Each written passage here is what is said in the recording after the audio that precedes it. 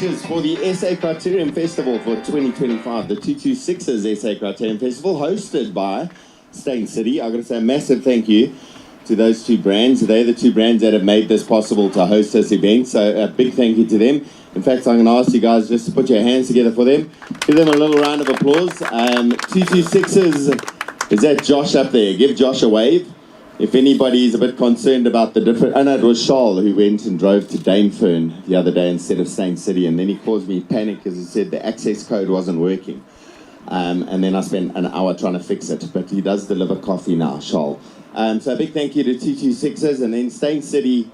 Wow, I mean, they've been absolutely incredible. From the facility, from bringing people out to fix water leaks that popped up overnight, to making sure we have VIP hospitality, to ambulance service, to maintenance, to the preparation of this grass area for us. They've been absolutely incredible. So a big thank you to them. If you see any of our Steyn City people or the 226's, please give them a high five and a big thank you from the cycling fraternity to them.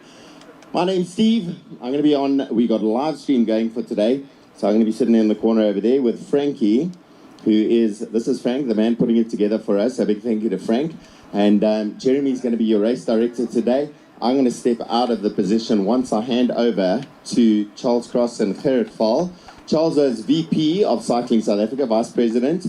And Gerrit Val, who loves talking on a mic, he's your road director for Cycling South Africa. Guys, thank you very much. Yeah, thanks, Steve, and thanks everybody. What a wonderful venue. You get here, you see all this energy, all these gazebos. It is just a fabulous day. Look at all the pictures you can take of the clouds. Thank you, Steve, and well done. Congratulations. Where's Jeremy? Jeremy, well done for everything you've done for Criterium Cycling over the course of the last couple of years, and it culminates in something like this. Congratulations. It's a big thank you from Cycling South Africa. And let's have it from road director as well, Gerrit. I know you love this role. Yeah, I just want to thank all the riders for actually entering the event, and good luck. It's quite a hard circuit, but you'll have fun out there. Enjoy it. Okay, Jeremy, mic is yours. Jeremy, the man who pulled it all together, thank you very much for all your work. Right, boys, let's get into it. I've spoken to you now about that water issue at the bottom. They are going to channel the water into the storm drain, but you guys just take it, go right-hand side. Okay, so some housekeeping. This will be your lead car for the neutral lap. We all know, I think we all been around long enough to understand neutral lap, roll around. When you get to the top finishing straight, the car is going to accelerate off. When you guys cross the start-finish line, that is when the race begins. Guys, the race doesn't start here, your time does not start here. Guys, this is an important thing. When you finish your race, if you cross the line, go across the 226's banner, go to registration, please just give your number back. Technical, if you do have a puncture or anything mechanical, you come into the technical zone here, come to this section here where Steve is going to be, change your wheel, whatever it is you need to do, and then you join the race back where you were.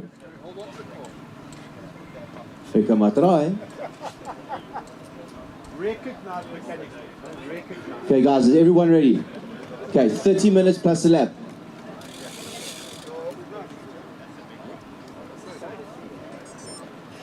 Okay guys, so just one more thing. When your race starts, you're going to go past, you're going to hear a whistle. When you go into the last lap, you're going to hear a bell. Okay. 5, 4, 3, 2, 1, go. Neutral lap.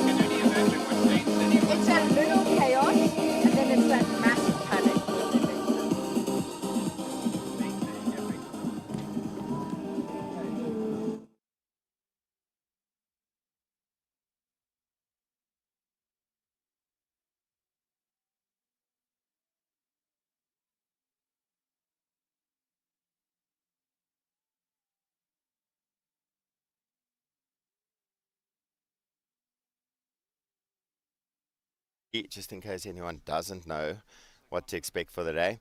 It's a combined category. Our Mastermen 60 plus and our paracycling legends are in the mix here today. At the front there, in the pink, one of the men who gives no respect to anybody without a limitation on their capabilities, Lionel Scholz. So the riders that we got for the paracycling, it's Reginald Courtney, Johannes Potgieter, Lionel Scholz, and Oswald Kidd. Oswald, an absolute legend. You can see him in the white shirt, long white sleeves. He's amputee, so left leg only. Confuses the living daylights out of every other cyclist out there, in that he generates as much power as anybody else in a race with just one leg. He is absolutely amazing. One of my regular partners out there. How's that picture? Our road rangers at the front. They're going to be lapping around bunch by bunch, race by race. We're looking forward to an incredible day. The Craig Bezuidenhout and the road rangers have been amazing. Our lead vehicle there by 4x. They're a cycling family. Two brothers own that business.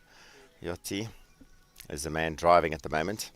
And in the car with him, we've got our Vice President for Cycling South Africa, Charles Cross, as our VIP. The vehicle is, once they turn left, it is going to pull off. And the racing is going to be underway. By the way, that hill they're going up, peaks gradient at around about 10%. The bottom section has an 8% average gradient, and then it levels out. The total average gradient for the climb is about 5%. There are two little speed bumps. They've just gone over one of them there. That's on the far side of the course. And this is where they're going to come into the finishing straight. So it's this left turn. They come into the finishing straight. At the moment, looks like they've organized themselves, because it's our master men sitting behind. The paracyclists are together. They should be riding as a group together across the line. I know the guys never like to behave themselves, as we see Lionel Scholz accelerating a little bit. They would have got the whistle now, and that'll be racing underway. Race Village behind them.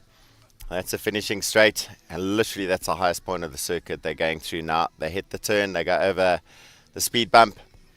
Not going too fast at that point. Reginald Courtney, he's sitting second and chasing. So now they're onto the descent. This descent is like flying a jet plane. It is so fast. We did have a burst water pipe earlier, but Steyn City, amazing. They jumped into it. They've sorted the thing out, and they've diverted water. The corner is nice and safe. They do go through a patch of water right at the bottom between the two corners, but they stepped in and fixed it all for us. So here we go, around the outside. He keeps it nice and safe. He's got the gap there. You can see the strategy he's pulling off for today. He's decided he's going absolutely flat out. So Lionel Scholz in our paracycling category, man, that makes it all work for himself. I've had to race with him a few times. There's no point he's not going to attack in a race. He is insane with the pacing that he manages. Now we're looking back down the hill now to where the riders are going to be heading back up the climb. Bunch still together. Do have two riders dropping off the back. Just go through the list of names for our Mastermen 60 plus. We've got Joe Craft there. We've got Wayne Boyson. We've got Malcolm Barth. Brett Dawson, fresh off a second place at the Ride Joburg this last weekend. Colin Allen Germs, he's a phenomenal rider as well. Years and years of gathering titles in different races. Bill Nicholson, the legend that is Bill Nicholson, and Roberto Ganudi. So that climb's starting to put a little bit of pressure on the guys. Yesterday's event was the Gauteng School Cycling Provincial Criterium Champs, the first ever that they've had one of those. School cycling doing incredibly well with all the mountain biking side, and wanting to introduce the kids to the road scene, and doing an incredible job with it. Coming up the hill now, we're looking at, on the right hand side of the screen, Malcolm Barth. On the left is Oswald Kidd. In the paracycling, each of them with their own category of disability. Right, here comes Oswald. You can see Oswald, range of motion limitation, so he actually has his cleat right at the heel on that left leg, and the crank is all of about 6 centimeters long. It is tiny, but he still generates so much power. The speed he can put in there is amazing. Chasing hard in the Liqui Moly kit. The Centurion Cycling is Reginald Courtney, Colin Allen Germs right there as well. In fact, that's Roberto Ganidi sitting in third place, so he's on the Master Event 60 plus. Got to be one of the favourites to actually come past my position now. So you'll see me, there we go, sitting on the sideline there where they started. Amazing footage. Lionel takes a look back to check what damage he's done. 1 lap under the belt. These guys are racing for time and a lap. That's how it works, time and a lap. These guys are doing 30 minutes and 1 lap. And there is a 5% leeway either way. So they look at how close it is to that point. That water is going to start drying up now, thank goodness, because that caused some stress for the organisers earlier. But Steyn City, as always, they're just incredible. They get onto everything so quickly. You can see some of the mountain bike trails off on the side. The flow line activities, they are a destination for lifestyle. And one of our sponsors, our host sponsor. So onto the climb. This part here is where it averages out about 8% gradient. It is super difficult, and the turn before that closes in on itself. So the speed you have, if you haven't figured out that corner, you really are going to be struggling for the rest of the day. 1.3 kilometer long circuit, 36 meters of vertical ascent per lap. Per lap, 36 meters of vertical ascent. And Lionel Scholz looking dominant right now. These guys are going to be heart rate at max. We watched the guys racing yesterday, and we noticed it's sort of around about 3 laps into the race where the guys figure out the routine that they can handle. Lionel takes a look under his shoulder to check where the rest of the guys are. Everyone now is almost into time trial mode. It's survival is what it feels like. And he's keeping some good pace up there. Still Reginald Courtney chasing. Brett Dawson sitting behind him now, and Roberto Ganidi in the orange top of the long sleeves. Colin Allen Germs in the peak kit at the back. So we got 2 paracyclists leading out and 3 of our 60 plus category riders. Looks like it's going to be the mix for the day. Lionel Scholz would be our third rider, I would guess, in the paracycling. Jonas Portuguita, sorry. Lionel Scholz at the front. Here he comes. So, completing the next lap. 2 under the belt. Gap is opening. He is causing damage. He is clearly performing well, on form. He's a top coach out there as well. Yesterday I was out there looking after all the kids that were racing. It's amazing because mountain biking, road, all of it, he's been out there and he's done it. And I always say I'm inspired by the paracycling guys.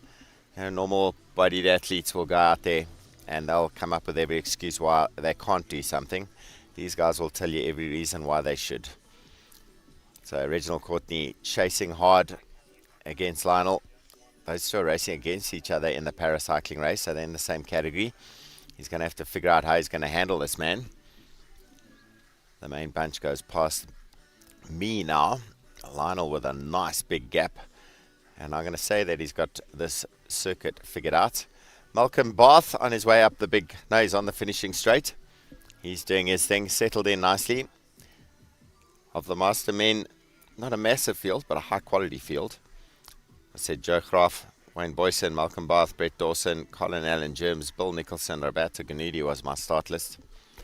There we go, seeing the style of Lionel Scholz there. You can see that very, very short left-hand crank. He's got very limited range of motion on that left leg. He still manages to generate power like you can't believe. And looking at the speed that he's going around there, I'll see if I can get a lap time off the next lap as he goes past the line. We'll start the timer and see what we can get. Just a big shout out to our sponsors and partners making the day possible. Steyn City, our host partner, host sponsor for this event. 226's Feed Your Dreams. They've been absolutely amazing. Charles is the marketing man. He's been on the stage helping us with prize givings yesterday. They got samples and education packs and things like that. The product lines are incredible. And I've got to say a big thank you to them. They're just all about growing cycling. That's been the most amazing partnership to see, is this philosophy they have of let's grow cycling. And to see Criterium Racing coming to an amazing circuit like this at Steyn City, it is world-class, properly hard. It challenges anybody. There's no easy riding in this. Look at that shot of those trails in the background. One of my favorite things to do while I was preparing for this event was going to ride around the golf cart tracks, and you can see one of them in the background weaving its way up the hill from the river valley.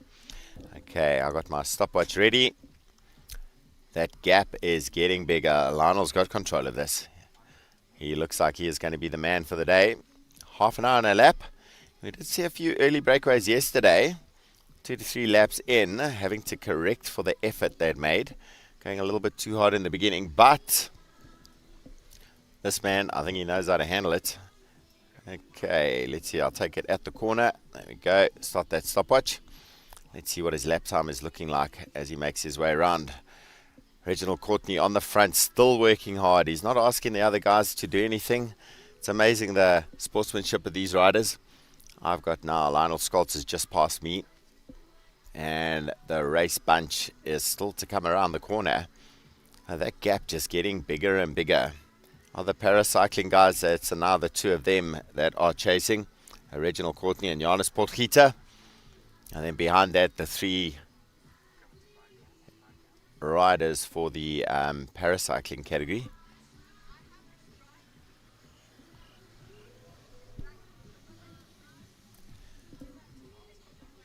There we go, that's Oswald Kidd coming through. That one leg does an amazing job with keeping the speed up for that man. It is an unfortunate circuit for him.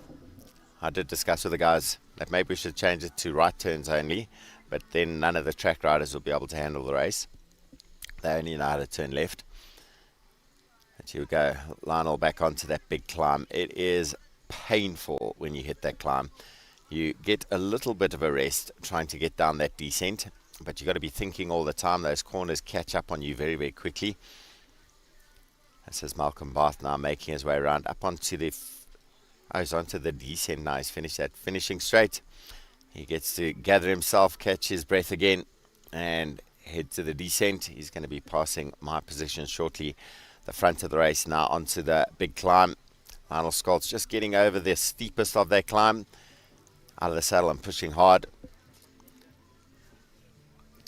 Lionel, amazing what he does. Big smile on his face all the time in all the racing. Here we go. This is the move to try and catch.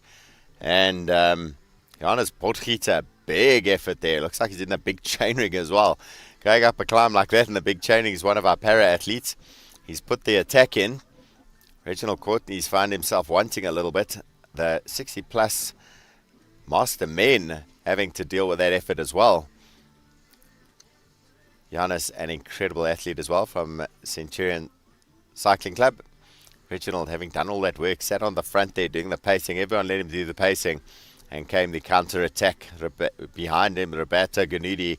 This race is shattered.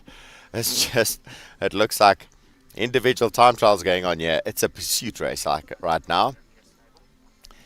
Individual efforts all around. Let's see what that lap time's looking like. I've got 2 minutes 45 elapsed so far. I wonder if the camera's going to catch him going around that corner. Here we go. We have Lionel Scholz in the front. Johannes Potgieter chasing hard. We have just under 3 minutes per the lap. 2:55 was his lap time on that one. He takes a look back. He's going to see Johannes Potgieter in hot pursuit. He's closed quite the gap already. Lionel comes past me, dashing in pink, and Johannes Potgieter picking that pace up nicely. He's on his way through. So Johannes on that beautiful Ridley of his. He's heading that descent at good pace, heading through the sweeping bends. It flows so fast. You go up to 60 k's an hour, 65 k's an hour so quickly. Then you have to hit those brakes. You have to have those technical skills to be able to keep it in place. Beautiful line that he chooses, keeping out of the water. Malcolm Bath, the look on his face of, I don't know if that's disgust or focus. Oswald Kidd makes his way around. I think he's actually going to start pulling a few riders in because Oswald is incredible. His fitness level, I get to ride with him once a week. He's works at Cycle Lab and technically phenomenally knowledgeable. He's been to all sorts of different games, para games. He's got medals and titles all over the place in his performance as well.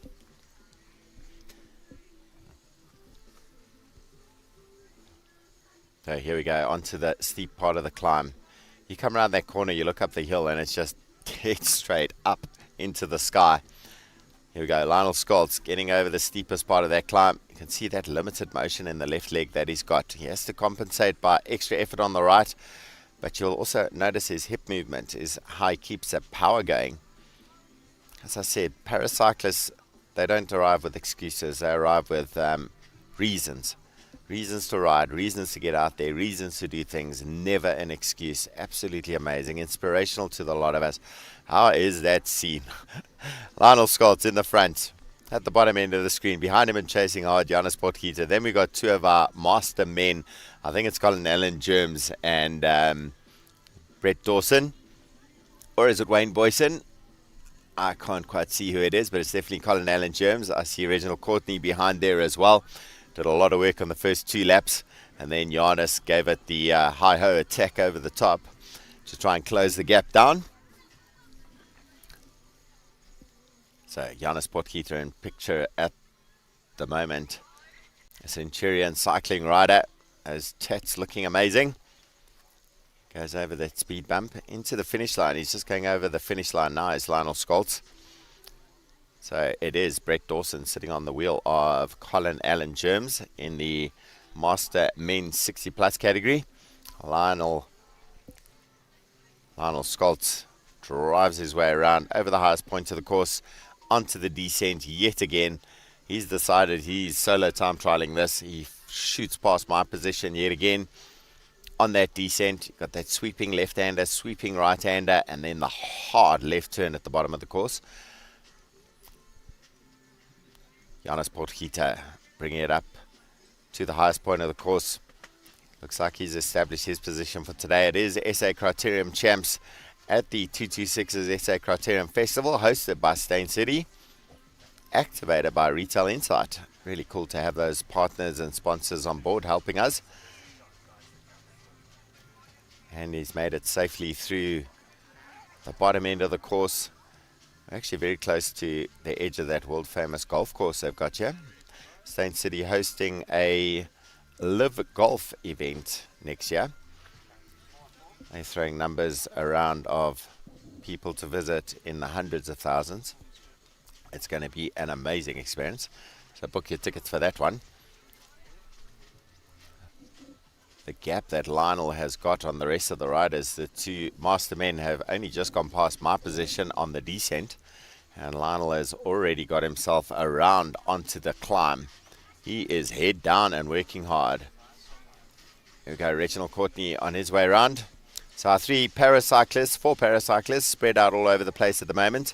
That's Roberto Ganidi, the next of our absolute legends in the Master Men 60 plus category. Quite often we see him out on the tandem with Gavin Kilpatrick, one of our paracycling legends. He decided not to ride today. So Roberto off on the single bike doing his thing. Gonna go for a nice result out there. I think he has got himself into a position where he can hold out for a potential podium. That'll be really good if he can. Here we go, leading it out, and he's going to go over that little speed bump. It's just a little up and down, and Lionel Scholz looking good. He's going to be taking the left turn now into the finishing straight. The festival area in the background there. Guys, if you are around, come out, join us. There are vendors here. We got Seattle Coffee, we got Family Table, an amazing restaurant actually run by Franco Ferreira, who himself was an incredible road cyclist. Vet cycling, he got multiple titles. He knows the cycling environment. He runs a restaurant here at Steyn City. So, yeah, we got all the services. Bring a gazebo, bring your camp chairs, bring the cooler bag, and come and enjoy the festivities of the 226's SA Criterium Festival hosted by Steyn City. Lionel Scholz in the front at the moment, our leading rider in the race field. He is a paracyclist. You can see the limitation on his pedal stroke. Chasing hard are our... Actually, there's one more paracyclist in between, and then it's these two. It's just Colin Allen Germs and Brett Dawson. They are the two chasing hard. They're leading in the Mastermen 60 plus category. This is Oswald Kidd. He is getting faster and faster. He is absolutely incredible. One leg, all the power has got to be on that pedal the whole way through the pedal stroke. There's no recovery period in that pedal stroke for him. And I get to ride with him quite often. Technically knowledgeable, good coach. He knows exactly what's going on. But they say to people in the pedal stroke, you got to have a recovery phase in your pedal stroke. Well, he proves you don't.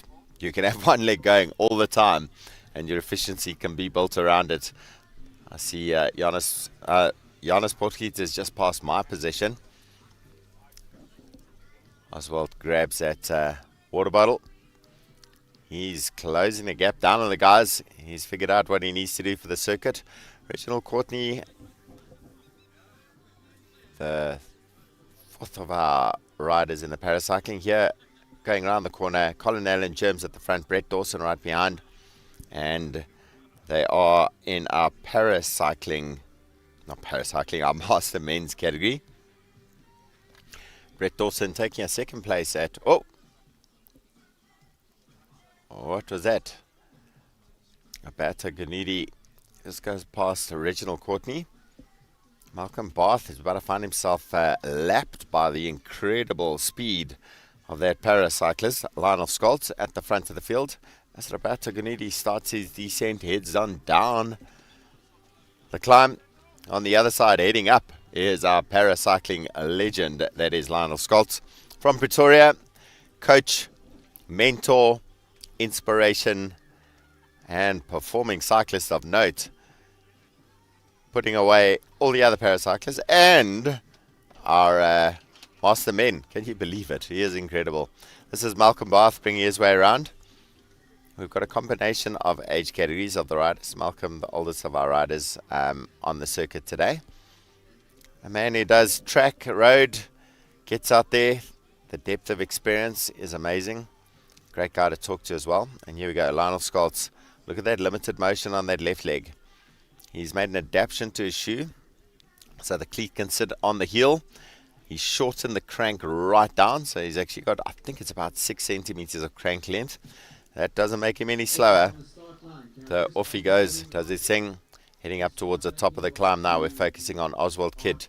In the background, the announcements are happening for the next start batch that's got to get going. There was a slight delay on schedule while the guys sorted out the burst water pipe. And just had to make sure that circuit was safe for everyone. Would have been fine if the whole circuit was wet or the whole circuit was dry, but never ideal when you're going from dry to wet to dry to wet. So we had to just make a call, delayed it by 10 minutes. Oswald Kidd starting to pull the riders in. Looks like Brett Dawson's made the move against Colin Allen Germs as well. Brett Dawson, the focused legend that he is. He is on form at the moment. I was saying second place at the Ride Joburg last weekend. Colin Allen Germs was doing the work earlier. And this would normally be the move I'd expect to see a Colin Germs doing. He's had it done to him today.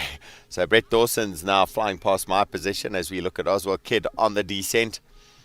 Speed into the heaviest gear.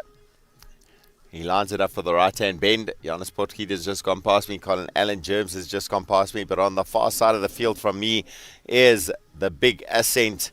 And it's Lionel Scholz, head down. Those rippling arm muscles, those legs working hard. I was talking about the hip movement where he generates power through his hips because of the limited range of motion in that left leg. Oh, he's got to check the gearing. We did have a couple of guys dropping chains yesterday, and that is a major issue. You've got to figure out the timing on this course. It is brutal. It is up to peak of 10% gradient on that climb. 8% is the average for the steep parts, 5% average on the climb in total, from the bottom of the hill to the top part after the finish line.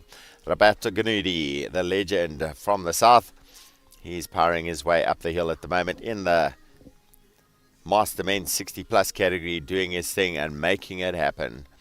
So, I just got handed my little access pass so I can get some Seattle coffee by SA Toron. Took a win yesterday in his little race. And Minka Creer, who did well in her race, she's normally beating up everybody in the schools racing. They are legends. They're helping out here today. It really is a community effort by everyone involved. If anyone finds Minka Creer's brand new gutsy cycling pants that she lost at Race Village, her mom bought her brand new cycling pants and she left the bag behind, so she's in trouble today. Anyway, back to the racing. The man that's done the job. Yeah, how impressive has he been? Lionel Scholz. I try to get back into the racing. I spend a lot of time on the mic, looking at Brett Dawson at the moment. So I joined the Criterium series that Jeremy Martins runs from Bikecraft Performance Coaching. And the first of the events I did, I got lapped twice.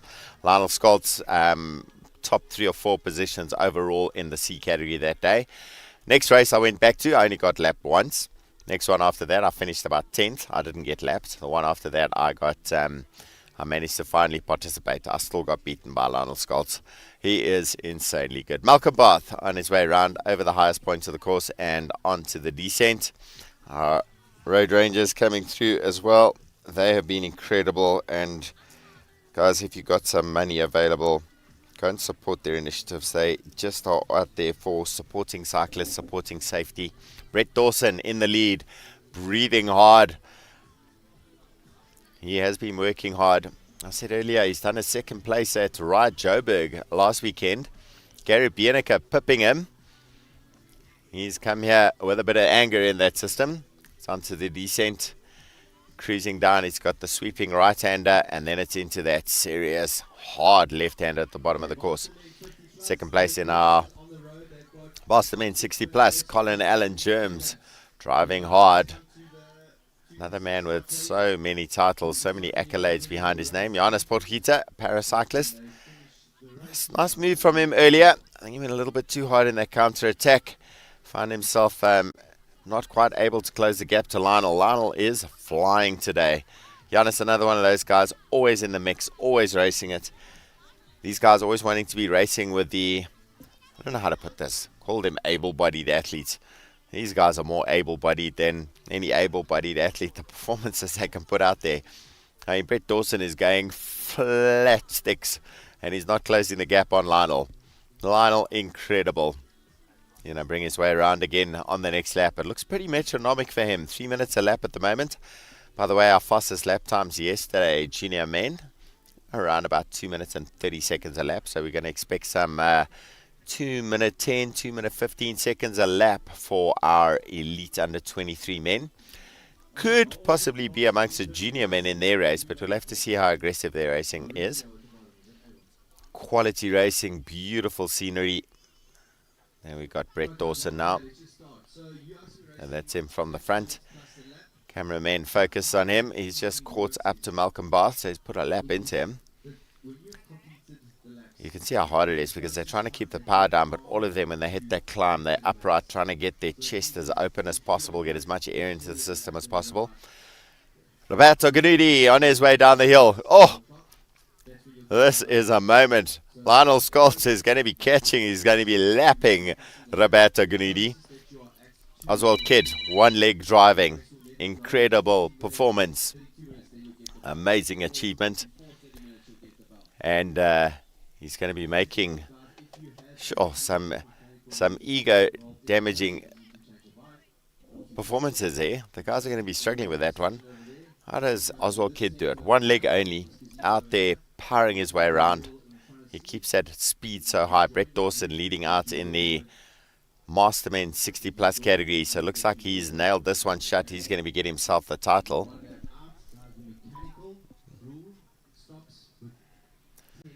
I see the guys are getting ready and call up procedure for the next of our categories of racing.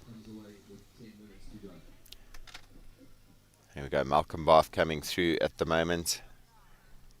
And we drop back through to Brett Dawson on the descent. 60 k's an hour down that hill. Malcolm Bath finding himself caught by the one-legged wonder, Oswald Kidd. Oh, what an amazing rider he is. They're actually sweeping past my position now. Camera sweeps back. Who have we got in the distance? Yo, look at the gap that Brett's opened on Colin Germs. And right behind him, our third place in the paracycling, although they're in different categories. Oswald Kidd, I think he's C2 they call it, and the other's C4. So Jonas Potgieter on his way up the hill. Our next event up on the scheduling, it was supposed to be a 8:10 start. It's going to be a little bit later. We were 10 minutes delayed on the previous race. And that's our Mastermen 50 plus. They're also going to be doing 30 minutes. Going to be single category on the road. And we got a fair number of proper riders in this category. Peter Ambrose, James Muller, Casper Barnard, Maurizio Mottolini, Paul Lewis Enright, Avon Schaefer, Roger Hillen, Nigel Lever, Donna Skutter, Moses Ventureslaw, Edward O'Neill, Ian Stratham, Martin van Wyk, Renata Albrecht, Grant de Ridder, Cornelius Papst. Just a better background on that group.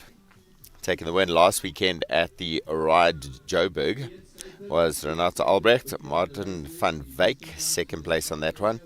Martin, very experienced track rider, recently taking a World Championship title at the Masters World Champs in Europe in the points race. Wily character, loves a hard race, and I think we're going to be seeing him pulling off potentially a good result for himself today. Here we go, Lionel Skoltz heads around the top of the circuit. That limited range of motion on that left leg. Power through the hips. You can see the rocking of the hips to compensate for the limitation of range of motion on the left leg. We look back to the ascent. Malcolm Bath, Roberto Ganidi, Jonas Potgieter, Colin Allen, Germs in the background between the three of them. Again, a big shout out to our sponsors making this possible. 226s, absolutely incredible. Carl Mitchell, the rest of his team, you guys do an incredible job. I've got to give them a big high five. If you see the guys out there, go and have a chat to them. And then Steyn City, wow, what a privilege for us to be able to host a race here. This beautiful location on these pristine roads, zero traffic issues, and just all the support you can possibly imagine. Brett Dawson onto the descent. He is now flying past my position. That second place is Colin Allen Germs. He's on the other side of the circuit now. Brett is powering away. So Brett looking good. I said earlier, he was a bit angry, a bit hungry. Kerry Bienica beating him at Ride Joburg, pushing him into second place. He wasn't letting anything like that happen this time. He did know Colin Germs has a kick on him. He can sprint. And I'm sure Brett was aware of it. Made his move early. Jonas Potgieter earlier. Oswald Kidd here.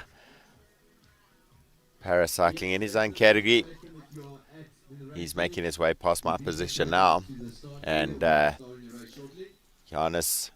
Lionel Skoltz hitting the crest of the steepest part of the climb. Roberto Ganudi behind him. You can see him out of the saddle, struggling with how steep that climb is. It's an 8% average for the steep part of the climb. It goes up to a peak at one point of 10%. It's just, it kills all your speed. It brings your lactate to its highest level possible, and then you still got to deal with the rest of the climb. It's like the climb still continues. And that climb continues past the finish line. So average gradient on that total climb, 5%. Lionel's going to be heading around and going to the left turn to the finishing straight. We see Jonas Potgieter heading around, finishing the finish straight. He goes around the highest point of the circuit and starts a descent now. 1.36 kilometer circuit, 36 meters vertical ascent.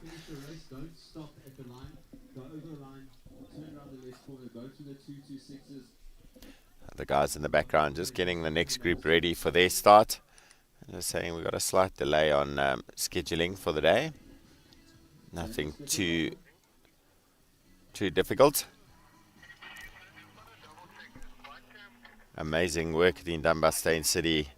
We have any issue. They're just on the task all the time. I can't sing the praises of this amazing location enough. They actually got an athlete in the mix as well. Events and marketing manager for Steyn City, Louise Bentley. She did all the hospitality and PR exercises yesterday, and she still went into 3 hours on the indoor trainer and 10K run. There we go, your winner in the event, first rider across the line, Lionel Skoltz, taking the win there. He weaves his way off the course, an incredible performance from the gun, off the front, put the hammer down. He looked back once or twice, worrying what was in store. Looks like this is a man who's going to be able to take second for the day. Oswald Kidd.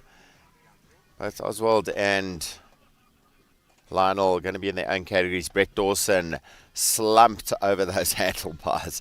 He has given it all out there. Roberto Ganudi comes through 1 lap down, but he'll get a finishing result. I think he's got himself third position for the day. Brett Dawson. Oh, well done, Brett. So, making amends for that second place at Ride Joburg last weekend. He gets the result he deserved, taking the win, and he'll get the title SA Criterium Champion for 2025 here at the 226's SA Criterium Festival hosted by Steyn City. Oswald Kidd brings his way through. Oh, I wish I was at that finish line to give him a round of applause. He is, in fact, every single one of these paracyclists are insanely impressive. An inspiration to me and to every single athlete out there. World-class performances from all of them. There we go. Oswald said they've got some work on, so he wants to race nice and early. Then he's going to ride back to Cycle Lab and get back to work. That guy has got an ethic and discipline level that is insane.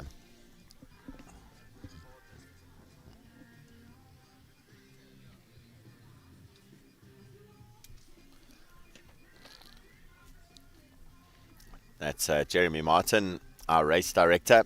A big fan of racing. He's the man who pulled this all together. Pulled me in, pulled Tobias Libbe in.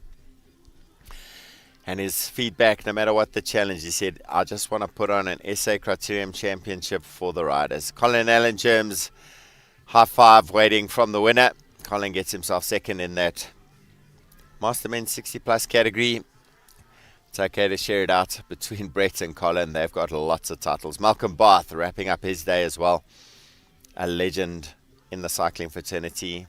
He's been out there, no limit. He's going to be riding until he's 174. I'm going to be following him 15 years behind. We got 20 seconds to go. All right. The 50 plus category, we're looking at Johannes Skitter. Let me go through this list of names. Donna Skitter.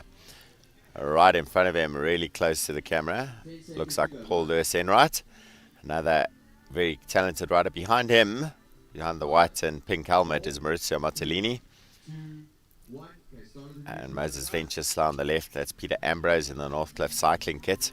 Okay, single category of riders are rolling out right in front of me. I'm in the gazebo just to the side. Moses Venturesla to the right in the GEG Vets racing team. This is Donna Skitter. Martin van Wyk in the TEG kit. He's the one who's just won a world title on the track in the points race. World champion in the Mastermen. This is Maurizio Martellini in the customized cycling kit. That's him we're looking at right now. Actually, first job I ever had, I was at Fourways High School. Holidays came along and I just got delivered some Seattle coffee because we can get that from the guys looking after us. Thank you very much. I was just saying that Maurizio Martellini, first rider I got to learn cycling from. Got a job in the school holidays. I was Santa 7, grade 9. Went down to the shops below Fourways High School, and there was a bicycle shop open there. And it was the Martellini family who owned it. Maurizio, about 19, 20 years old. I was about 14. And got to ride with them, got to work with them, learned about bicycles, learned about cycling, learned about racing. Maurizio, incredible with his cycling discipline over the years. Won lots of the Criterium races over the years as well. How's that amazing backdrop? What a finish line. We've got Retail Insight on the left-hand side, one of our co-sponsors.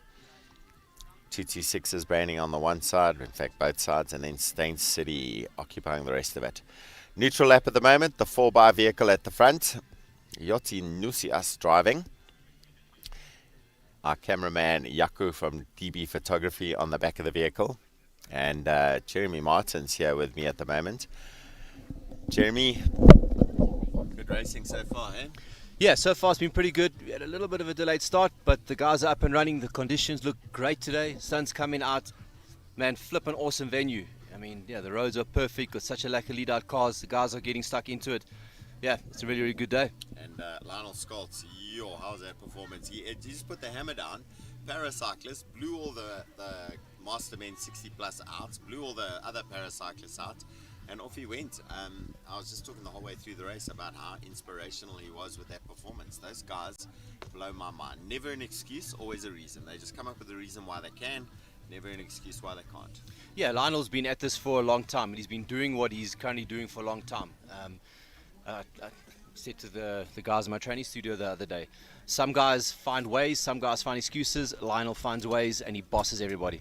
Solid performance.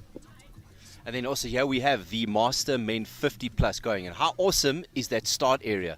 Steve, geez, like, that's really, really cool. There's been a lot of work has gone in from all the parties involved to get to this point. Well done. It looks really, really awesome. Jeremy, you've done a good job, and you've been the man looking after the cycling environment, the Criterium, the high-end racing for so long, so passionate about this. This was your vision. You pulled it off. Little high five. Waba. Okay, the races go past us right now. They are flying. These camera shots are amazing as well. Jeremy, we'll see you later. He's going off to carry on looking after the racing. I'm back into headset mode. Dana Skutter on the front. Martin van Beek right behind him.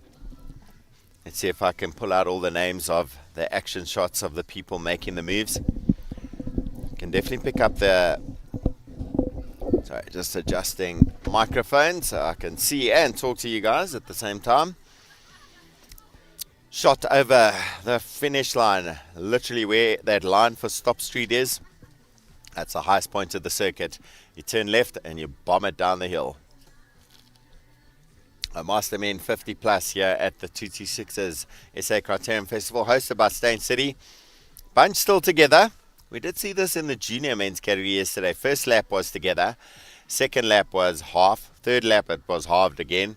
And then it was, the biggest groups we saw was maybe 3 riders. The circuit is so potent. It's so painful. That climb they're on at the moment averages 8% from the bottom to that point where it levels out. Total climb gradient, 5%.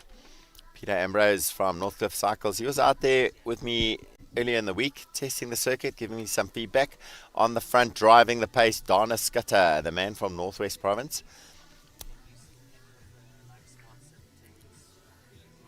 Right behind him, Avon Schaefer, customized cycling teammate of Maurizio Mottolini. He's got the build for the circuit, a slight build, light, good power to weight ratio, capable of handling the speeds of a Criterium race.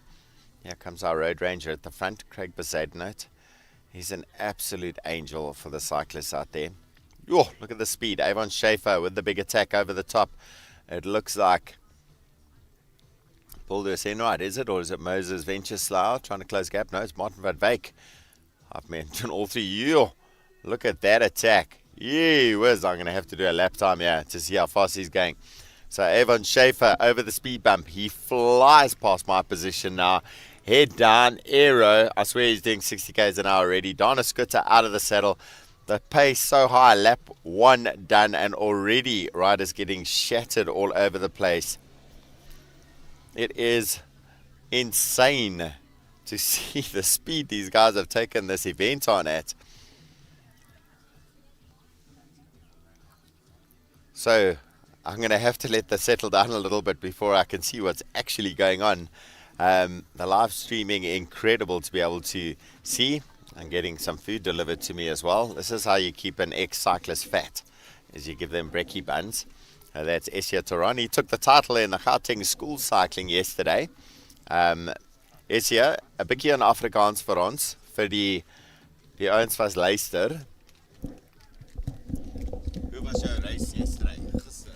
Dit was taaf en het was warm, maar dit was eintlik baie lekker. En hoe was die circuit? Die circuit was baie lekker. Jy gaan baie vinnig by die afdraande, maar die opdraande is baie taaf. En hoe oud is jy? Ek is nou 11. Hy is 11 jaar oud. En nou jy is die SA die Gauteng kampioen vir Criterium Racing, hè? Ja. Well done, high five. He's an amazing little man. Essia Toron. Keep that name in your memory, because in 5 or 6 years' time, he's going to be causing chaos for the pro riders. Just looking through the race village with our vendors that are set up. You saw the Pirelli guys are there, Met, Colnago, Villiers, Gutsy Cycling Kit, Sox is in there as well. Ecologic, TT6s have a great setup as well. Yo, Dana Skutter, flying.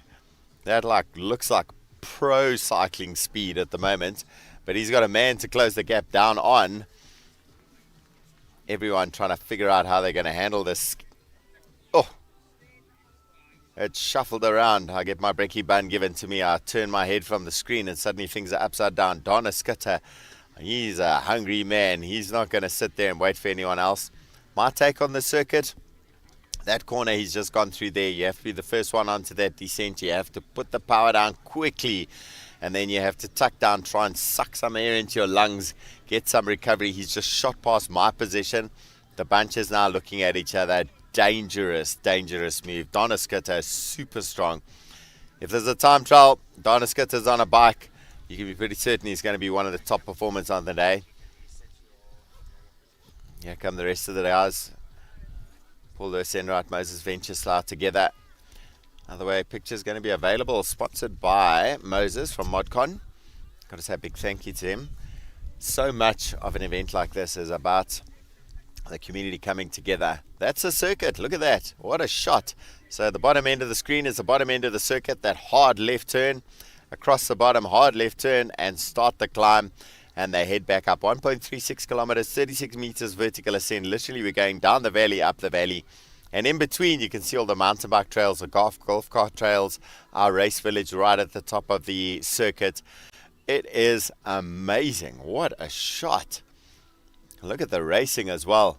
So, Donna Skitter off the front at the moment. He's got what looks like about 150 meter advantage over the chase group.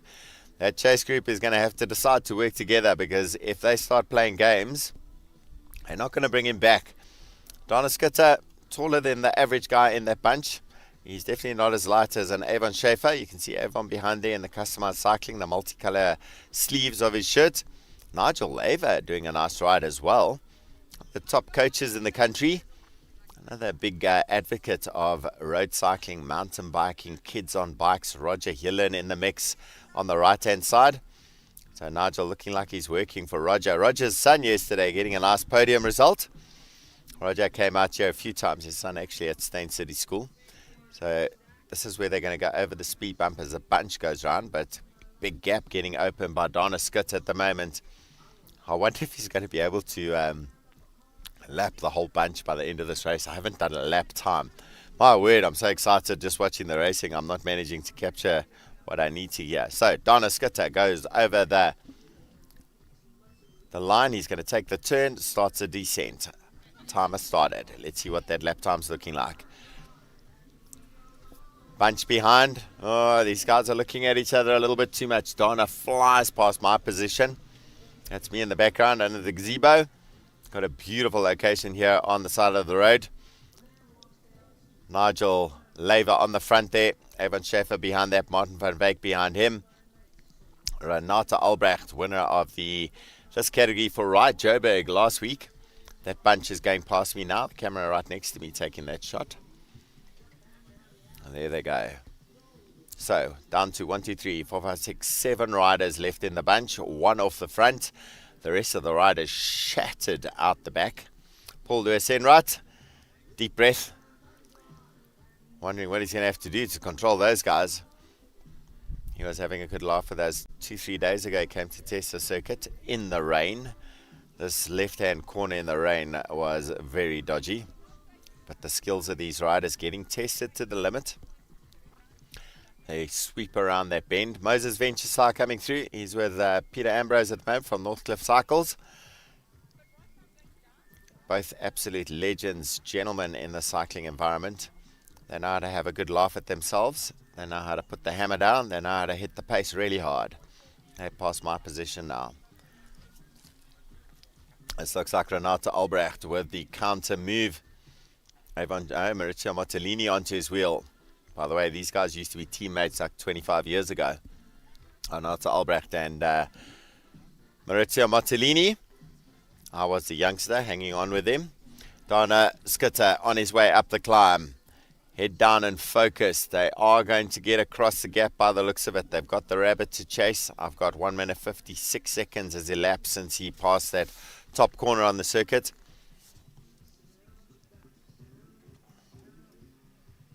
Grant the Ritter on the front there, the peak cycling rider.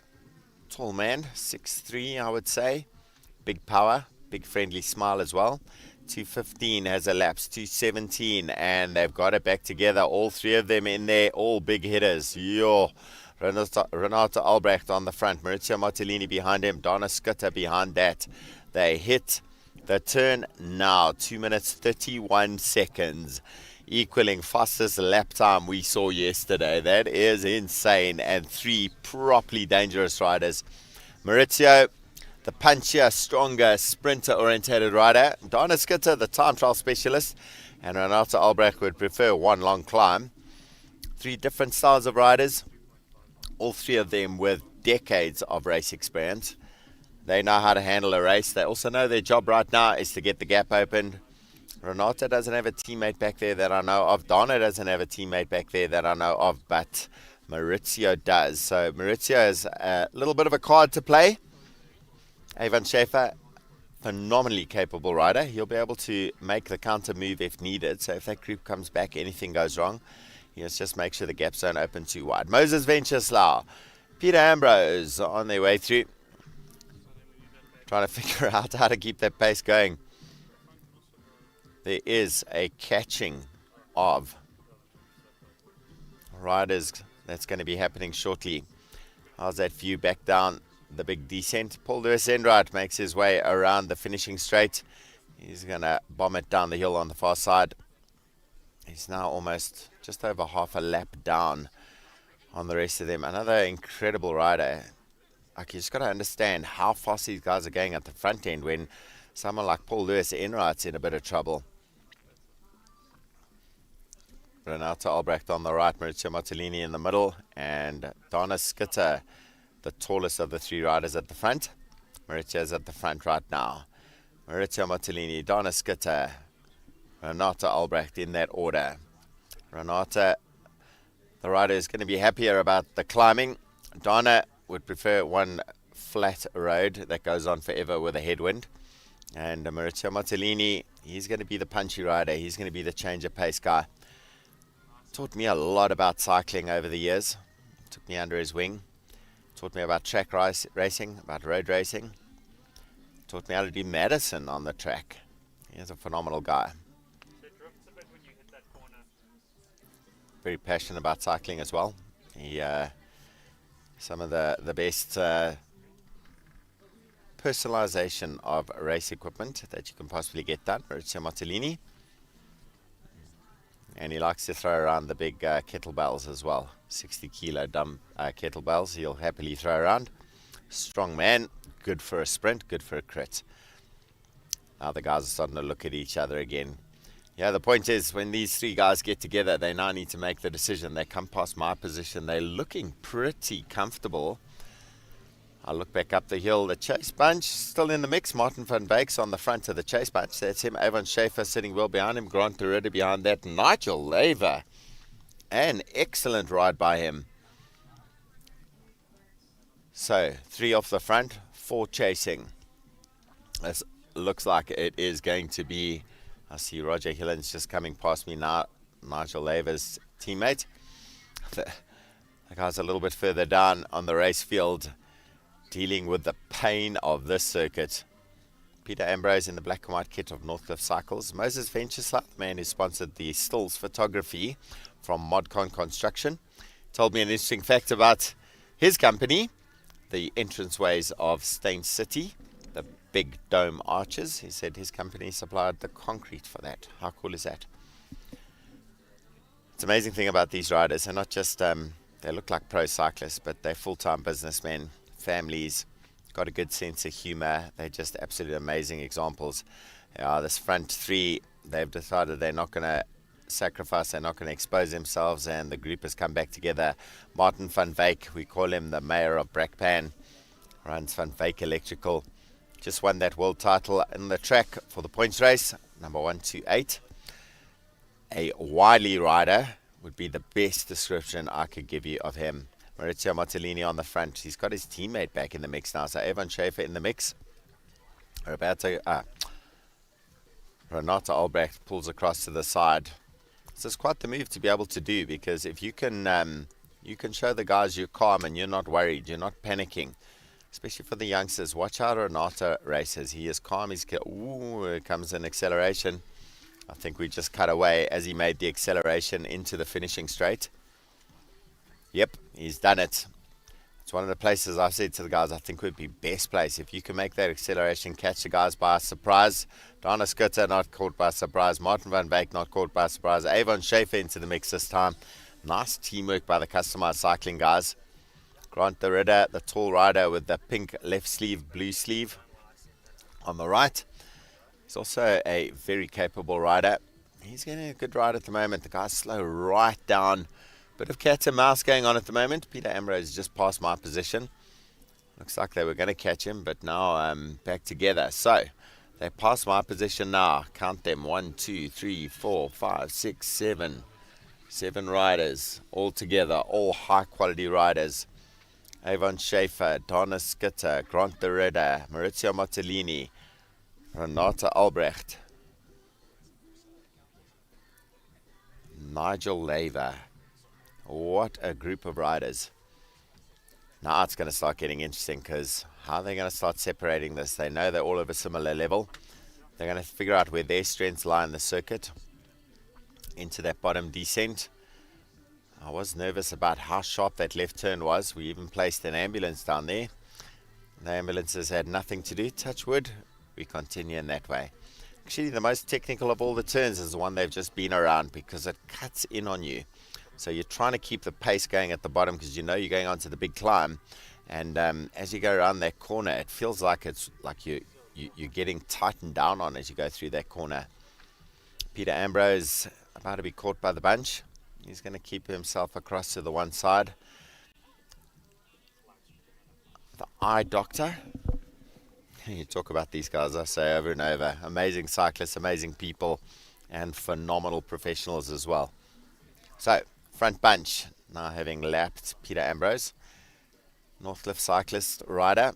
Here's a bunch. At the back, Maurizio Mottolini with the big thighs. Next to him is a friend and ex-teammate from 30 years ago, Renata Albrecht.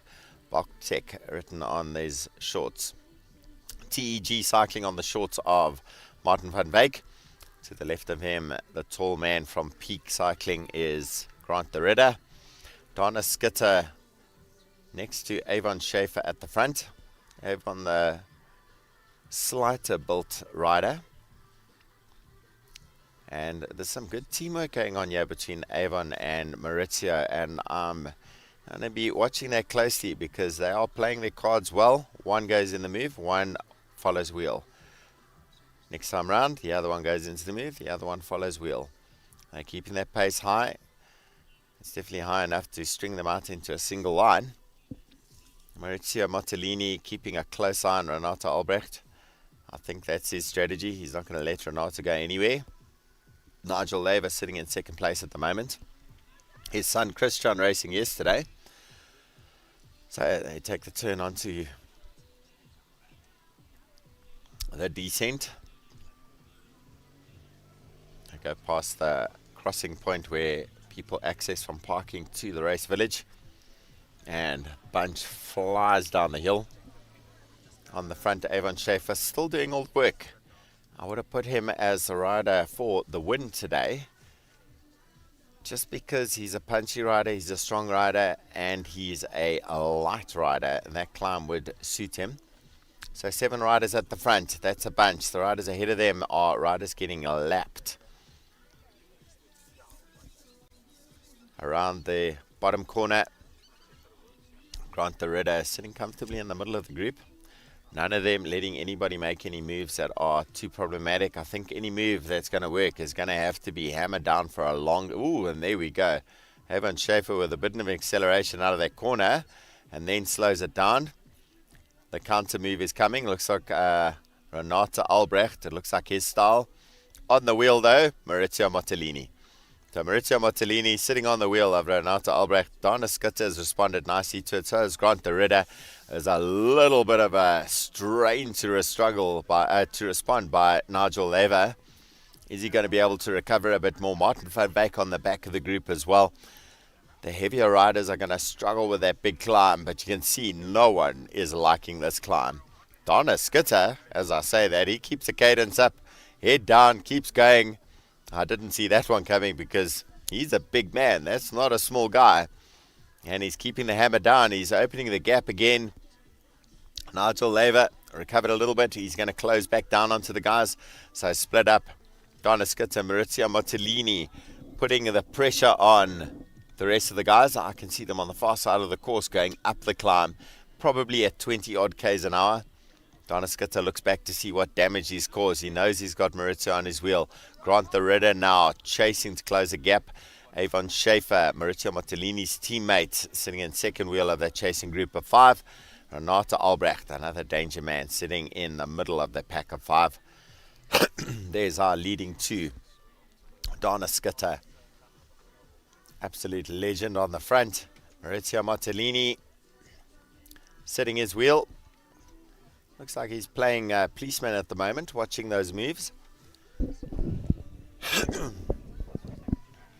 The riders come past my position right now. Donna Skitter moves over to the left-hand side, takes a look back. He wants Maurizio to do some work. And cleverly has got Maurizio to take the lead. Grant the Ritter on the front of the chasing group. As we go back up to the top of the hill, these are the riders that have been lapped. Moses Ventureslau from TEG Vet Cycling. There, it looks like the officials have called them off. They do this to keep the racing safe, but also to stop them acting as teammates or support riders for other riders. If they get caught, they've rested and suddenly they can do a little turn, helping them. Roger Hillen pulls the bottle out, grabs some water. Nigel Lever's teammate gasps for air.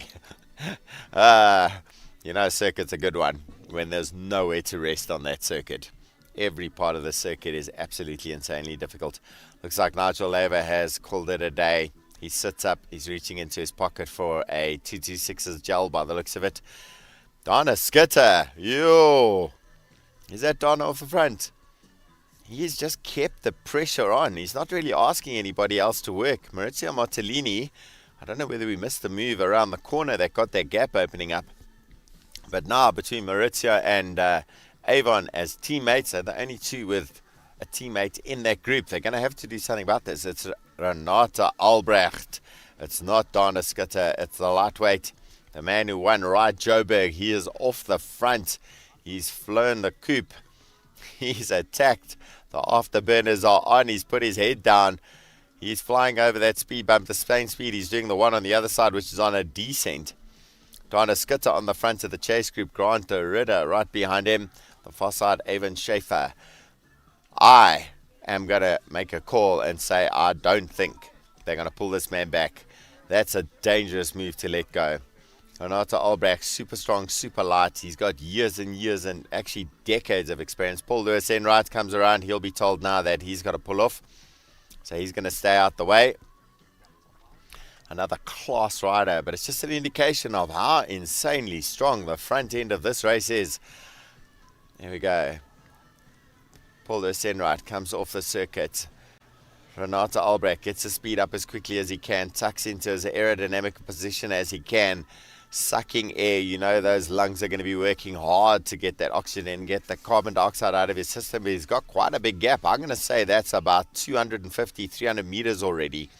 That's insane. He has caused the damage. So Renata Albrecht around the bottom corner. Right now the main chasing bunch is only just past me, and that's before the sweeping left-hander, sweeping right-hander. Here comes Nigel Lever, having done all that work earlier. His son Christian was out racing yesterday. One of the top coaches in the country.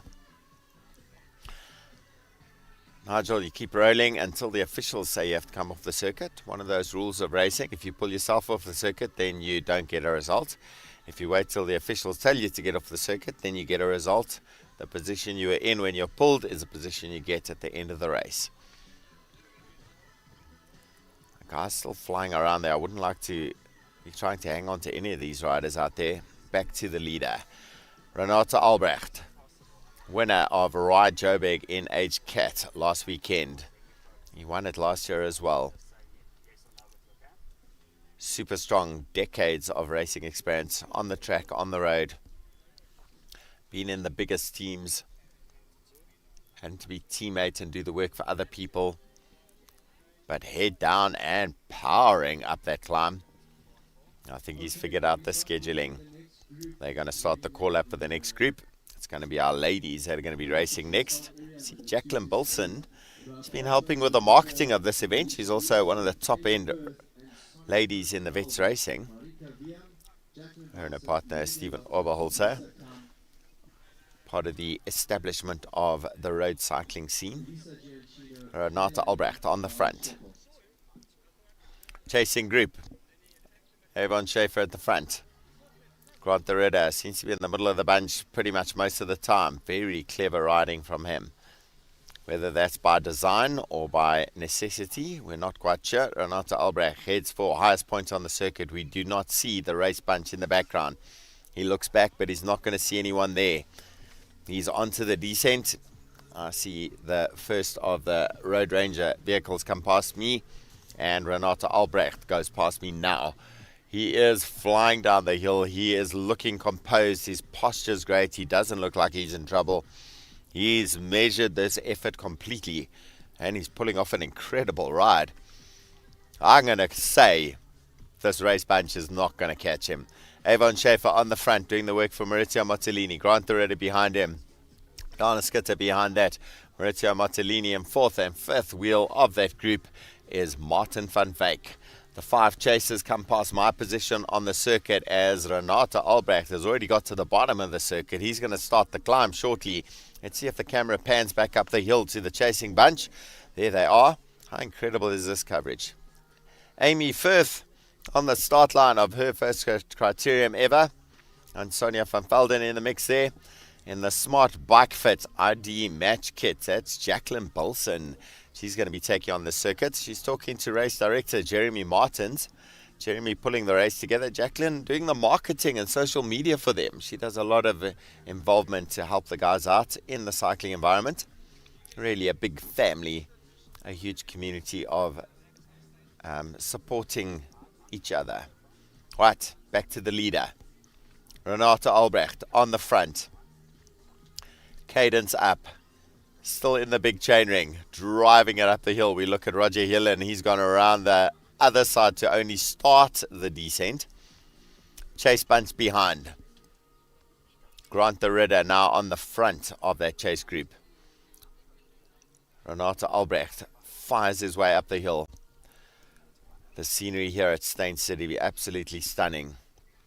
Guys, if you're just clicking on, you're watching the 50 plus veteran men's category, the master men. In the lead, Renata Albrecht. A solid attack at the bottom of the climb. The circuit 1.36 kilometers long, 36 odd meters vertical ascent per lap.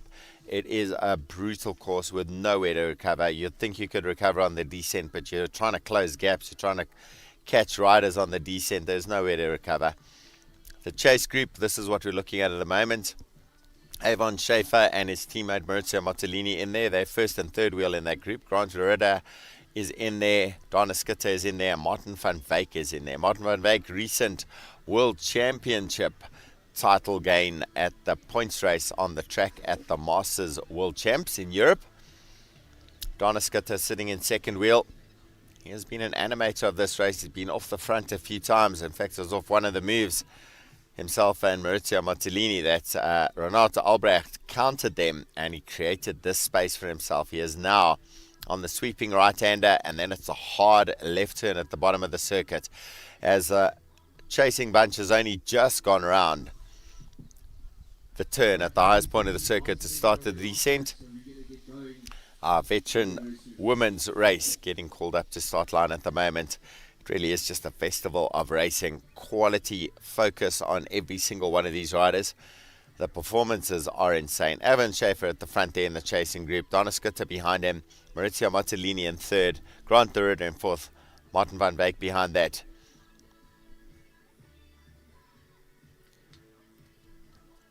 Nigel Laver pushing hard, breathing hard. He makes it around. Highest point onto the descent for him. Here we go. Renata Albrecht in the front, head down, big gear. He's got a slight frame. His build is skinny but muscular. Exactly what you need to get up a climb like this. You can see that the helmets of the chase group behind it is a big gap. There's going to be a big ask to close down. I'm going to call it and say I don't think they're going to close that gap. Renata Albrecht, super strong, was race winner in the Joburg last weekend in category. He came back into the racing after a little break. The guys didn't even know who he was, despite the fact that he's been racing since the 1990s. Had experience at all the different levels, pro, elite, all the different veteran categories, on the track, on the road. He knows how to handle racing. He takes a look back down the hill. He's going to see a nice big open gap. He knows he can catch a breather at this point. We're going around into the finishing straight. You see the barriers starting to pop up. And all the teams on the sideline, the peak guys, Cycle Nation's here as well. They're going to be bringing the Cycle Nation ladies out later for their race. All the branding, all the people. There is beer for sale, there's food for sale. Family Table doing an incredible job, and that's it. Renata Albrecht gets himself the title. Maurizio Mottolini opens up the sprint. Martin van Wyk trying to close the gap. Has he got anything left to respond to it? Maurizio Mottolini gets second. Looks like Martin van Wyk third. Grant de Ridder, a proper ride by Granty. Look at the breathing there. Martin van Wyk gives Renata Albrecht a pat on the back. You see the guys riding and you cannot comprehend how much effort is going into keeping the power down on those pedals. Martin van Wyk was telling me the other day when he was riding the circuit, to go up the hill, he averaged 540 watts for the uphill. Took just over a minute to get up there. Alright, our ladies, the veterans, between 30 and 50, small field, quality field. Our newbie to the crit racing, one of my friends, Amy Firth in the mix there. Behind her, the black shirt, black helmet. Looking to her left is Elisa Gianchino, multiple time title holder, track racer extraordinaire. Go through the list here. Alicia Edelstein, she's also races with the Northcliffe guys quite often. So Alicia, Amy Firth, and Sonia van Velden. She's probably going to be the number one ranked rider in my mind. Marika Wiem, Jacqueline Bilson, also a properly capable rider in the mix there. Megan Lotta, also capable. Tabisa Khan. Now that's a mix. Race director Jeremy Martins with the race radio, checking when the course is cleared. Stephen Cox in the background. Rob Stevens to the right, helping keep coordination of all the activities. We've got Race Village in the background there. You can see the Pirelli Met socks. Villiers. And above that, Seattle Coffee serving. We've got Family Table, the restaurant. Franco Ferreira serving up food. I got a brekkie bun delivered to me that I haven't had a chance to bite into yet. Our videography crew in the background. Check them walking back with their coffees. That's Frank Mayer. He does an incredible job. He's the man pulling the whole live stream together for us. So countdown, 3, 2, 1. They're rolling out. They're going to have the 4x vehicle in front of them. They have to do one neutral lap. So it goes pretty much a complete lap. You'll see that 4x vehicle. They're not allowed to overtake that vehicle, so they keep things under control. Okay, we're going to cut to a little ad break, and then we're going to come back into the racing. We're going to go to an ad break, just a little bit of a punt of all our partners and sponsors making this amazing festival possible. It's the 226's South African Criterium Festival hosted by Steyn City. Thank you very much.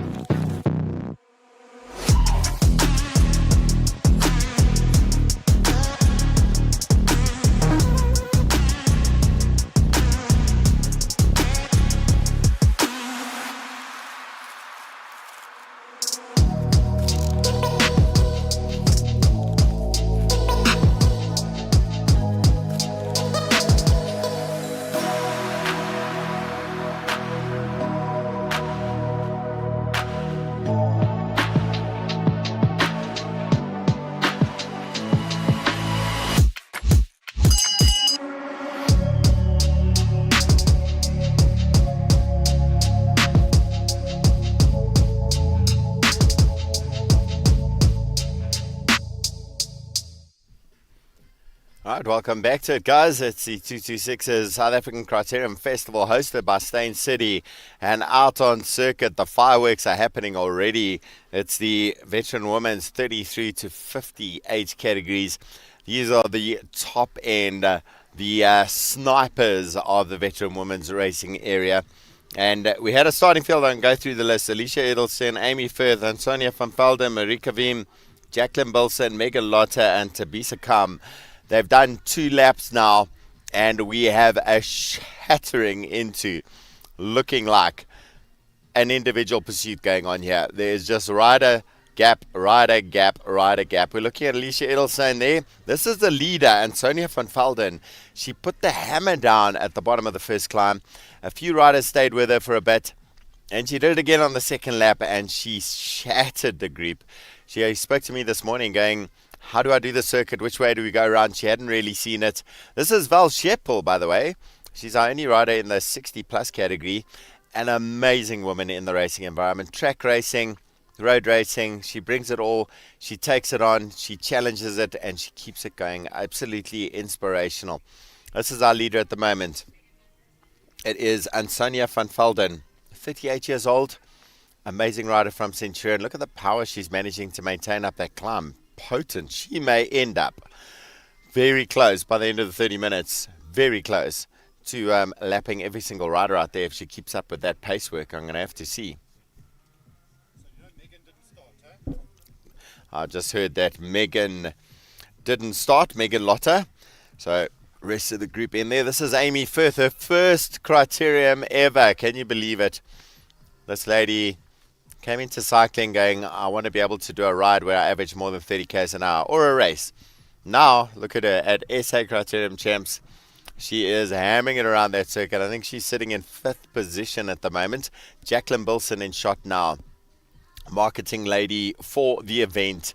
She put together so much of the imagery that came together for this. Phenomenal power. Biggest smile you'll ever see. All she ever does is encourage everybody else. And doing a good ride out there, holding 2nd place currently. Here's 3rd place of the 3 ladies at the front. This will be the eldest of the 3, if I can call her old. She's my age. Elisa Giancino, 50 years old.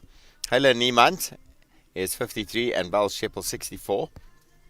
They are categorized together for the race at the moment in their category. Elisa Giancino leading out their race. Helen Niemand, who last weekend won the road race title for the police service. So that's an interesting one. Really cool lady as well. Here we go. Leader round the highest point of the circuit, back onto the descent, and absolutely decimating the field. I think we're going to be seeing an individual pursuit going on here. She passes my position now, and Sonia van Velden just seems to win more and more and more. Tabisa Kam in the pink top. Another amazing view across the beautiful landscape that is Steyn City. So much development going on in this area as well. This is the descent, the sweeping right-hander and into that hard left turn. I got just passing me now Jacqueline Bilson. She heads on through. She's asking the motorbike marshal next to her something, but she does it with a big smile. I don't know how they put a smile on their face going at the speed, but front end of the race is what we look at. This is Jacqueline Bilson now on the descent. Yeah, despite her doing so much work on the race for us on the digital social media side, she didn't get a chance to practice or see the circuit. It was really cool that we got to connect her with the marketing and events manager, Louise Bentley. She's been instrumental in helping us pull off this event, an athlete herself, triathlete. Richard Mitchell, the man with a passion for cycling and events. He's been absolutely insanely supportive of this event from Steyn City. So here we go. Descent, ascent time. You can see the descent on the far side of the circuit. Ascent right there, and Sonia van Velden keeping the pace up. Also a quiet person until she gets on the bike, and then it's just hammering it all the time. Marika Vim on her way through. So Marika, 40 years old. Here we're back to Jacqueline Bilson. Elegant and sporting, potent on a bicycle, holding 2nd place at the moment on the circuit. Look at that backdrop in the distance on the horizon there. That's what's called City Centre. If you get to meet someone at Steyn City, ask them if you can go and meet them at City Centre. Go to the Seattle Coffee there. Go and check out the lagoon.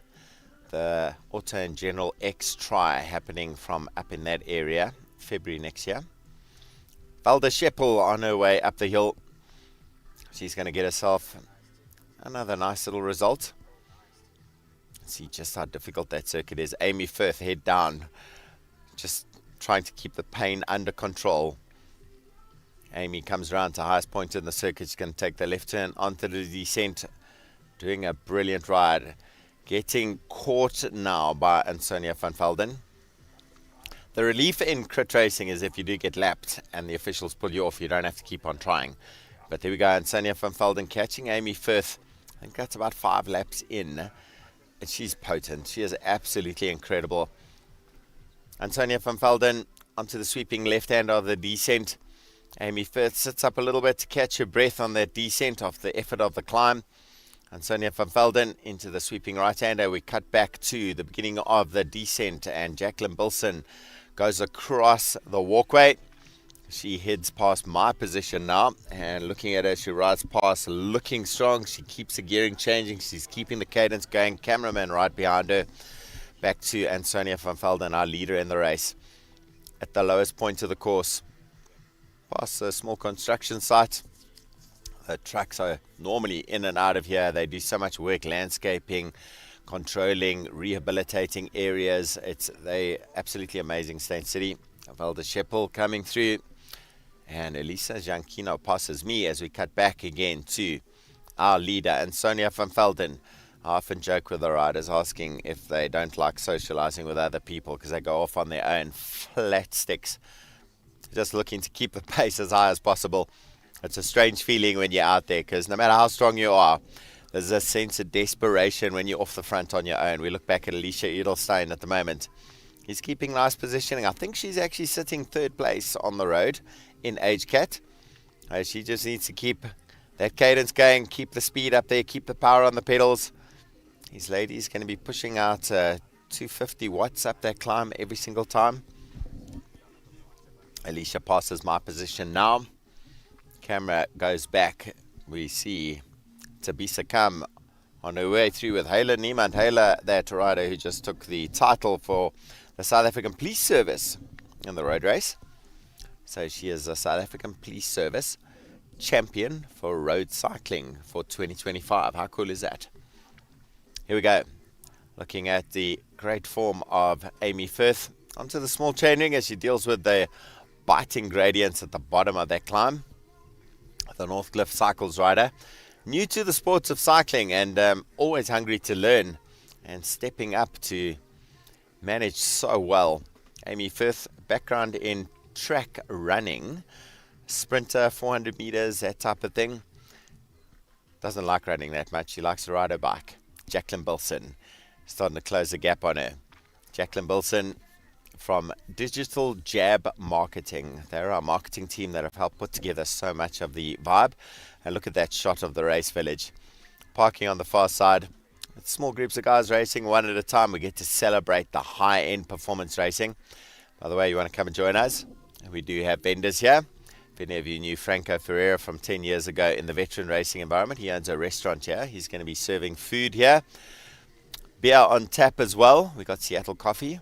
We got the Steyn City Hospitality Gazebo as well. There we go. Jacqueline Bilson passes Amy Firth.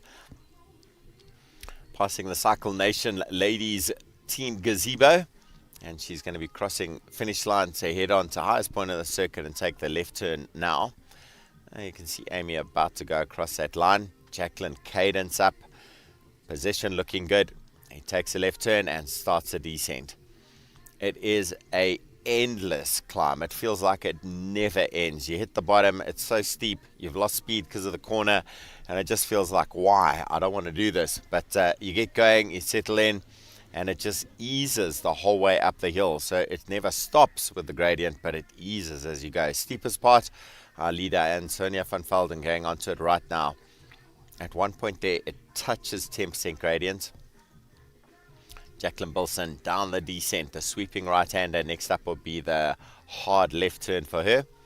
I'm looking back now at Helen Niemand, Centurion Cycles rider, South African Police Services member, and recently title holder amongst SA Police Services, road race champion. How cool is that? So, looking back at our leader, Ansonia van Velden, decimating this race field. Is she going to lap every single person out there? I don't think she's going to catch Jacqueline. Jacqueline seems to be going past the bottom corner on the far side, so maybe a quarter of the lap advantage for Ansonia. We look back at Valda Scheppel, our 60-plus category rider.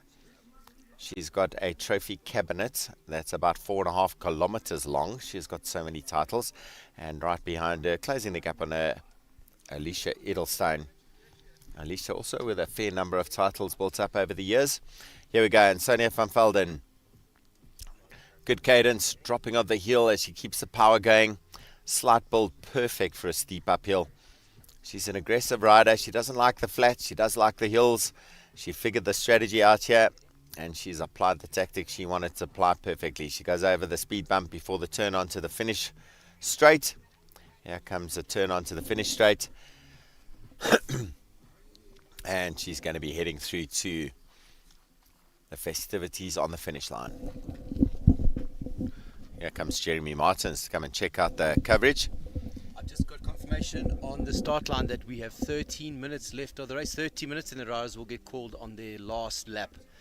Yeah, interesting race this, and Sonja van Velden proving she's definitely one of the strongest veteran women riders in the country. She wins, often wins. Yeah, she's always off the front, and I did joke with everybody online saying, I have to ask her the question, do you not like socializing with other riders? That's my question. Do you not like socializing?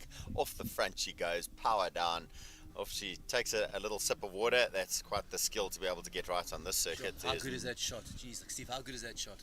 The camera work here by the guys Fantastic. from Whipping Goat Media is insane. To Frank and the rest of the team, wow, look at that scenery. Steyn City is just amazing. City centre in the background, that world level golf course there, the river running through it, and we get to use these roads. What an honor for us. A big thank you to Steyn City.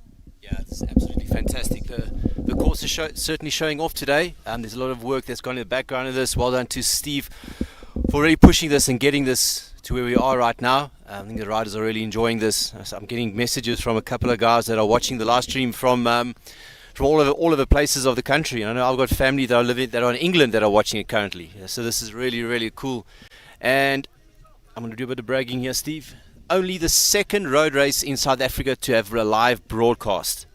I think this is really cool for our sports, and first and foremost, I'm a bike racing fan. I love this stuff, absolutely love it, and it's so lucky to see something like this come to fruition.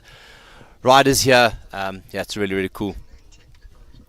I think there we have Jacqueline Bilson in shot there now. She's at the bottom left-hand corner, getting ready for that sweep, negotiating that corner very, very well, nice and easy through there. Steve, when the big hitters come out a bit later, we are going to be in for one hell of a race. Jeez, I can't wait. Yeah, Jeremy, you've done a good job here. Your passion coming to life. You're the one saying how much you wanted to see the racing for the riders. And despite all the challenges in build-up, every time a challenge came to us, I'm going, no, I give up. And you're going, no, think about the riders. And here you've delivered. How's that shot behind? And Jacqueline Bilson, she is a class rider. She's an amazing person. She does our marketing, digital media. Digital Jab is her company. If you need any support, give her a shout. Big smile, always friendly, amazing power she manages to put down on those pedals. And that shot, that's insane. Frank Meyer, well done. I don't know how they keep this going. Hayla Niemand there, just by the way, Jeremy, she last week won the title for the SA Police Services Road Race Champion. Anyway, Jeremy's off to carry on. He is race director for this festival and doing an incredible job with it. So at the moment on circuit, veteran woman 30 to 50 and master woman 50 plus. We're going to go into our podium protocols after this. So I'm going to cut from sitting behind the screen to standing next to the podium as we celebrate the riders that have taken titles here today. It's the 226's SA Criterium Festival hosted by Steyn City, and today it's the 2025 SA Criterium Championships. Currently on circuit, the veteran woman 30 to 50, master woman 50 plus. In the 30 to 50 category, it's Sonja van Velden who is off the front. She has ripped the legs off of every other rider. That's her going past here, 1-2-2. And Sonja van Velden, she has lapped 2/3 of the field already. She's leading out. In second place is Jacqueline Bilson. In third place is Alicia Edelstein. In their category, Amy Firth in fourth place. And the Master Woman 50 plus, we have Elisa Gianchino in first place, leading it out. Hayla Niemand in second, and Valda Scheppel sitting in third. It is a combination of the categories. Here comes our second place rider. Yo, look at the smile. She's just always smiling. She's always pleasant, always friendly, and it's always a problem for the guys because we have a male ego, and then this lady arrives. She's pleasant, she's smiling, she's encouraging you, and then she rides away from you. Jacqueline Bilson goes around the circuit to start the descent now. Crosses the walkway from parking to Race Village. Alicia Edelstein, this is her now with a black helmet, white helmet, black kit. She goes out of picture. Amy Firth just behind her. So that's third and fourth place riders in that category. Jacqueline Bilson flying down the descent. She's going to take that sweeping right-hander. As the vehicle just sweeps out of range. Don't know where that one came from. we were all worried about what that bottom corner would be like where the ambulance is parked. So the ambulance permanently sat down there, and we haven't given them anything to do. We don't want them to do anything. We want to be able to just see them race safely around the circuit. It is a technical turn, that one. It's one that requires a bit of skill to get right. But Jacqueline Bilson, like showboating what a good rider should look like. He takes a second turn and she starts an ascent. Hayla Niemand now on the front of her group. And Hayla, recent South African Police Service road race champion last weekend, or the weekend before, I can't remember when it was. Tabisa come with her. Alicia Edelstein gone past the finish line. She heads down onto the descent. Third place in category at the moment. It's individual time trial right now. Riders shattered all over the circuit. I can tell you what, it is a hard circuit to apply slipstreaming tactics to. It's one of those where you're surviving the uphill, and then the descent is so fast you have to be on your toes the whole way down. You got a sweeping left-hander, sweeping right-hander, and then you got a hard left turn at the bottom of it. There's just no place on the circuit to rest. You're working hard the whole time. So schedule for the day, we're going to go into first of our podium protocols, first prize giving. It's going to be around about 25 minutes. We had it on schedule 9:35. We're around about 10 minutes behind schedule at the moment. They did have to clear some water off the circuit, and the Steyn City guys rushed out there, cleared everything out. Amazing work. A big thank you to them. But we're going to go into that prize giving protocol. It will be streamed for you guys, and then it's Master Men 40 plus, Veteran Men 30 plus. So that's Group 4, Group 5. Then we'll do the podiums for them, and then we go into the UCI category racing. Junior men, then we got our under 23 elite and junior ladies, and then the final race of the day, under 23 elite men. So that's what the day's looking like. Going past me at the moment is Ansonia van Velden, ripped the race to shreds. We're looking on camera at, is that Alicia? I can't see who it is exactly. Oh, there we go. Ansonia van Velden flashes past in the shot. Race Village to the left. And that's Ansonia again. Rider number 122. Velda Scheppel, oldest lady on the circuit. 60 plus category rider. I was saying earlier, her trophy cabinet must be 2 to 3 kilometers long. She has titles on the road, on the track. She's always competitive, always engaging, and always racing. A phenomenal competitor and a great role model to everybody else out there. Look at that golf course on the right-hand side, the Steyn City golf course. They're going to be hosting a live golf event next year. Already guys booking VIP packages and spots for vendors and things like that. Make sure you get those bookings done early. I think they're talking a couple of 100,000 visitors expected from all over the world for this event, and only a place like Steyn City will be able to pull it off. Richard and Louise and Zoe and the team, they're the ones that can make things like that happen. Right, Helen Niemand there at the front. She's pushing hard. I see at the back of that little group was Amy Firth. Really proud of her achievements today. This is our leader in the 50 plus category, Elisa Giankino. Another one with a trophy cabinet that extends to the hundreds of meters. Recently I think she's 51 now. You would never guess it. She races a bike like a 20-year-old. Here's our leader lapping the rest of the field, Ansonia van Velden. And back again to Elisa Giankino. Onto the climb. Ansonia van Velden, what a showing. There we go. The We Buy Cars branded rider. She's from the Centurion Cycling Club. Look at the cadence she keeps going. It is insane. And she's always friendly, always smiling. Always nervous at the start of a race. I got no clue why, because every single race she goes off the front and hammers him. So on last lap now, they're going to be coming in to wrap up, and then I'm going to move myself across to podium protocol, and we're going to be looking to celebrate a couple of new South African Criterium Championship titles for the riders. That's the finishing straight. By the way, that big field to the right-hand side of the finishing straight, that's going to be part of the Live Golf hospitality area. They're preparing the fields. They grade it, they flatten it, they water it. And then when all of us leave, the Springbok and the wildlife move back in again. Here we go. And Sonia van Velden gets the bell, and she's going to be on to final lap. It's going to be a relief to her. 30 minutes in a lap. They work by time and a lap. So people come to me and say, how many laps are they doing? I ask, how fast are they going? And it doesn't really matter. Watch the clock. Within 5%, either before or afterwards, they could ring the bell. You got to watch those officials with an eagle eye as you come past. And Sonia onto the descent, flying down. She shot past me a little while ago. That's sweeping left-hander. No brakes required there. The sweeping right-hander, no brakes required. As Amy Firth makes her way around, she's going to be relieved to hear that bell. No, it's the final lap for the day. Big kick on that young lady. She can definitely accelerate her bicycle quickly. Like I said earlier, 400s, 800s, 200s. She's got the capability of doing that. Amy Firth, relatively new into the top-end racing environment, but doing an incredible job. I'm getting some cold drinks and stuff delivered to me. It's like I'm sitting on the sideline here. If you could see a picture of me sitting here getting served. I have 2 Seattle coffees. I have a Coke. I have a Valpre water. I have our race village coordinator, Yolandi Kruger, looking after us as well. As you see, Alicia Edelstein on her way up the hill.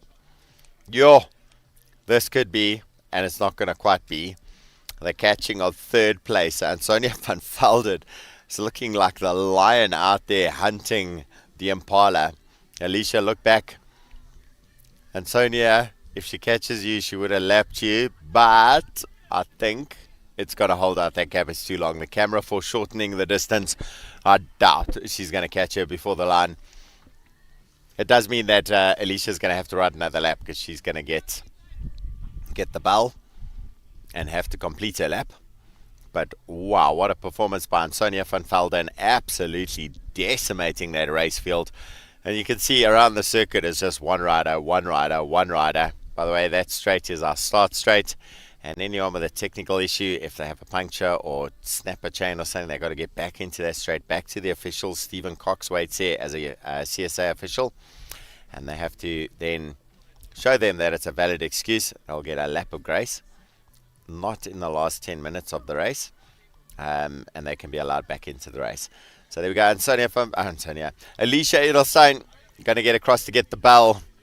She just doesn't get lapped by the monstrously strong riding of Ansonia van Velden. That's her coming past in the background.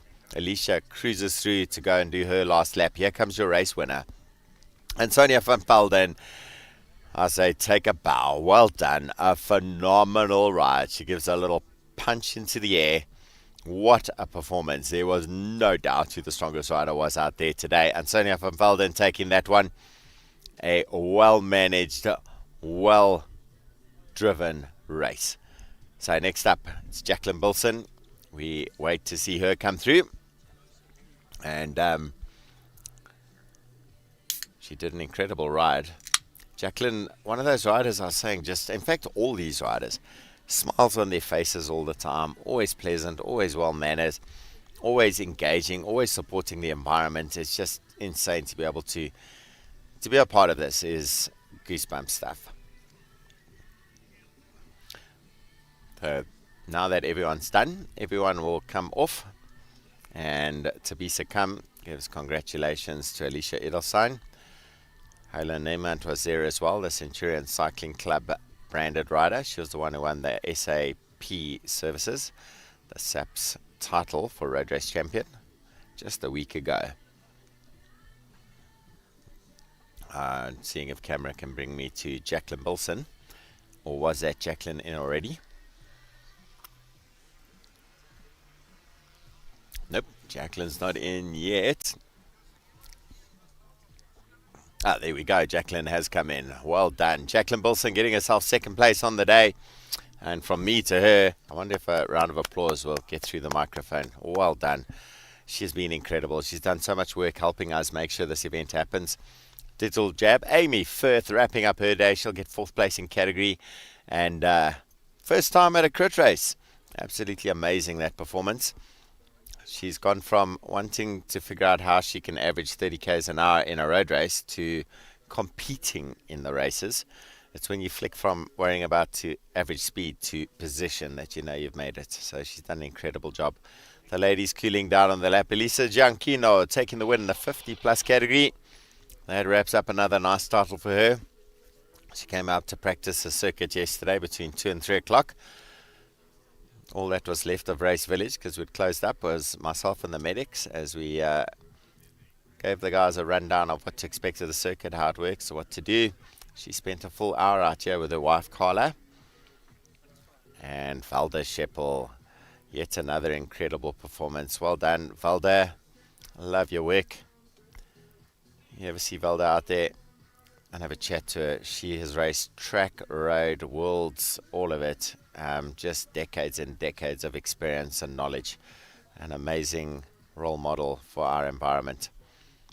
Helen Niemand in the blue and red kit at the back there. To be to come in the pink top, and she's talking to race winner, an absolute domination of this event, and Sonia van Velden. Right, we're going to go across to our podium protocols next. So I'm going to cut myself out, and we're going to play some of the ads and things like that. And next up's podium protocol for the racing so far. After that will be our veteran men's racing. We've got Group 4, Master Men 40 plus, and then the veteran men 30 plus. It's going to be some hot racing in those categories. But right up next will be our podium protocol for the Master Men 60 plus, the paracycling, Master Men 50 plus, and the category we've just seen, the veteran women 30 to 50 and 50 plus. Guys, thanks for joining us. The 226 is SA Criterium Festival, hosted by Steyn City. What an incredible day. If you've got nothing else to do, come out and join us. Come and grab a beer, cheer on the riders. We'll chat to you later.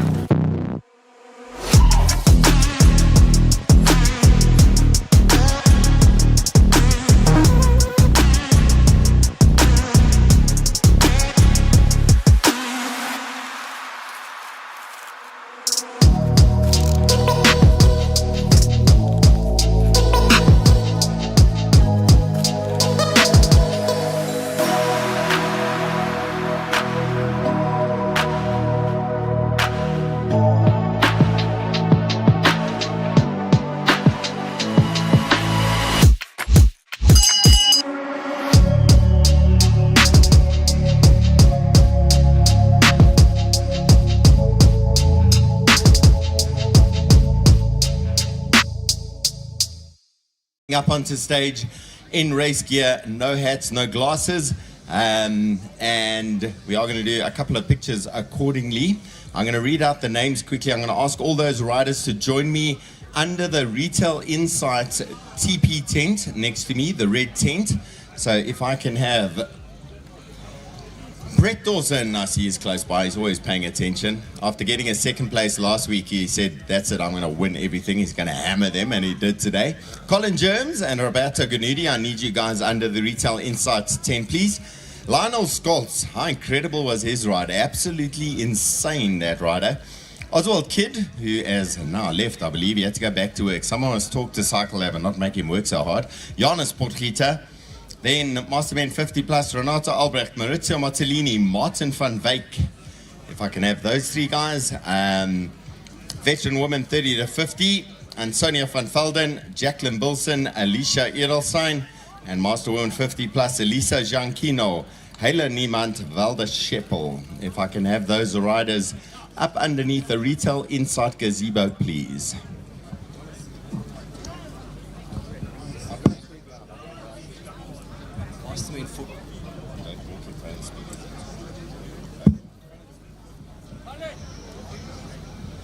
Guys, can I please also just ask that the Master Main 40 Plus, can you guys start getting your stuff together and getting ready and go start accumulating or getting together at the unofficial start line, but where the riders will roll off for a neutral lap. It is the tarred road at the bottom where the 226's archway is.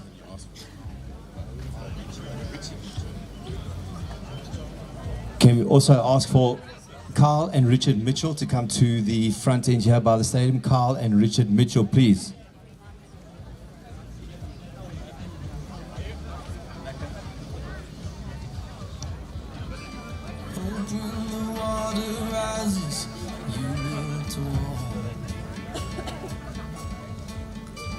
Open the crowd screams out, screaming your name. Hope if everybody runs, you can sustain. Hope that you fall in love, and it hurts so bad. The only way you can know, you give it all you have. And I hope that you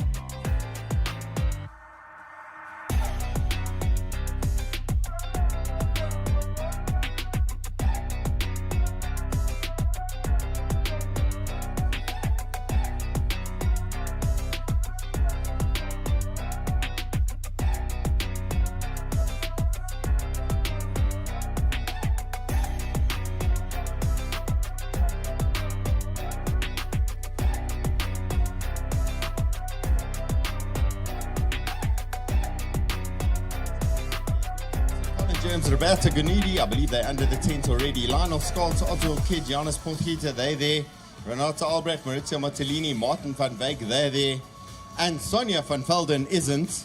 Young lady. Young lady.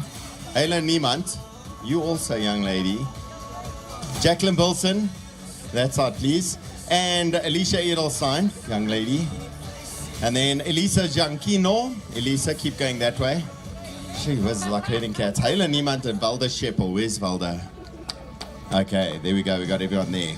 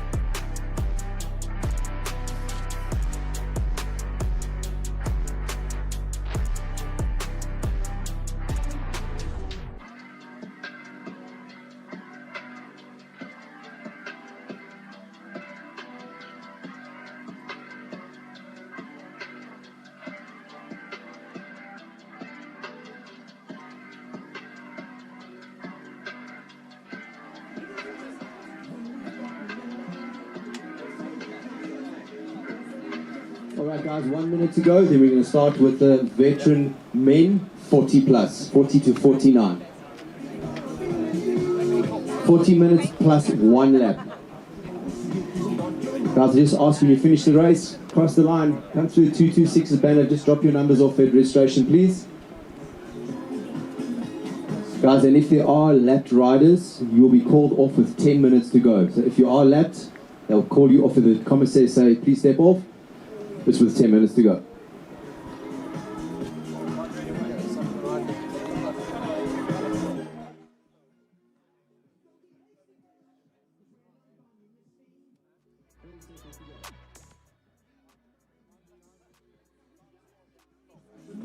Guys, just a reminder that this is the neutral zone. Your race start, your official race start is on the top when you cross the start finish line, so you can start your stopwatches up there. 15 seconds to go.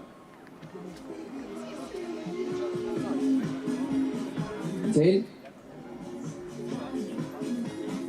5, 4, 3, 2, 1. Okay, you can start rolling on your neutral lap.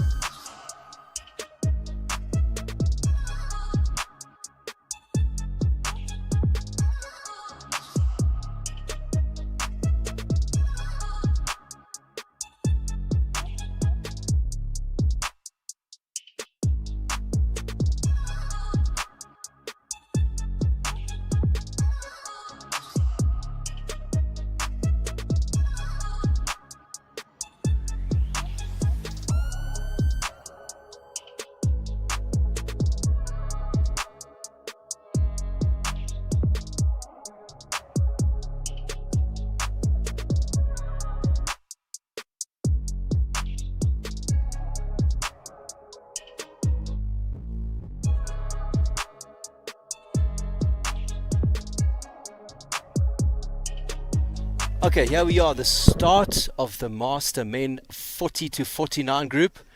They're on the neutral lap. When they cross the line now, the 40-minute time starts. As the riders cross the lap, 3, 2, 1, go. Now they are on. So how are we running things today? There is a neutral section. You've all noticed that there is a lead car that's taking the riders around the track to get a visual of what they are in for.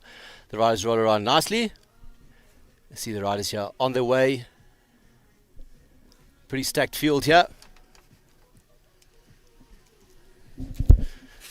On the start list here, we have Jaco Olivier, Joe van Heeren, Dennis van die Kerk. Dennis van die Kerk is an ex-pro rider.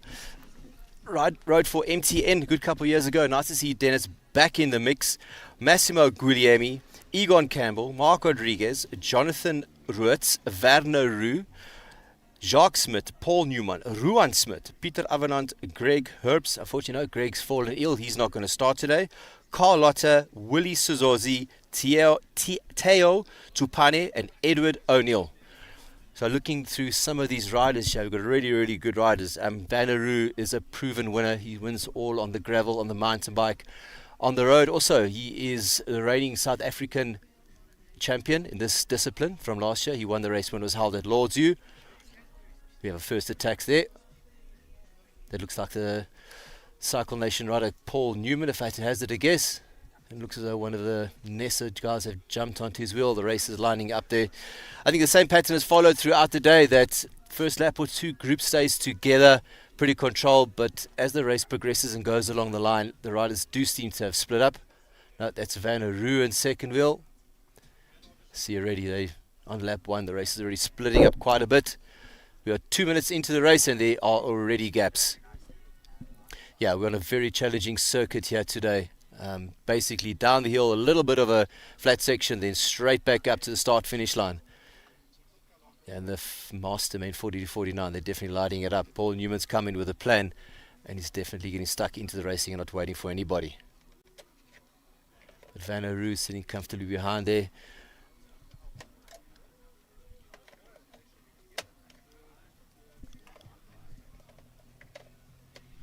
As I'm sitting here, they go over the 226 as enters archway. Coming past here, I see Paul Newman, I see Vanaroo, I see Massimo Guglielmi, I see Egon Campbell. It looks like Mark Rodriguez in third wheel. Looks like Carl Lotter's rolling on the back, rolling at the back of the group on the descent.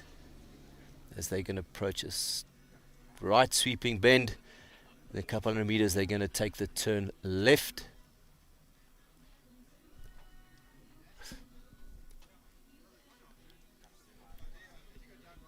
Sweeping left hand at the bottom.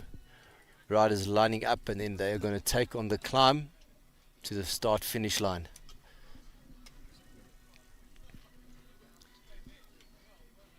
So already we have, from a starting group of 18, we are down to 1, 2, 3, 4, 5, 6, 7 riders. 8 riders, including the rider that's getting onto the back there. Straight away in attack, not waiting. Rolling onto the back and getting stuck in immediately. Can't see who is that rider. Guys, for those who are watching or on the stream, here's just a breakdown of the schedule. We were 10 minutes late on the Masters Men Plus. We started 10 past 10. The veteran men 30 plus, they're going to start probably just a touch before 12.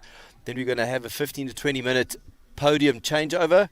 Then the junior men are going to be on at 12. The elite under 23 and junior ladies are going to be on at 5 to 1. Then the main event, the big hitters coming out at 13:50 at 10 to 2. We're going to have the main race of the day. 38 riders lined up for the elite under 23 men category. Yo, that's going to be an amazing race. The guys are really going to lay it out. Look in the front, it looks like Egon Campbell that is in the front of the race.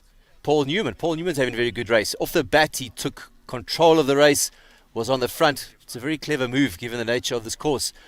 I think either way you tackle it, either way you ride it, you're going to be hurting. And he's obviously come with the approach of, I'd rather be hurting on the front and be in a good position than hurting on the back and yo-yoing myself in and out of the race.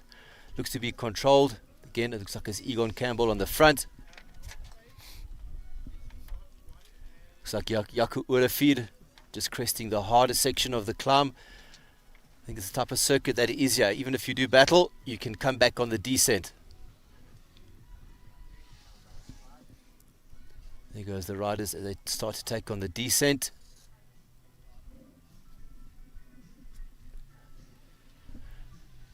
Look to the left of him. I see Massimo, I see Werner.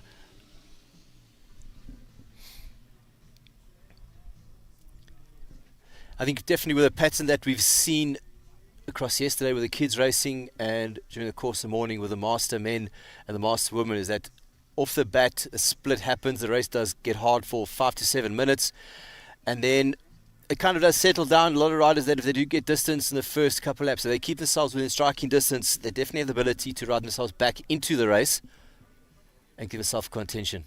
Now this climb is definitely proving to be difficult. You start the sweeping left-hander to get, as they start the climb to the start finish line.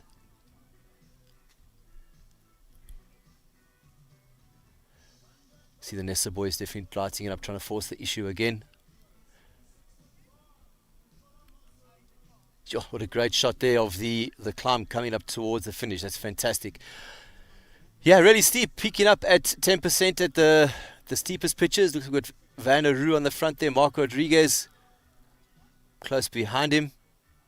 Looks like Egon Campbell in third wheel. Looking at his Carl Lotter, very versatile rider, handy on the gravel. South African champion in that discipline. Okay, we have a break of 3 that seems to be forming on the front.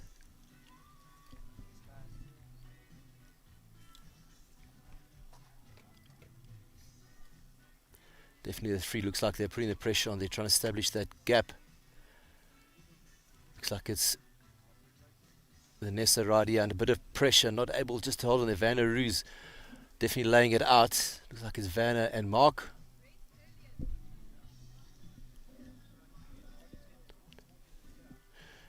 It's like Peter Avenant and Ruan Smit.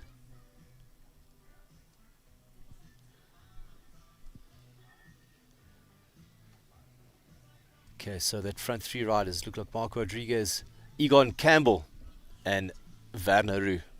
Van der Rohe taking control on the descent, choosing to take the option of being safer on the front through the sweeping bends.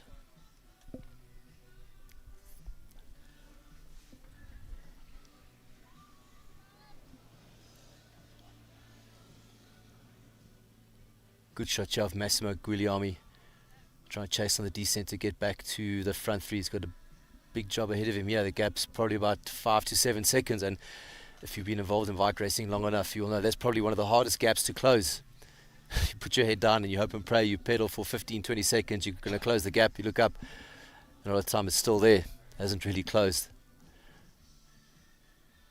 So the front 3 riders looking like they're getting together. Looks like they're committing to try and open this break. This is South African Criterium Championships, and every one of these riders are going to want to have a shot to win this race. It means a hell of a lot to ride with a South African champion jersey on your back. The front 3 riders seem to be working together. Looks like they're committing to establish this break.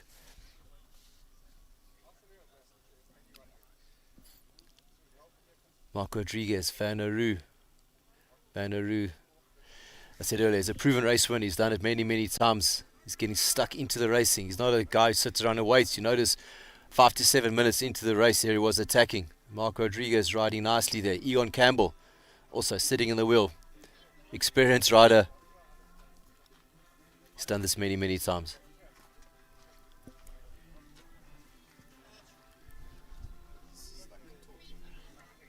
We have a look here. They're taking this left-hand sweep to go up to the start-finish line. I think the way things are going, yeah, I'd say that this is going to be the break that's going to animate the race. And I know it's a long way out still, and it's not wise always to make calls, but the way these 3 are riding, and I think given the nature of this course and the fact that these 3 guys got away the way they did, this looks like this could be the break of the day. Vanna driving the pressure there. Egon sitting second wheel. He's trying to conserve as much as what he can, but also try and commit so that this break opens. Mark Rodriguez is the type of rider I think this circuit will suit. Punchier, aggressive type of rider. You know, there's not too much rest where anybody can go and take a 30-second breather. This, you're either going down the hill, or you're focusing on the sweeping bends, or next thing you know, you're turning left, going straight up the wall to the finish line.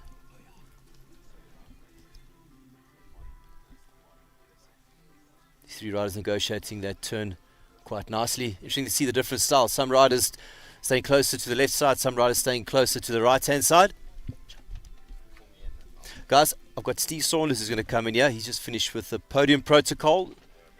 Actually, also, we've got an interesting guest here. Ex-pro that dude would have absolutely ripped it up on the circuit, David Maria.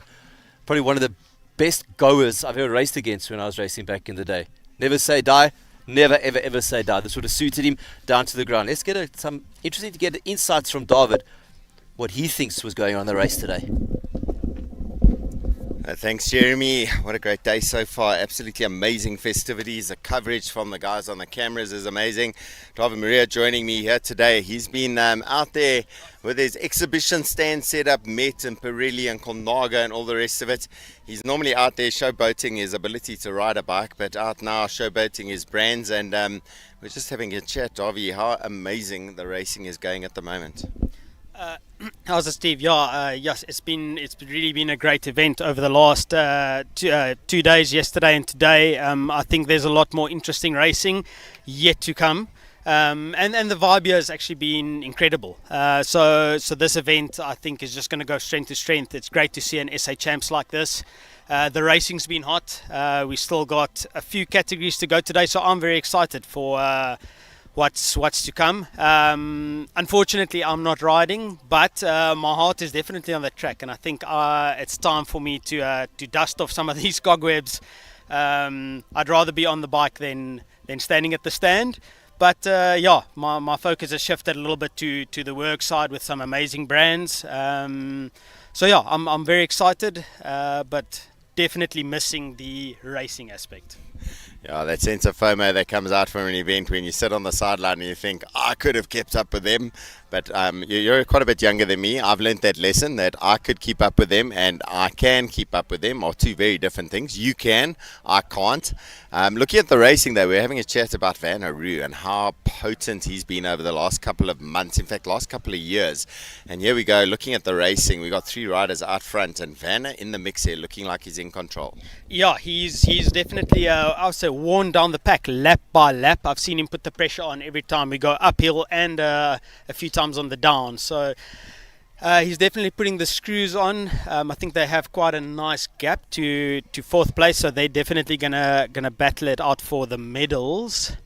But yeah, Van, I think, is the current 947 champion. Last weekend was representation at World Champs as well this year for the vets category. So he's definitely up there in good form. And if I had to put my money on someone, it would probably be him for today.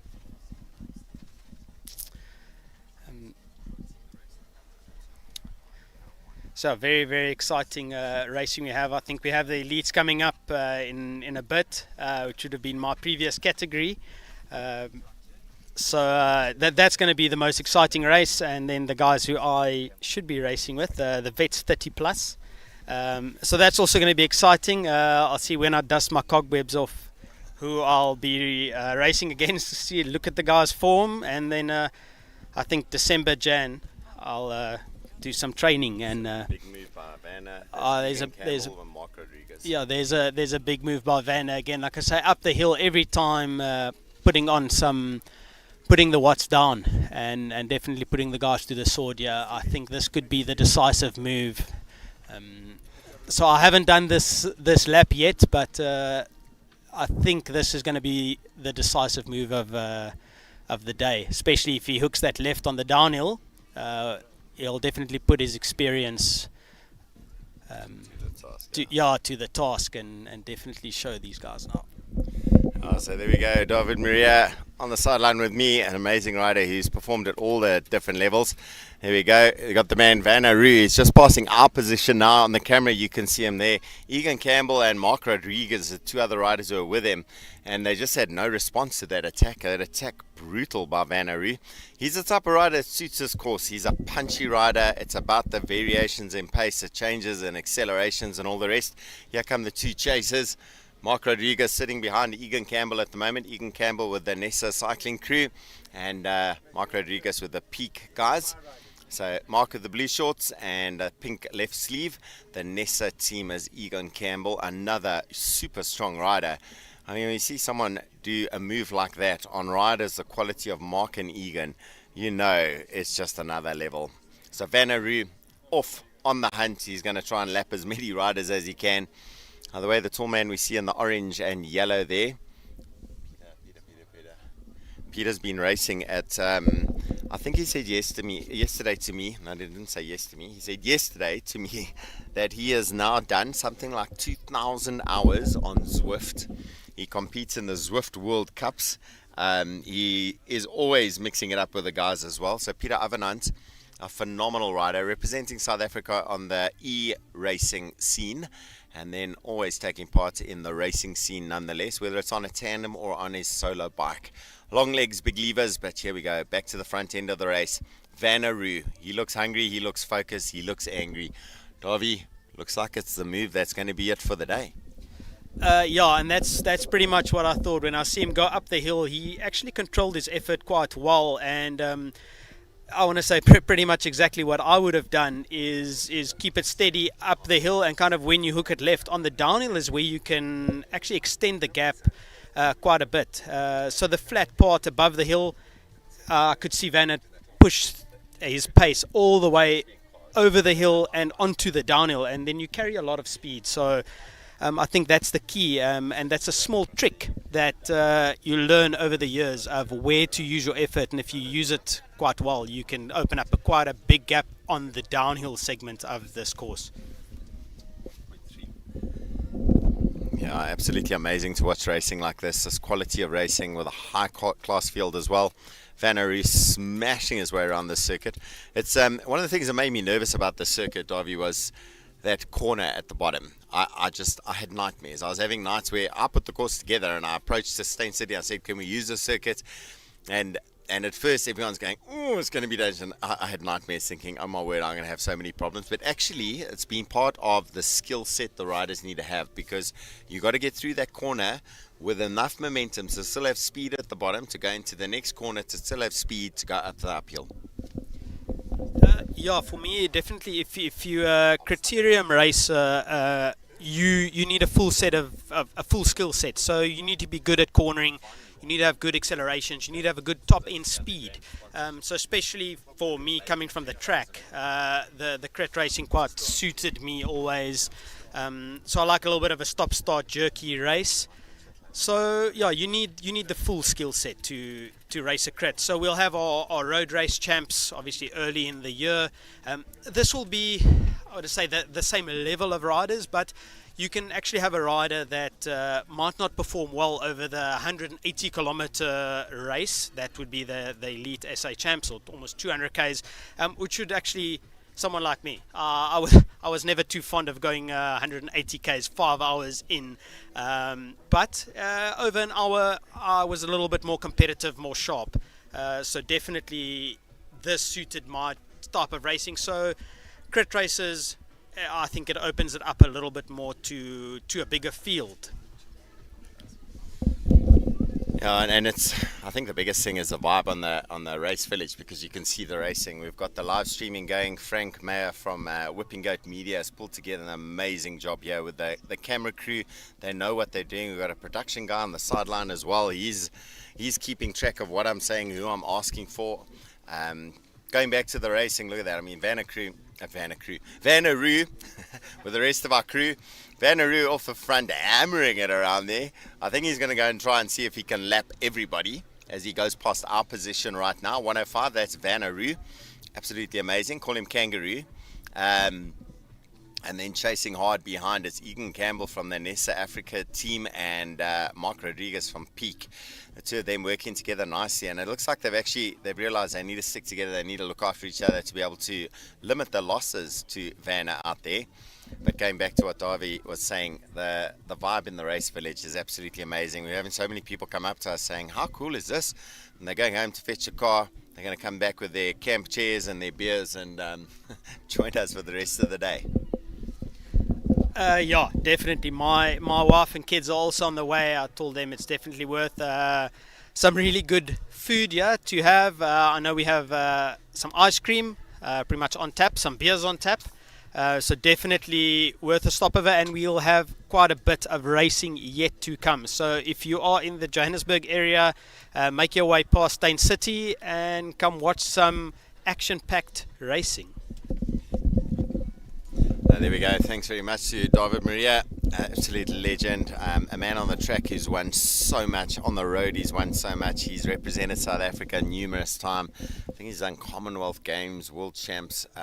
He's now distributor for Colnaga and Pirelli tyres and Met helmets and all sorts of brands.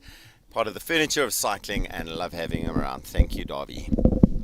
So back to the racing now. We got Kangaroo, Vanaroo off the front, absolutely flying around the circuit. I'm going to try get a lap time for his effort at the moment. I think he is pretty much managing that consistent 2 minute 30 seconds, I'm guessing.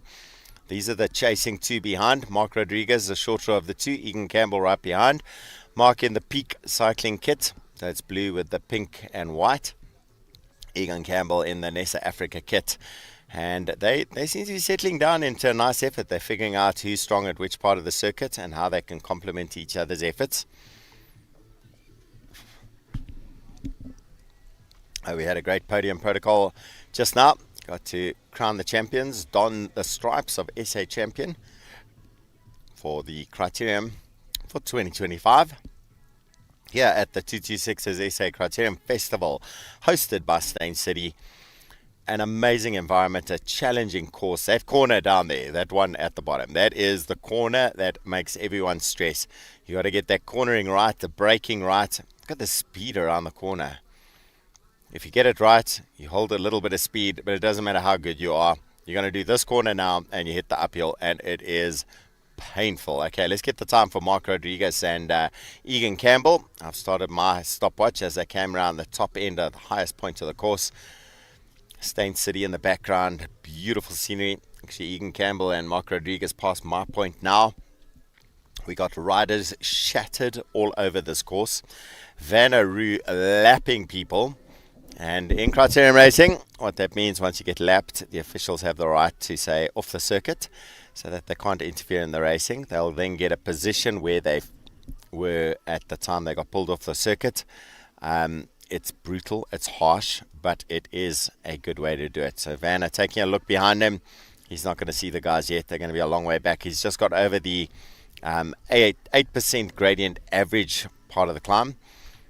It eases out a little bit, but it doesn't stop. It carries on climbing all the way past the finish line until they take that left turn to start the descent. And literally, you go from highest point, bomb it down, hard left turn. You're at lowest point where the water runs out, and then you hit the climb and you start climbing again. And it just feels like that climb never ends. So I've got 1 minute 10 now so far for Mark Rodriguez and Egan Campbell. I'll see if I can capture them in shot later on. Our Northcliffe Cycles riders so doing a great job out there. Good representation overall. We saw Peter out there earlier in the Master Men's category. It's amazing to see how tough the circuit is on the riders. It's just like they go into that hurt box, that world of pain all in their own. They know they just got to keep the legs turning. But the crowds on the sideline, the people supporting, they're making a massive difference. There is a vibe around the athlete village. You've got the music going. Massimo Guglielmi pedaling it through. You know, one of the signs of the circuit being hard or the racing being hard is when athletes lock their arms straight, the shoulders hunch up and the head drops, and you know that they are finished. They've pushed themselves to the limit. Vanaroo on the other side, he looks a little bit more comfortable. It does happen when you're winning a race, you feel a whole lot more comfortable. So here come the two that are leading it out, not leading, second and third place. But the first of our groups of riders, Egan Campbell and Mark Rodriguez, I've got a 2:30 at the moment, so pretty fast. Oh, there we go, 2:33. Lap time for them, and Vanaroo is riding away from them. Let's see if I can get a lap time on Vanna. Where should I take this mark from? So Vanna on the climb at the moment. He's literally the other side of the circuit from the chasing two. He is lapping riders. He's getting riders eliminated from the race, basically. Every rider he approaches is going to be pushing them off the circuit. It is brutal out there. It is hard. And as I say to a few of the guys, I've had that situation in racing, and it's almost like a gift. It's like someone saying, hey, would you like a sofa, a cold beer, and have a rest? And you go, yes, please, I'll take that rest. So, lead bike there, Road Rangers, Craig Besaidenote, they've been incredible.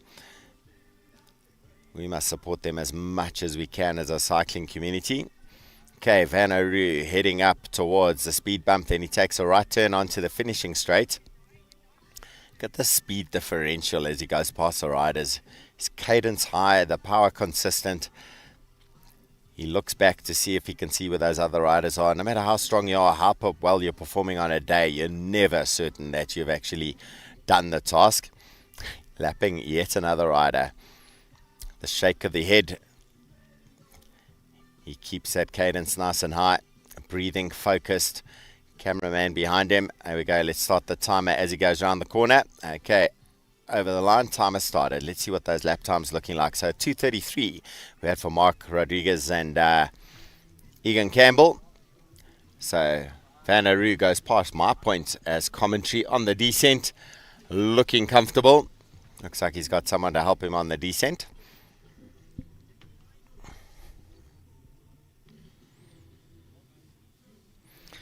Paul Newman, also another one of those strong riders representing Cycle Nation. Got a cool little picture the other day with Lincoln King, Gert Fischer, and Paul Newman. Paul Newman and Gert Fischer probably double the height of Lincoln King. But you can see even this corner there, as Van Aru went around the corner, he just holds the skill. He knows how to do it, and it's probably one of the places where he's maintaining the pace and the speed. Here come our chasing group. Mark Rodriguez and Egan Campbell working hard, working nicely together. My advice to them would be to stick together and look after each other. But I don't think they're going to be able to pull this man back. He is flying. Mark Rodriguez and Egan Campbell now go past my position. Egan Campbell, the bigger of the two, on the front on the descent. Massimo Galimi goes past me as well. Teammate of Egan Campbell in the Nessa Africa setup. Paul Newman trying to hold the wheel of Van Aru, but the official's saying, you have to pull off. There we go. He gets the instruction. Van Aru powering his way around there. I think we're going to be crowning him the SA Criterium Champion. I think this is his second one so far. 1:50 elapsed time for his lap. He goes over the speed bump. He takes a left turn now into the finishing straight. It's still quite the climb at this point. It's definitely not flat, that's for sure. You think you take the turn and in your head you're going, okay, the climb's done. But actually it's not done. You can see it's a bit of a tailwind along there. Those 226's flags being pushed along the direction of the rider. 2 minutes and 15 seconds elapsed time. He is flying around the circuit. Here we go. Let's see. I've got 2:24, 2:27, sub 2:30. Fastest lap time I've seen so far for the day, for the weekend. 2:27. Absolutely insane. Van Aru goes past my position now. On the descent, he is flying around there. He's not slowing down at any part of the circuit. He's pushing the pace. He's perfected the corners. His skill sets are amazing. Just look at how he goes through the corners, how he picks his line, how smooth he is with the line, how consistent he is with the pedal stroke up the ascent. By the way, a 1.3 kilometer circuit, 36 meters vertical ascent per lap. You literally bomb it down to the bottom. Here he goes around the tightest of the corners because of the speed differential. He's along the lowest point of the circuit right now. Now it starts to go up a little bit. He hit this turn and climb starts proper. Right here is around about 10%. It peaks for like a 3 or 4 meter section, then it levels out. It averages 8% for the first part of the climb, and the total climb average gradient 5%. Our chasers on the opposite end of the circuit. Mark Rodriguez behind Egan Campbell. I think they figured out how to handle the circuit. Egan Campbell does the work on the downhill, the bigger rider, a stronger physically rider. Mark Rodriguez a little bit smaller, much better on the climbs, and they figured out how to maximize that. The 2-up time trial going by those two. They're looking good. Keep it going. They're also lapping riders all over the place. Looking at the list of riders I had for the start list while we watch Van Aru power his way up there. You'll look at him in the big chainring. He almost looked like he's calm in the effort that he's putting out there. Anyway, go back to the list.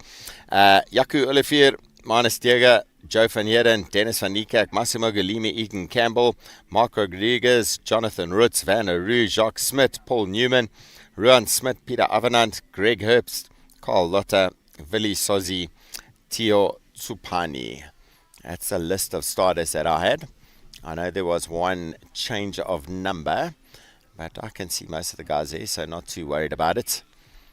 The man that we need to worry about, top 3, that's what we're aiming for. What's the result? What's the podium going to be at the end of the day? Who's going to be donning the jersey?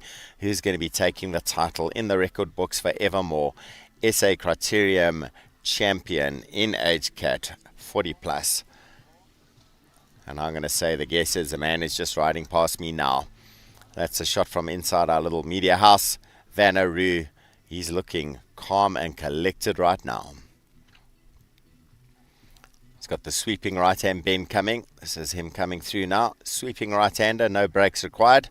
The speed builds quite quickly here. You don't want to be pedaling at this point. You want to be prepping for the corner. As we see Paul Newman coming up the hill. Last little bit before he starts the descent. Try to hop onto the wheel of Vanaroo. But told by the officials, naughty boy. Strong rider as well. Rides for the Cycle Nation crew. He passes my position. Looking smooth, looking powerful. That's the rest of the schedule for you guys. We're running around about 10 to 12 minutes behind schedule as per what was advertised. Happened from the beginning of the day. But everything seems to be running smoothly. We've had our first podium, celebrating the champions of the Mastermen 60 plus, our paracycling, our Mastermen 50 plus, veteran women 30 to 50, and Master Women 50 plus. Right now on circuit, we've got our Mastermen 40 plus, and absolutely demolishing the field is Vanaroo. Chasing hard, but unable to contain the man at the front is Mark Rodriguez and Egan Campbell.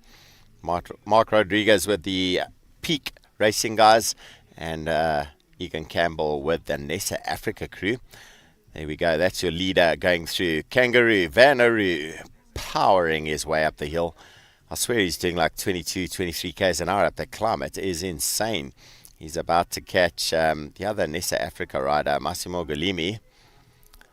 Another one who's part of the race scene all the time. Phenomenal depth of experience. The top coaches as well. Great club of riders. Some amazing talent being developed through their club structures. If you are a youngster wanting to find a place to learn, you can't do yourself any harm joining them. They're amazing. They pass my position now. Massimo Galimi on the front there. And Vanaroo is going to be catching them. He goes over the speed bump. He goes past me in about 2-1. He passes me.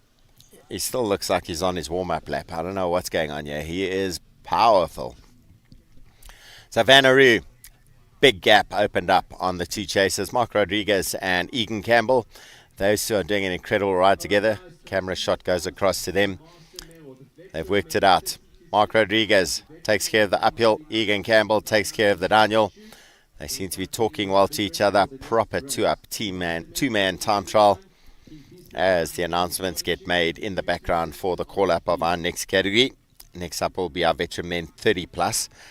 Another 40 minutes and a lap race. It is going to be brutal in that one. It's just getting faster and faster as we go through these categories. Paul Newman makes his way past highest point on the circuit. 226's branding down that finish line. How cool does that look? Steyn City there as well. Oh, love the work. Retail Insight, a big thank you to all those sponsors. In fact, in priority order, the top two, our presenting sponsor 226 is our host partner, and I say partner with all humility because they have given and supported us in a way that money can never add up to. Steyn City, wow, big thank you to you guys. And then Retail Insight, our activations partner, making it all work for the weekend. So there we go. Egan Campbell, Mark Rodriguez flying down the hill. You can see that strategy worked out solidly for the two of them now. Egan on the front on the downhill. Mark Rodriguez sits behind in the slipstream. When they get to the uphill, Mark Rodriguez goes to the front, and Egan Campbell sits his wheel for the pacing. Call up happening for our veteran men 30 plus. Here comes Vanaroo over the golf cart speed bump. He's going to take the left turn into the finishing straight. Looking like 5 minutes to go on the timer. And he's looking like he's calming it down. I can't hear what's going on at the finish line. I don't have any direct comms with him. But it looks like he has wrapped up his race. It's amazing how calm and collected he's been throughout the day. This race must have been insanely difficult, but he's kept it going. So he's now joined with Massimo Golimi. And let me get the name there. It's Manus Diecha, I think it is. But he goes past. They're not allowed to sit his wheel. They're going to have to back off and let him ride away.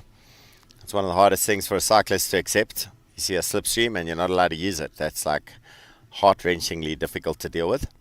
But there he goes. Kangaroo, Vanaroo, the legend, the rock star that he is. Off he goes. Won races in all different environments. He's going to be taking himself a title. He just needs to keep it calm and collected. Our chasing two now making their way up to the finish straight. We're going to see them shortly. Philly Sozi in the peak racing gear coming towards us. Behind him, Paul Newman in the Cycle Nation gear. See that shot in the background. They're going to watch Philly go past. He starts the descent. Listen, I say well done to every single rider who doesn't get lapped in a race like that with a performance like we've seen from Vanaroo. Vanna onto the ascent. Paul Newman makes his way around and onto the descent. We should be able to pan back and see. Oh, no, we go back to our leader. How's that scene? Oh, my word. This is like better than what they put on the Tour de France. Vanaroo powering away. We got this backdrop, insanely beautiful. The golf course in the background. The beautiful wildlife scenery. The golf cart tracks, the mountain bike course tracks, the equestrian centre. All of that is off to the side of this course. If you come here quietly on a day, and I've been here many times in preparation for build-up to this course, typically, the middle of this course, herds of springbok. That's what we got here. It is just mind-blowing. So, Vanaroo onto the finishing straight. Almost at the top of the hill. Cameraman to the side. He takes a look down the hill. His cadence is slowed dramatically. The urgency not there that was there earlier. But he's done the work. He doesn't need to apply anymore. The pressure has been done. He's tightened the screws so much. No one's undoing that. He has done the job for the day. I would assume there is a bell going at this point. Vanaroo is going to be relieved at that one. The solo time trial pretty much for him. A big attack from his other breakaway compatriots, Mark Rodriguez and Egan Campbell. They didn't even respond. They just looked at it and went, we can't. Vanaroo went off on his own. He passes my point now onto the descent.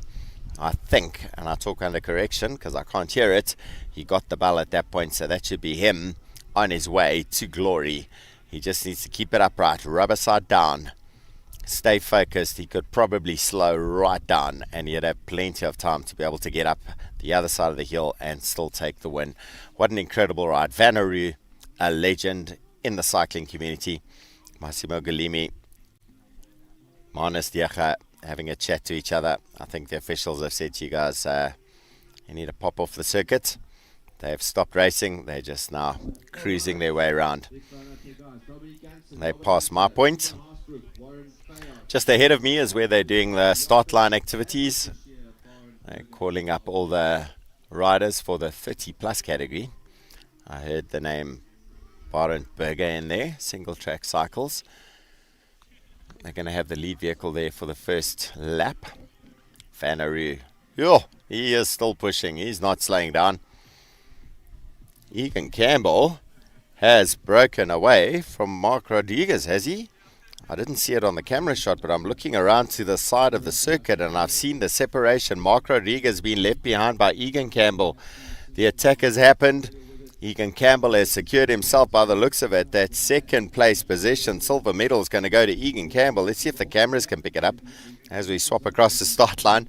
By the way, a producer is sitting in the background listening to me jump the story all over the place and he's trying to keep up with me. I say well done, high five to him. I'll get him another coffee for the amazing work he's done.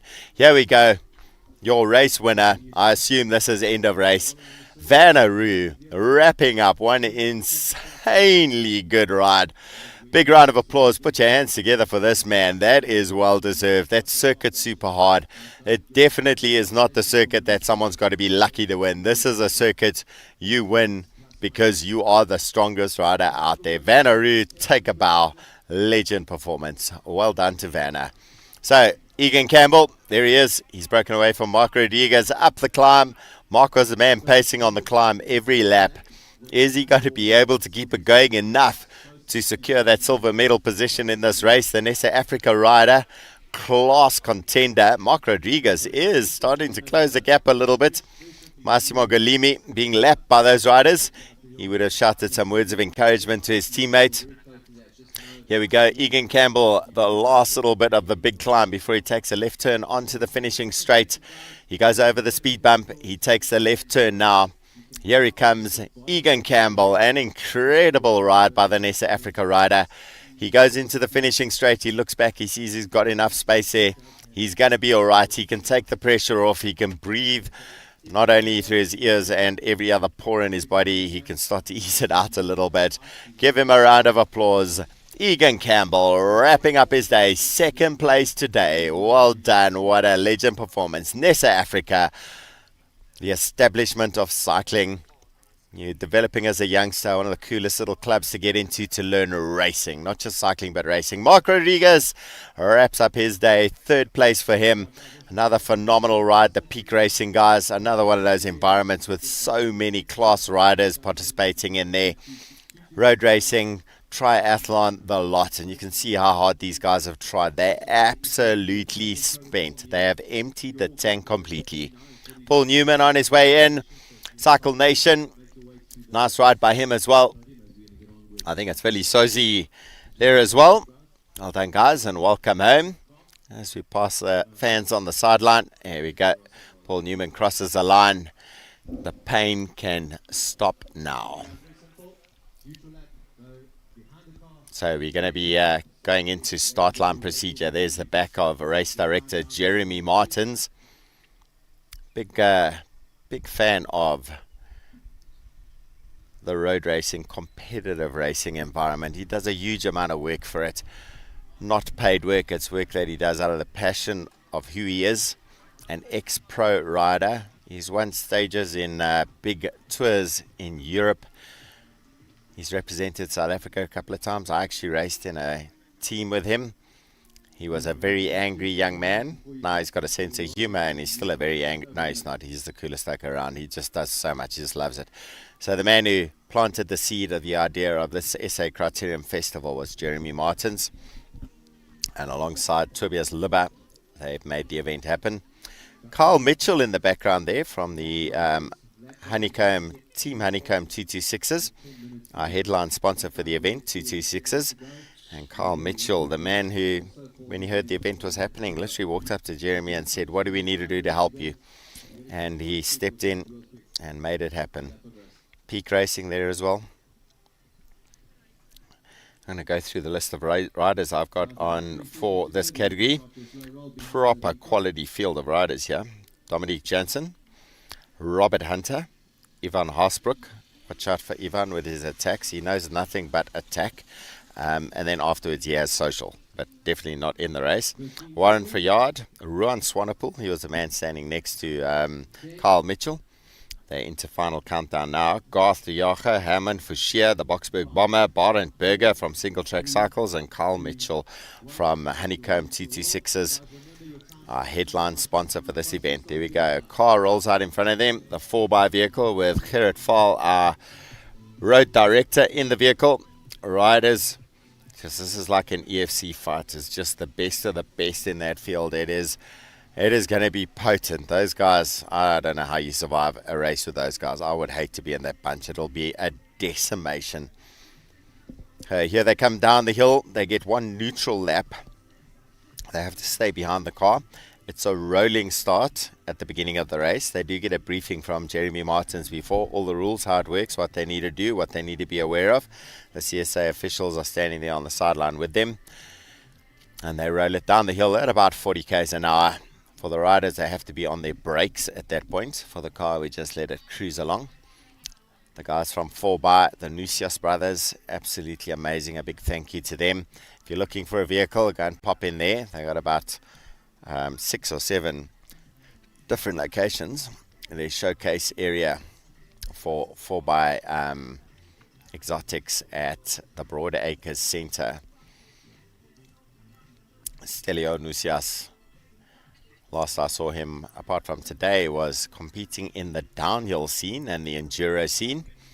He loves a bit of bike riding. He came to watch and cheer the riders on earlier today on his mountain bike, along with the guys from Mellow Velo, Ian Walker and the crew. It was lekker seeing everyone out here. So many guys coming out and joining us to have beers and have a jaw, talk some rubbish, cheer on the riders, celebrate the cycling. Here with Richard Mitchell, the man from Steyn City. Richard, how's the day going so far? No, great. I think the weather's turned out nice. Great day out. Nice to see all the stick men, the roadies giving it gas here on our tar roads. Yeah, it's very cool. Yeah, Richard, I've been saying how much we appreciate this environment. It's like mind-blowing. Nowhere in the world do we get a circuit like this. And a week ago I was out here, none of the infrastructure was here. Roads are here, the grass is beautiful, and in the middle is a herd of springbok. Absolutely stunning. Yeah, well, we pride ourselves on the facilities we have.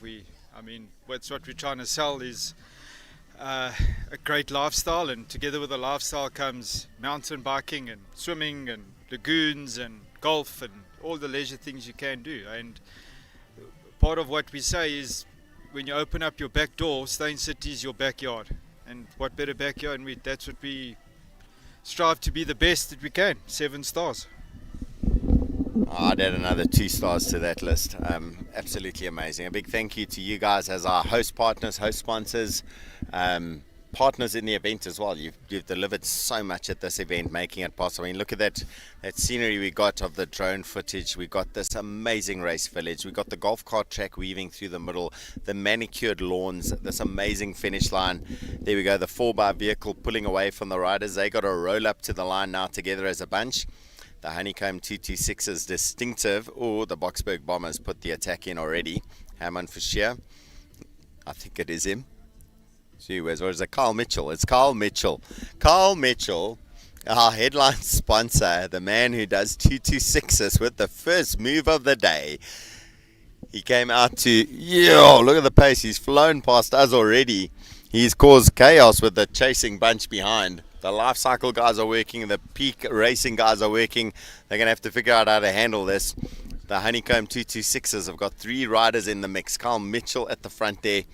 He is insanely good on a bicycle, super strong. He is the Criterium champion for South Africa, or was up until today, so he had to relinquish that jersey yesterday. I hope he keeps that corner nice and neat, and he does. Maximum speed around that corner. These guys make me so nervous as I watch this. Big thank you to Richard Mitchell from Steyn City. You guys have been amazing. Thank you very much for all your support. No, it's only a pleasure. I think it's a privilege for us to be involved in cycling, and it's something that's passionate to me personally, and it's just great. Yesterday was cool with all the kids. I think that's maybe something we need to look at working on in the future. But it's great just to be having people enjoying road cycling in a safe environment.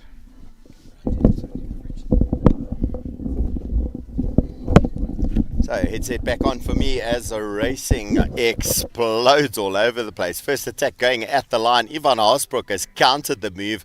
Ryan Swanepoel, by the looks of it, has had to respond to that effort and shattering. I should have taken a lap time on this. It is insane. So it looks like we've got a Honeycomb rider with Ivan Haasbroek. Ivan, in the Criterium racing environment, has been a potent player. He doesn't know socializing. He knows racing. That's it. He just go flat out. Robert Hunter working hard, trying to get onto the wheel of the 2 leading riders. They go around the highest point of the course and attack the descent. Ruan Swanepoel, rider number 90, not 40. Oh, it's Hammond for sheer. It looks like Ruan to me. It's Hammond for sheer, the Boksburg Bomber in the mix there. And Robert Hunter closing the gap on them, so he's going to get across to that front group. Ruan Swanepoel actually struggling off the back of the main bunch for the Honeycomb 226's racing team. Carl, the man responsible for chucking the hand grenade into the middle of that race bunch at the gun, exploded the race into pieces. Warrant Burgers in the mix as well. Right, here we go. Ivan Haasbroek attacking the bends, attacking the corners, flying around. I've got Gerard Fall here as well. Let's see if I can get him to help me catch a lap time. Our producers are amazing because they know we're going to try to do lap times at the highest point of the course as they take the turn after the finish stripe. We'll see if we can connect it there. Sure. Okay, Ivan Haasbroek, he's the one with the black and white, red and black kit, sorry, with the white helmet, white shoes at the front at the moment.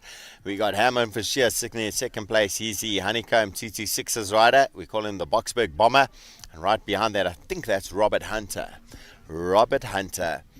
I raced with a Robbie Hunter back in my day. Different Robbie Hunter this time.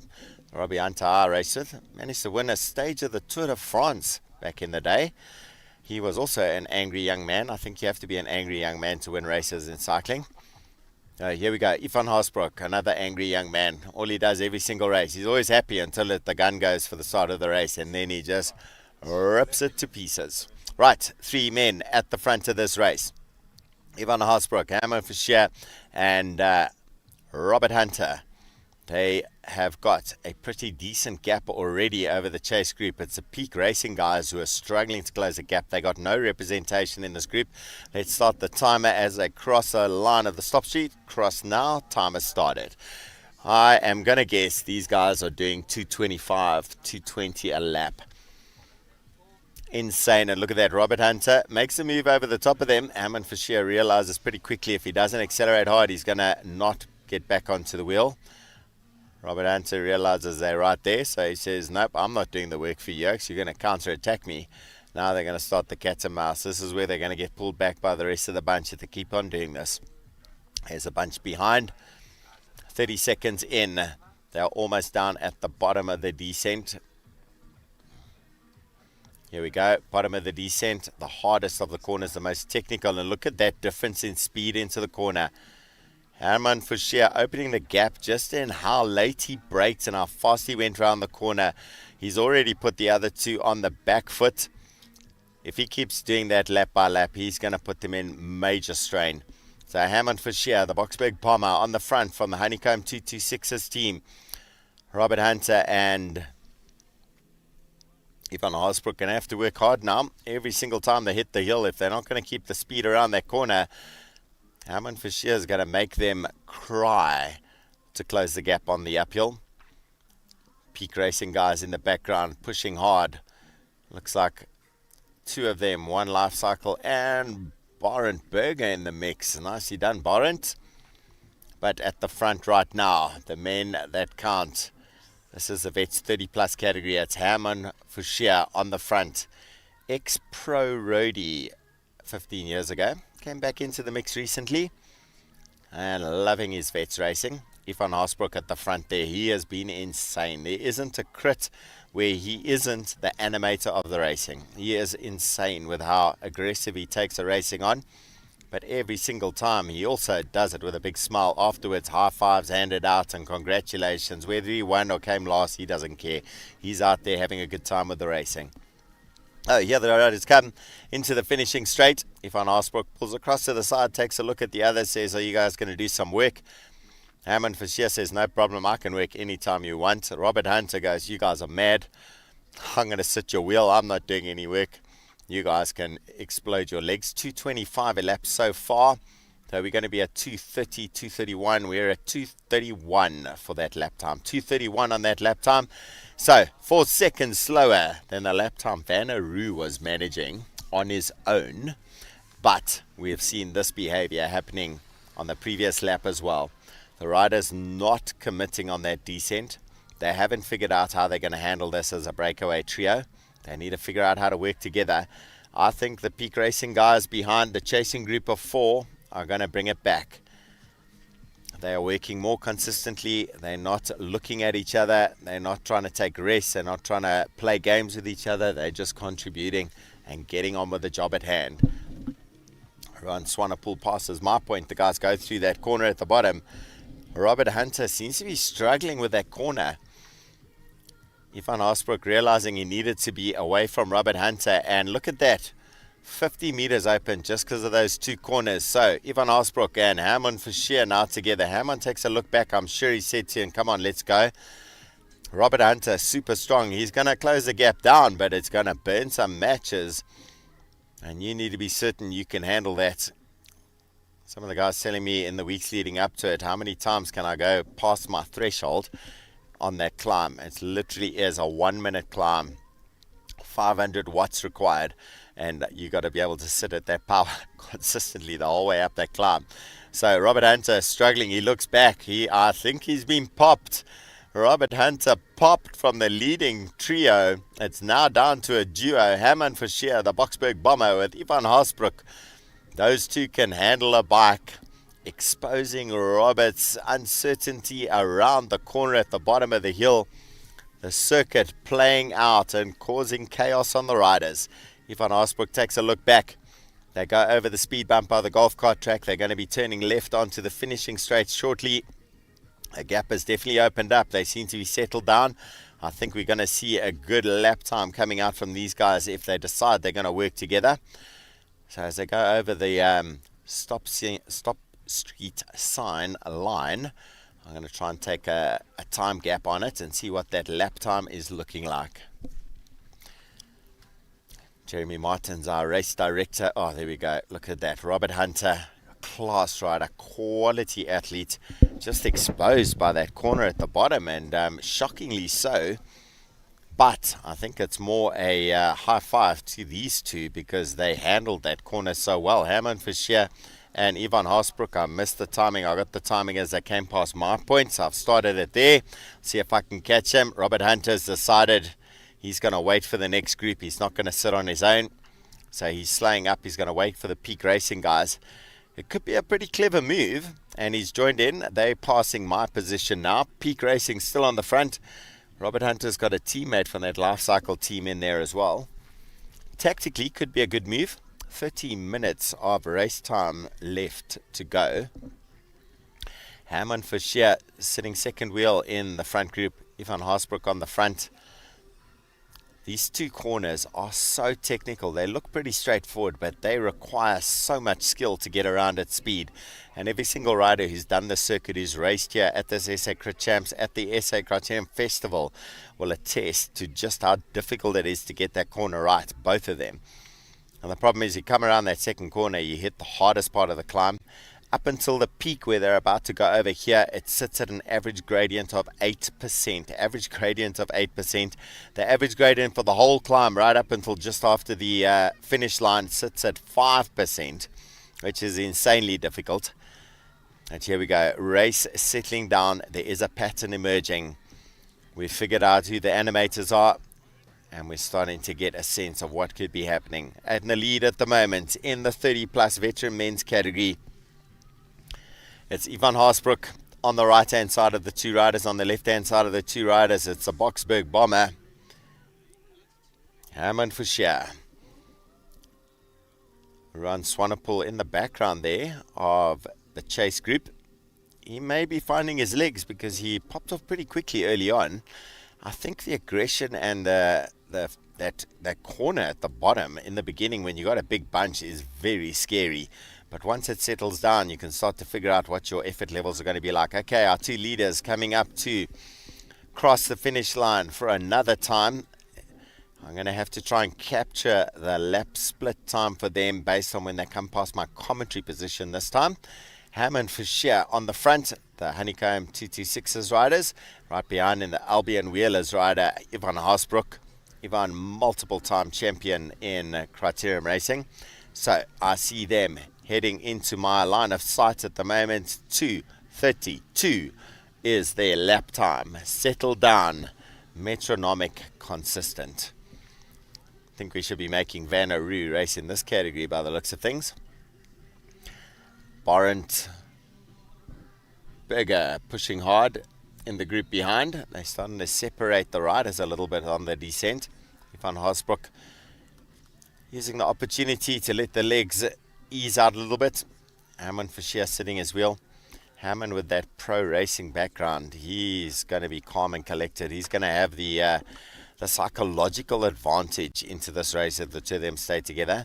Having said that, Ivan Haasbroek, the amount of times he's won crit races, I mean, whether it's a new up-and-coming under-17s who just got no respect for the elders, or some of the pro riders mixing it into the BCAT racing, Ivan Haasbroek happy to take it on. Off he goes, off the front of the race. It's the only place he really knows.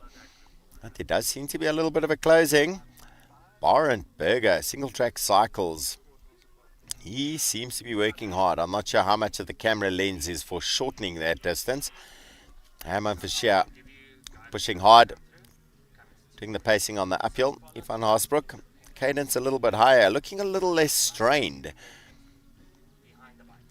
Berger pushing hard. He's got a gap on the rest of the crew there. So the Democon rider looking pretty good.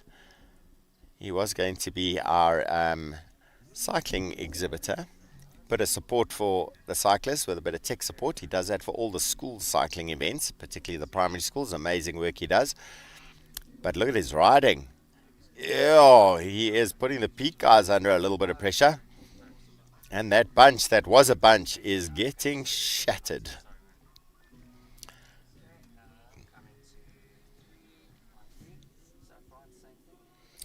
Warren Fayard in there with the peak racing crew. Okay, here come our two leaders.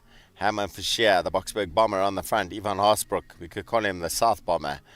From the south, the Albion Wheelers rider. Two of them, I'm not sure which one to put my money on. I wonder if I can spread my bets and say it's going to be a draw. Berger flicks the right elbow, says come do some work. He doesn't know, he's caused all sorts of pain and trouble for the rest of them. There we go, the leaders have passed my commentary position as the main race bunch goes past the highest points on the circuit. They start the descent. That backdrop of Steyn City, absolutely stunning. So peak racing on the front. They are down to two riders in the mix there. I think we got Robert Hunter sitting in second wheel. Berger, he's going to wheel his way around. Warren Fayard at the back of the group at the moment. He's sitting the wheel. You actually got to play those moves at times to be able to keep things under control. The chasing bunch probably now, I'm going to guess, around about a 35 to 40 second deficit on our two leaders. The pressure has been consistent by them. They haven't shirked any of their responsibility. Once the two of them were away on their own, it became clear that they knew they needed to just tighten the screws, make sure no other competition came into play. At some point, they're going to start have to race each other, and that's where it's going to get interesting. So if you're out there wanting to come watch some good racing, come join us at Steyn City. We do have awesome festivities out here, including Seattle Coffee. We've got Family Table, the man who owns that, ex-brilliant bike rider, Franco Ferreira. We're going to try and convince him to get back on his bike. Here we go, Herman Fischer. Is that or Ruan Swan? Who was that? Do we have a splitting of the first two riders? Are they still together? I sit here on my own, and if I look the wrong direction at any point in this race, I miss what's going on in the action. Berger, the Democon rider, sitting at the back there. I think we do have a split. I think Herman Fischer has made the move. I think he has. There we go. Herman Fischer, the Boksburg bomber. He's pulled the pin, chucked the hand grenade, left the explosion. Ivan Haasbroek's going, oh my word, where did my legs go? Blown out from underneath him. The Boksburg bomber on his way. Looks like the Honeycomb 226s are going to keep the title SA Criterium Champion for the 30 plus category in their midst. It was Carl Mitchell who owned that title up until yesterday. He's going to be handing it across to his teammate, Carl Mitchell, 226's Honeycomb rider. Also our presenting sponsor for this 226's SA Criterium Festival hosted by Steyn City. And I see the race bunch now together. Ivan Haasbroek on the back of the race bunch, sitting behind Berger.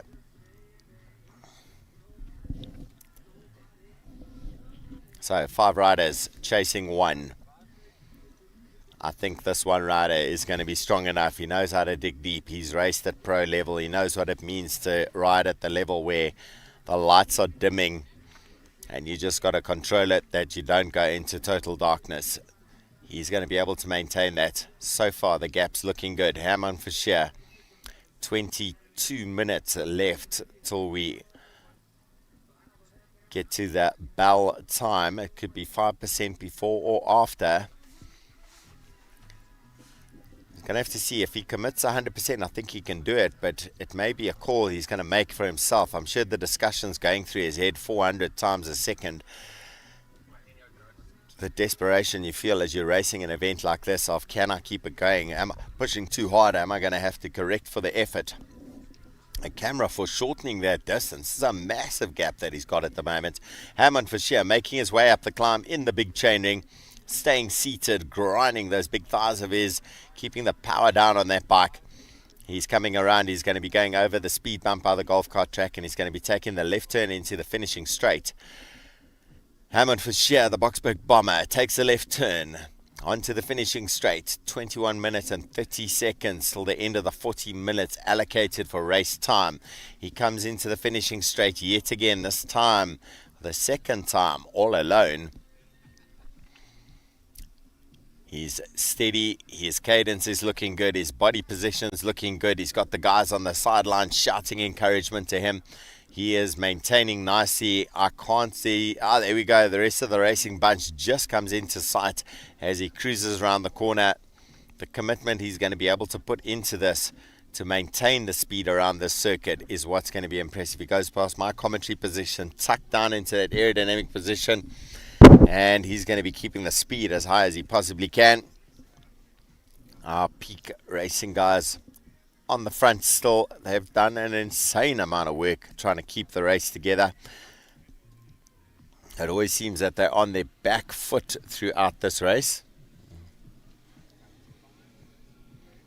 I think that's Garth de Jager on the front there. Is it race number 91 on the peak racing? So, Boksburg bomber around the lowest part of the course. Left turn number 1 done, left turn number 2 done. And onto the climb. This is the 8% average gradient part of the climb. Everyone after the racing has told me how difficult it was to find a point in the race where you could get your heart rate under control. It just feels like there isn't an opportunity. Ruan Swanepoel finding himself lapped by his teammate.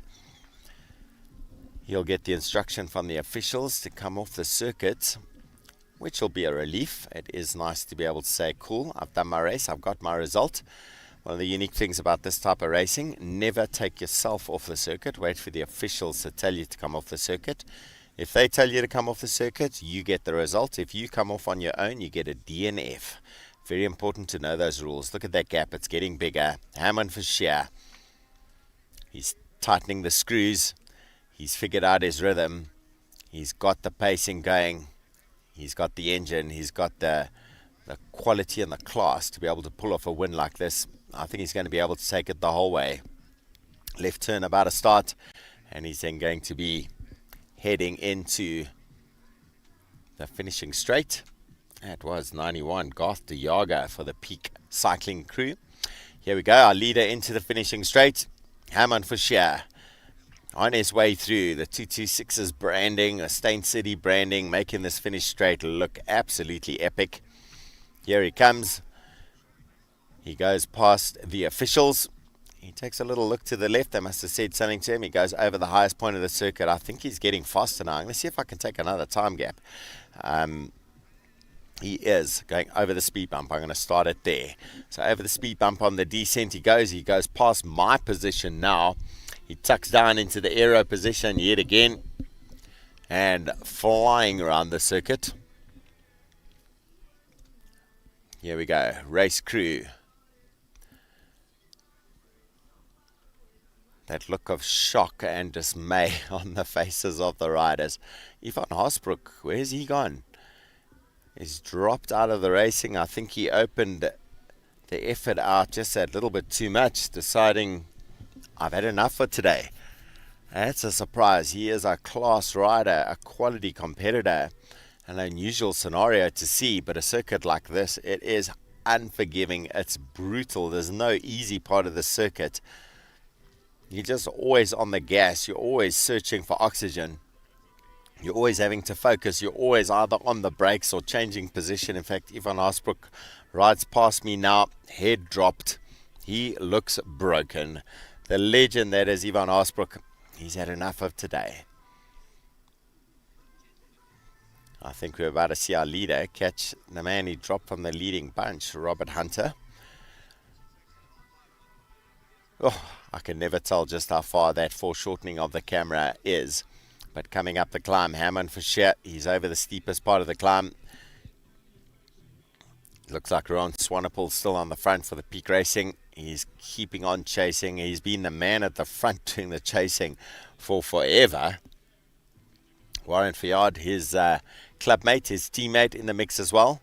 Some beautiful shots on this live feed. The camera crew, I ought to say, well done to them. Holy smokes, have they done a good job. And Barenberger getting dropped by the chase group.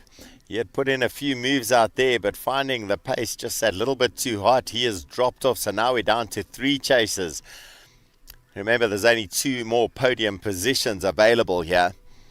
Looking at it, I'm going to say that I think our rider number 91, Garth de Jager, he is looking strong.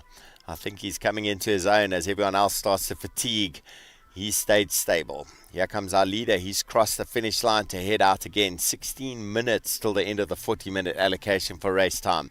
Hammond for Sheer, the Boksburg Bomber, Honeycomb 226's rider, flies onto the descent. Steyn City in the background. Beautiful location, amazing roads, all the different surfaces. We got the brick surfaces, we got the golf cart track, we got the tar. Normally, any other day, we'd have some Springbok out here. They've said no thanks, they don't ride bicycles, they're not joining us today. There we go, our chasing trio now. 2 peak racing, 1 life cycle. Are they going to catch our leader? I doubt it. He is just flying. Hammond for sheer around the corner. I'm going to say technically he's been the best rider out there that I've seen so far. The ability to handle that corner, handle this corner, and maintain speed onto the climb. It's made a massive difference to how he approaches the climb. He's got the strength to deal with the guys, but those corners have really exposed those that didn't have the technical skills to handle. So after this, on schedule, we're going to go across to our second podium protocol. So the Master Men 40 plus and the Veteran Men 30 plus. 2 podiums we'll be doing for them. Top 3 on each of them with all the protocols that go with it, handing out the jerseys and the titles. And then we're going to go into the final 3 races of the day. It's going to be the Junior Men Group 6. Group 7 is the Under 23 Elite and Junior Ladies. And the final group, Under 23 Elite Men. Around about 2 o'clock start time for them. Right, here's our leader in the race, Hammond for sheer, the Boksburg Bomber, flying around. He's going to be taking the jersey from his teammate. Our sponsor for this event, Carl Mitchell. I've just got an update. Hang on one sec for me.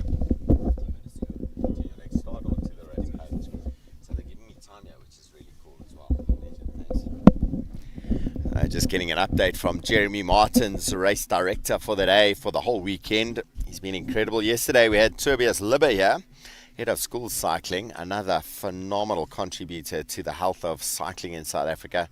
If you've ever been to a school cycling event, you'll know what I'm talking about. To see at primary schools 1,400 kids, 13 years and younger, all competing for their schools, all representing their schools, and all having a jaw on bicycles, you'll understand what pedigree Tobias Libber brings to an event. The event really teamwork between Jeremy and Tobias, Steyn City and 226's. That's what brought this together. So a big thank you to every single one of those partners doing that amazing job. Right, our Boksburg Bomber on his way down the hill. And because he's got the time, he can play with that aerodynamic positioning. He is looking to get some hydration into his system as well. With no other rider around, he doesn't have to worry about someone coming into his race line. I realize I started the stopwatch earlier to try and get the lap splits as the chasing group comes past me as well. Hammond Pashia into the sweeping left-hander at the bottom of the circuit. I say sweeping because he's making it look like that. Scares the living daylights out of me every time I've ridden around it. He knows exactly how to take that corner, and beautifully done as well. His timing too, when he starts his pedal stroke as he comes out the second corner onto the climb. The speed he maintains up the climb as well. He's settled in. That place he's gone through, the dark place, he's come out into the light. He's starting to enjoy the pain. He's realized he's done the job for the day. It's still going to be a sense of urgency, but he's got enough of a gap to actually enjoy what he's doing out there today. Hammond Fisher with a phenomenal performance. Going to be taking the title from his teammate Carl Mitchell, if he keeps it together, because in the background there's a chasing trio. It really does seem to be one man on the front doing all the work. 91, Garth to Yacha. He's been solid out there. I think if it wasn't an Ivan Haasbroek and a Boksburg bomber, oh man, Hammond for sure. I think he would have done quite well today. But that's racing, Criterium racing. It's about the tactical opportunities, how you use the circuit, how you use the weaknesses of the other riders to your advantage, how you don't let them use your weaknesses against you. So Hammond Fisher around the bend onto the finishing straight. At Race Village, all the teams set up on the edge of the finishing straight. Great to see them. Nessa Africa Cycle Nation, Peak Racing in there. The school cycling gazebo there for the officials. He is coming through with 11 minutes till the end of the 40-minute allocation for race time. Big gap. Let's see if I can do the timing. I start the timing as he goes around the corner. And he starts a descent. He's going to come past my position shortly. Let's see what he looks like. There we go. My producers put a lap split onto the coverage for you guys as well. How cool is that? Yeah. When we came up with this idea going, let's do some live streaming. And then I said, I knew someone. And he said he knows a whole team of guys. And oh my word, have they pulled this off in a mind-blowing way. If you guys want to do some live streaming, some videography at any point, you give us a shout. I'm going to put you directly in contact with these guys because they are insane. I'm literally kitted out with everything I need to deliver this. Hammond Fisher around the bottom corner. Look at the speed he maintains around that corner. He keeps it going, hits the second corner. This is the one that closes down on you a little bit. It does go into the uphill, so it feels like it's controlling the speed of the corner, but it closes down. Hammond Fisher, the smoothest corner that I've seen so far. So 1 minute elapsed so far on his lap effort. Remember, this is a man alone. He's settled down now, so this is a consistent effort that he can maintain. He's calmed it down quite a lot. Every other lap I've seen him at this point out of the saddle, keeping the power down and pushing really hard. But I think he's settled. He's looked back. He's realized he's got the gap. He doesn't have to panic. He doesn't have to sacrifice anything. He needs to keep maybe one match left in that box. At Hammond Fisher, a big, prolific race winner. He does like to win a race, that's for sure. Anything from mountain biking to the road racing. He's raced at the highest levels. He's got the capability. He's won titles before. He's going to be keeping the title there for the Honeycomb 226's team. Look at that style. Look at that movement in the upper body, just compensating a little bit to keep the power down on those pedals. He's going to go over the speed bump where the golf cart track is. There he goes. He's going to take the left turn now into that finishing straight. The scenery in the background. Normally herds of springbok sitting in that field. Today it's herds of cyclists. Here we go. The man who's done the job. Hammond Fisher, steady effort. 2 minutes 15 elapsed so far. Gets a round of applause. I don't know if they've rung the bell. I don't think they have. It's 8 minutes odd to go. I don't think they will yet. So he comes around 2:27, 29, 30, 2:30. Absolutely insane. How is he managing that on his own? Lap after lap. The temperature's getting hotter and hotter. The wind's blowing more and more. And he just does not slow down. He goes into the tuck position as he goes past my spot for commentary. He takes the opportunity to get as much oxygen into his system as possible, clear out that carbon dioxide, keep the speed as high as possible. He's got a slight wind from the left-hand side into his face on the descent. As he turns that turn at the bottom, this is Ivan Haasbroek making his way up the hill. Legs have gone kaboom. He animated the race in his usual style, but the pacing just too much. And he found himself popped off the back of the chasing group. He's still out there, still lapping, still doing his job. He could be seeing his breakaway compatriot coming up behind him if these laps go on for too much longer. Here comes your leader. Herman Fischer on the front, up the beginning of the climb. Out the saddle, pushing hard. Previous lap he was seated. This time back out the saddle, driving that big chainring gear. He drops back into the saddle, stabilizes down. We got our camera crew on the one motorbike. We got our road rangers there, making sure everyone's safe. I've got to say a big thank you. Road rangers has been absolutely incredible. Guys, this is the 226's SA Criterium Festival, hosted by Steyn City. It's been an incredible weekend of racing. And we've currently got the Vets 30 plus race category on the road. Leading it at the moment, the Boksburg Bomber. He just passes his teammate who was in the race, Ruan Swanepoel. He's on the sideline. He gives some encouragement to Herman. Herman keeps the power down. We're about 6 minutes 30 seconds till the 40 minutes has elapsed. I look at my point and I see Ivan Haasbroek pass me. But Herman Fischer in the lead. He's the man of the moment. He's going to turn onto that finishing straight now. Takes a left turn. Power on. Cadence up. Body position good. The fans on the sideline are going to be cheering for him. Hope you guys are making some noise for this man. He's done an incredible performance today. Here comes the chasing group behind. They've dropped a fair amount of distance and still on the front. He has been relentless with the amount of work he's put in there. Arthur Jager. Absolutely mind-blowing. His teammate in there as well, Warren Fayard, he did a lot of work earlier on. I think he's starting to have to figure out how to nurse his legs as Herman Fischer goes over the speed bump onto the descent. Tucks down into that aerodynamic position. Off he goes. The Boksburg Bomber bombing it down the hill. Aero, speed, sucking air, getting that oxygen into that system. Those legs are going to be pumped full of lactate. It's just going to be pain every single lap. Here comes our chasing group, the chasing bunch. Again, just relentless. The man on the front there, never giving up. Arthur Jager. It seems to be a race where he just finds himself stuck on the front, chasing the rest of the guys every single lap. But well done to him. He's blown half the race apart just by chasing the rest of the race. He's got his teammates sitting wheel behind. Warren looking pretty good, and possibly he's lining this up that Warren can take a flyer on this to secure second place. Teamwork vitally important in a race like this. Although it looks like it's all about the individual performance, it is very much about the teamwork. You need the teamwork, you need the support, and without that you go nowhere. So 4 minutes 27. I assume the bell hasn't gone yet, but it may very well have been rung. They would be within their window.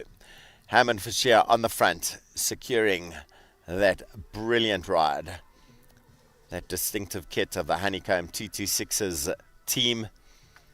Out there at so many events. They've got riders out at Once Wales, the Gravel Burn event. They got riders competing in America, in Europe, all over the place. They do a huge amount in supporting top-end racing development. Ivan Haasbroek going through. He was in the breakaway earlier. Legs absolute nuclear implosion. And then he recovered and he got going again. He is amazing what he can do. He passes my position right now as Ivan Haasbroek. He's closing in to maybe lapping him. But my guess is the race is going to be done at this point. It's either it's bell lap or the bell's already gone. Has the bell gone? Do we know? I'll look across to the guys on the sideline. And what an amazing performance. Herman Fischer driving his way up to the line. If the bell hasn't gone, I assume this means bell's going now, because 3 minutes till the 40-minute spot. Are they going to ring the bell? I don't know if they did. I didn't see a bell ringing.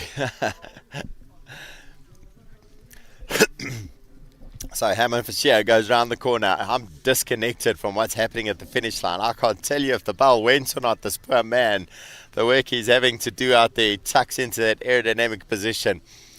That's passing my commentary position now. And there he goes. Herman Fischer, what a legend. This man deserves high fives. I hope all you guys are going to put them out for him later. Remember the golden rule I say, high fives, just not in the face. On his way down the descent. By the way, if any of you are ever riding out here and it's not a race day, please be careful. Ooh, Warren dropped at the moment. The counter move has happened. Is that Robert Hunter? Let's see if I can catch the race number there.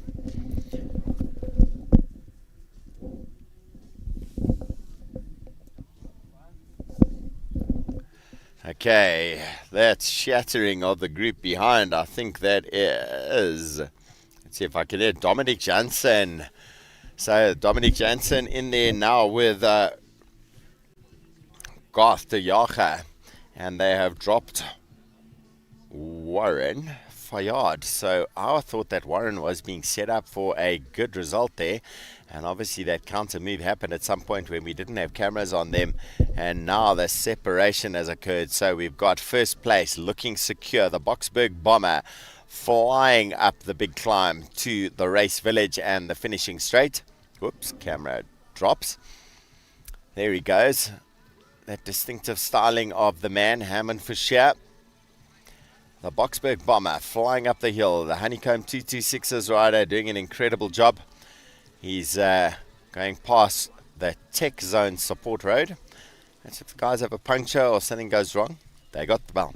Now, just hang on, I got an instruction on. Okay, so bell coming this time. I just got the instruction from the guys on the sideline. So the man was sent out for another lap of suffering. This time round, he is going to get the bell. He won't know that yet. He's going to hear it as he passes. The rest of us from commentary position are going to know.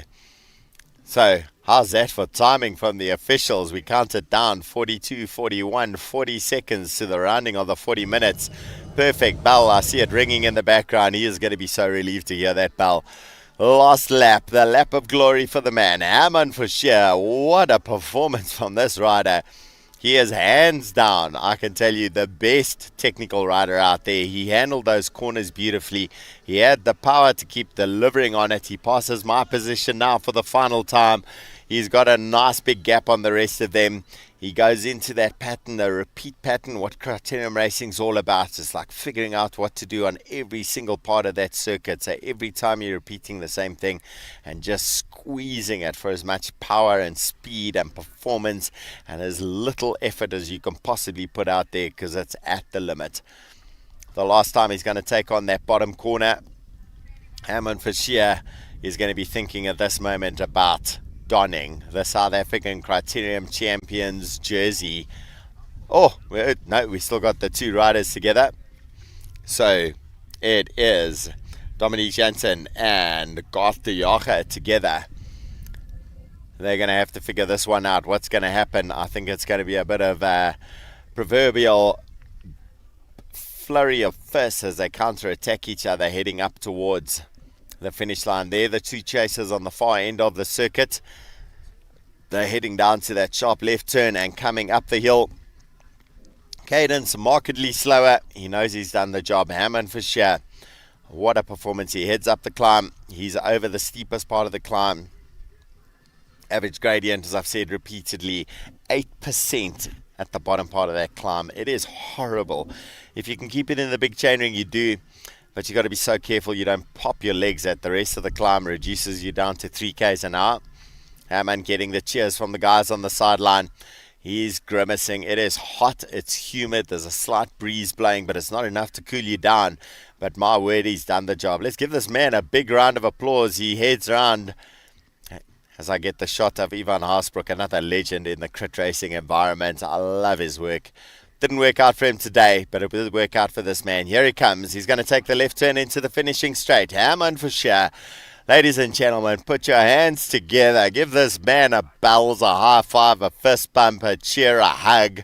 Throw some champagne all over him. What an incredible ride. He's going to take the title from his teammate, Carl Mitchell. Hands it over to Hammond for sheer, the Boksburg Bomber. He holds up 3. I assume that's 3 times he's seen titles. And look at the chase behind. Oh my word. The separation has occurred and pretty close. We see Garth de Jager almost closing the gap, but not good enough. And third place comes across the line. That's got to be the closest of the finishes I've ever seen this weekend. An incredible amount of work done by this guy. The peak racing guys have been under pressure this race, but there wasn't a point where Gauteng shirked his responsibility. He stuck with it every step of the journey. There we go, our third place rider, Dominic Jansen, getting it across the line there for the Life Cycle crew. So, the Boksburg Bomber, Herman Fischer, wrapping up that one, doing an incredible job. Oh, look at that, someone is finished. Dominic Jansen climbs off his bike. He says, I've had enough. If anyone says to you that 40 minutes isn't very long to ride a bike, come and do a crit. You'll understand what 40 minutes feels like. Ivan Haasbroek, absolute legend. He attacked that race early on. He attacks every race. He knows nothing but flat-out attack. And he's making his way up the hill. I hope you guys are going to give the rest of these riders a big round of applause as they make their way in at the finish line. A beautiful day, some phenomenal performances. The cameras close in and focus on Barend Burger making his way in as well. Single track cycles, a Demicon rider. Some nice attacks from him out there. The pace just sat a little bit too hard for him to stay together with the top oaks, but still an incredible performance. Barend Burger wrapping up his day. Well done, Barend. And here comes our man, Ivan Haasbroek. What a legend. I love watching this guy race. He is just entertaining like you cannot believe. There's never an excuse given. Always just attack. That's his answer to everything. And when the legs give in, oh well, shake the head, wait to recover and go again. Ivan Haasbroek, well done. Okay guys, I'm going to go across to prize giving again. I think we're going to cut across to some of our ads. A big thank you to the racers. Wow, Herman Fischer taking that one from Gauteng and Dominic Jansen. I'm going to go up there and go and give those guys a fist bump and say, oh my word, how did you manage that sort of effort for that long? Guys, we'll see you at prize giving, the second of our podium protocols. Thank you.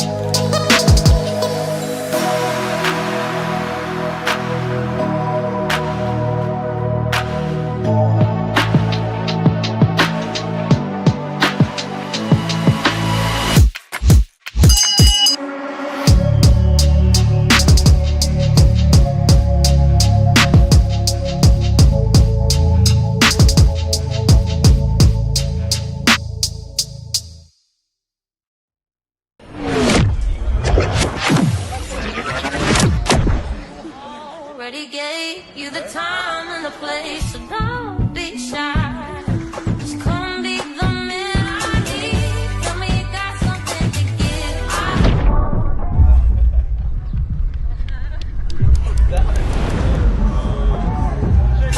like it when you call me wonderful. Whatever the time to talk, it is on there. I gotta know you're meant to be the man I need. Talk to me. We're about to get high on caffeinated gels, and then we're gonna get, I almost said gesyp on Devil Speaks. I think as a brand in South Africa, we don't want to just support high performance athletes. It's about creating a culture, creating a brand, bringing everyone together to enjoy what we enjoy the most, being active.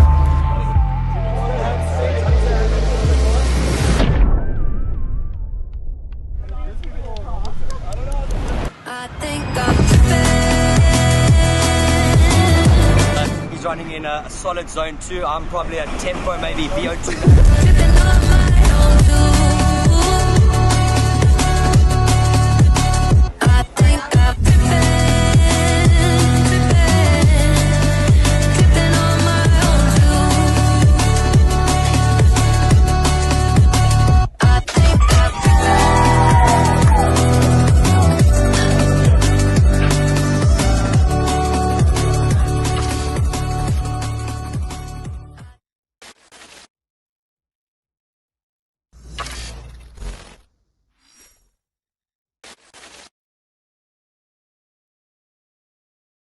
Nutrition starts days out, and that's where the beetroot comes in. 1 per day, 3 days leading into. So the 3 main things you're looking for is carbohydrates in a 10:8 ratio of maltodextrin to fructose, caffeine, a performance enhancer, electrolytes, potassium, sodium, these sorts of things that's going to stop you from cramping. I've got my high fructose gels, I've got my salt tabs, I've got electrolytes just before the race starts. These 2 gels are called high energy gels, which I only take 2 of. Outside of my actual racing, the products that I take is pretty much identical.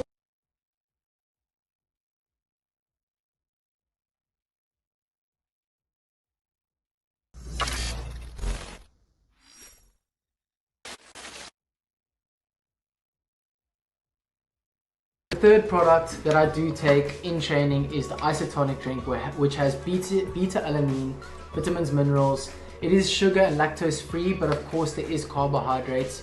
It's a lower carbohydrate content. The reason I take this is for easy sessions. I also want to give my gut a bit of a break, so I do use this almost every day.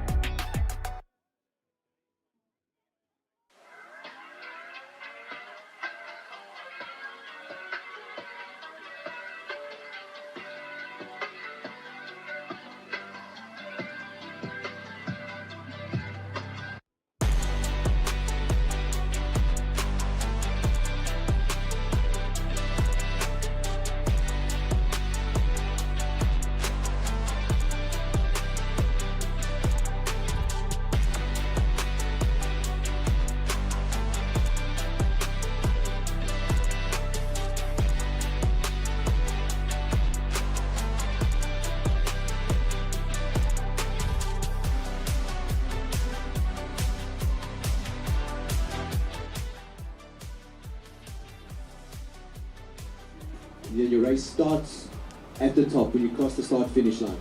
Okay, 40 minutes will start once you cross the start finish line, not in the neutral zone. 15 seconds to go. 10, 5, 4, 3, 2, 1, let's go.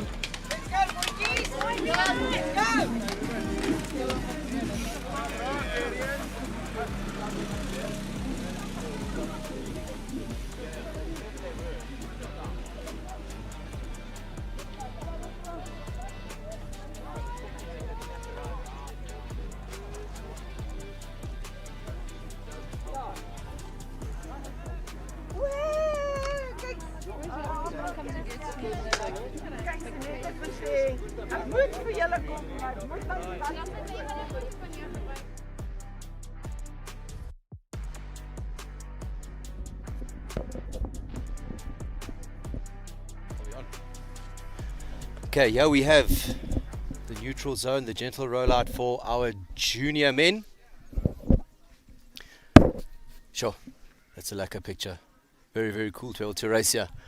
Yeah, so here we go, roll out of our junior men. They're going to be taken on 45 minutes plus a lap on this circuit. Looking at the starters here, we have Darian Barrack, Daniel Leroux. Daniel Leroux, an experienced and proven track rider. Ewald Elof, Henry van der Walt, Cullen Postumus, some say the unofficial mayor of Benoni, Dylan Skoltz, Reinhard Strydom, Tyler Breed, Matthew Horn, Vian Nieuwoud, Ruben Christensen, Gustav Roller. Gustav Roller is the current junior South African Criterium champion. He's going to be defending his title today. Insako Sariti, and then we have Eric Breed. Very strong group of riders here. A lot of these riders have spent time racing overseas this year. A couple of the guys have raced on at Junior Track World Championships. As you see, the guys are rolling around here for their neutral lap. They're coming up the climb. Sure, chatting to a lot of guys that have raced this morning, they were saying it's probably this like interval world champs. You're going flat out up the hill, surviving over the top, dive bombing down the bottom, and then you're back onto an effort.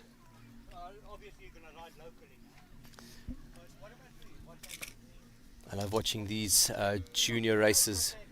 These guys are always so keen to race and always so keen to showcase what they've got.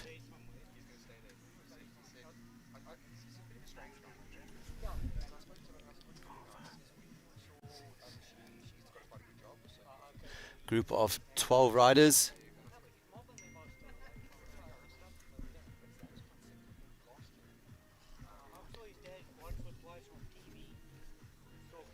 Again, as they enter the finishing straight, the lead car will then accelerate over the start finish line, pull over to the right. Then as the riders cross their line, their 45 minutes will begin. The heat is starting to turn up here, literally and figuratively, and the riders are off. 3, 2, 1, go. Their 45 minutes plus a lap race has officially started. So, the 2025 Junior South African Criterium Championships is underway. The riders are on. So looking here from our viewing position, I see Daniel Leroux is on the front. Gustav Roller trying to move across that little split. All the riders are behind him. I guess defending champion Gustav Roller was here yesterday racing in the schools race. 3 of his school teammates, they dominated that race. And as the guys are going to go here into the first left-hand bend. Such a lacquer shot this.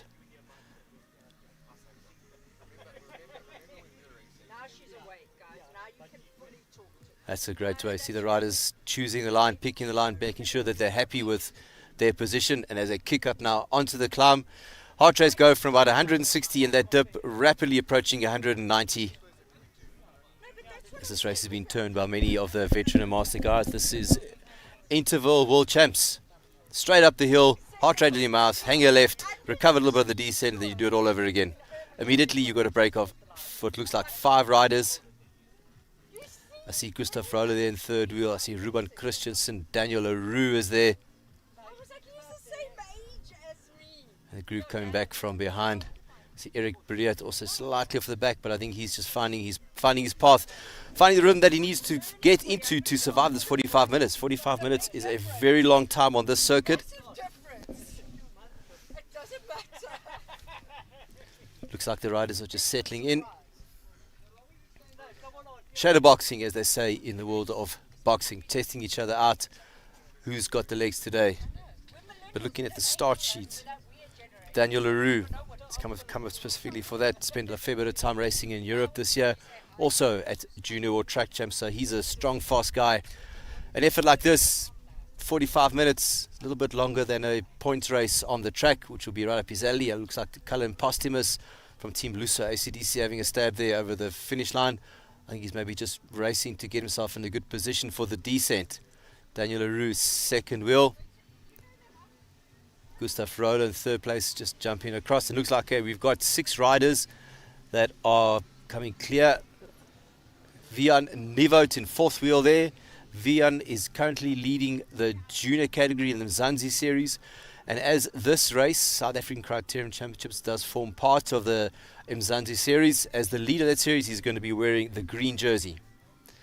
See, riders are nicely lined out here, picking the lines for that sweeping left-hander, the bottom end of the track.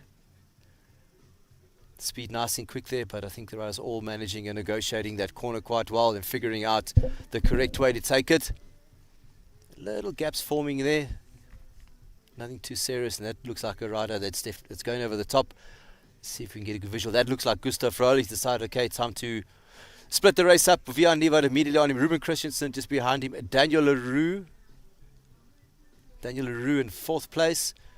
Gustav really laying it out. He decided he wants to thin this race out. He wants a small group to deal with. Not the full bunch, but looks like there's acceleration. No one else is really wanting to follow through on that and commit with him. Vian Nivot in second wheel. Ruben Christensen third wheel. I think if any one of you guys who are listening who raced this morning, you can attest to this. I think the most difficult part of the race is the first 10 minutes. That's when the main split happens, the main shake-up happens, and everyone settles into a rhythm. Riders settling in there. There's the guys that are slightly off the back. But the guys commit together and keep the same steady rhythm, and they can find their way back to the leading group.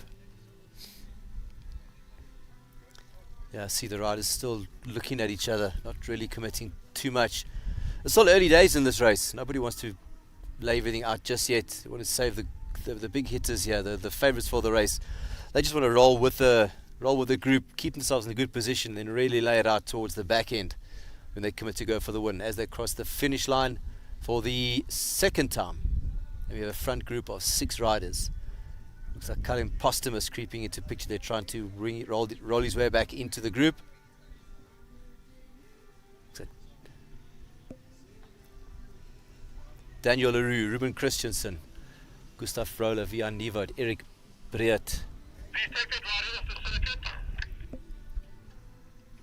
Guys are early days in the race and there's already big splits happening, but your top 5 riders there, they seem pretty solid.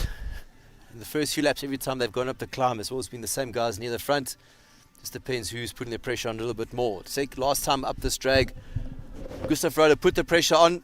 I think all the riders had his number and they were able enough to get back in. Oh, this is a great shot. Aerial view of the bottom end of the circuit. Let's see from this group of 5 now who's going to put the pressure on lap 3 up this climb. See Daniel Leroux on the front. Vian Nivot at the back, the current leader in the junior category in the Mzansi series. Eric Breert rolling himself back on there. Pace looks quite steady going up the climb. Gaps aren't really that big yet. Nice and controlled. Oh, fantastic visual. The riders coming up the climb. See the distance. There's Cullen Postumus trying to get back on. Ruben Christensen on the front. I think, given this course, given the nature of a rider like Ruben Christensen, he's going to be quite happy with this. He's going to want to pull this group to try and establish the break. Let the gap open. It's a great shot there of Vian Nivot, the current leader in the junior category of the Mzansi series. You notice the riders' numbers are all pinned slightly on the left-hand side of their hip. I think that's a lesson for a lot of riders that are watching this. That in races going forward, if you can pin your number on the left-hand side of your hip so that the commissaires or the judges are always on the left-hand side of the road so they can actually see your number when you come past. If your number is pinned on your back or on the right-hand side, they will not be able to see your number, not be able to identify you. Yeah, riders really putting it on. This group seems to have established some of the race favourites. I'd say all of the race favourites here settling in. Crossing the line again. Yeah, watching this race, there was just that one attack from Gustav Roller on lap 2. Ever since then, the guys have just settled into a nice rhythm, rolling it all together. So the guys are 7.5 minutes into their 45-minute race. 1, 2, 3, 4, 6 riders in the break there. I think whenever you race a race like this, the first 10 minutes is always the most critical. That's generally where the split and the shake-up happens. The race will settle down, and then we start seeing a little bit more fireworks towards the back end of the race. I think Eric Briet, the last 2 times they've come around this corner, he's backed off slightly, chosen his own line, and hasn't really followed the wheel in front of him, making his own path. They take a sweeping left-hand bend or left-hand turn into the climb. Ruben Christensen still in the front, Daniel Leroux. Eric Briet just falling slightly behind, going through those corners. Rolling back again. Looks like Gustav Roller has decided to really put the pressure on the front, wanting to split this race up even more. Gustav Roller, very, very proficient rider throughout the younger years as a scholar and now as a junior.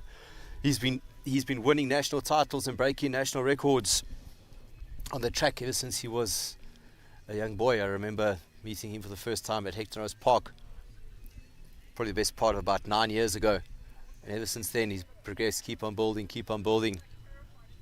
Rider with a lot of ability and a lot of potential. Hopefully he can keep on this upward trajectory. Get to see him and a few others in this group at the big races around the world. Speaking of big races around the world, at the world's highest level, we have Ryan Gibbons at Race Village at Race Central. He's going to be joining a little bit later on the commentary. There's a man who knows about this type of racing. There's a man who knows about the sport of racing. It's Ryan Gibbons. He's raced for a decade at the highest level, been mixing it with some of the best riders in the world, pulling in the Giro d'Italia for Tadej Pogacar when he won the race. This year the last 2 years, Lidl Trek being one of the instrumental lead-up men for Mads Pedersen. So he knows all about this intense racing. He'll be going to give us some great insight about what's going on in the tactics, what's going on inside the riders' minds. Our team are 6 riders here, settling into it nicely.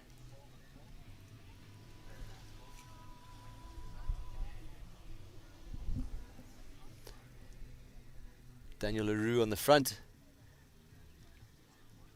Also noticed the last 2 or 3 times going down the descent, Gustav Roller has always chosen the third wheel, slightly off the back, also picking his own route. I think Eric Briet's been following a similar sort of thought process.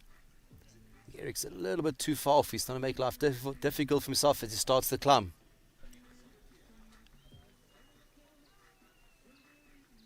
But the first 5 riders all seem to be pretty smooth through those bends. No big issues. They're pretty confident in their lines. They've got the thing waxed. They know what they need to do. We are just under 10 minutes into the 45-minute race. I think over the weekend, this has generally been the pattern for most of the races, that early on, races on, it's intense, then the splits up in the front, and then, you've had the riders going through all the way to the finish line. I see Ruben Christensen pulling on the front. I think he'll be quite happy with this situation here. He would have hoped for a smaller group, a filtered down group, and then towards the back end of the race, hoping they'll have a big dig and go for that win. See Daniel Leroux there, mentioned it earlier, very proficient track rider, being a junior world track champ, so I think he'll be quite happy with this, just wanting to keep it together. I think the better opportunities for a sprint, the more he'll be favouring his abilities. Eric Briet just rolling himself back on. He's making that junction a little bit longer every lap. He's about 3-4 seconds behind the front group as they come into the finishing straight. I think he's going to have to make a very big effort here to get on before they start the descent.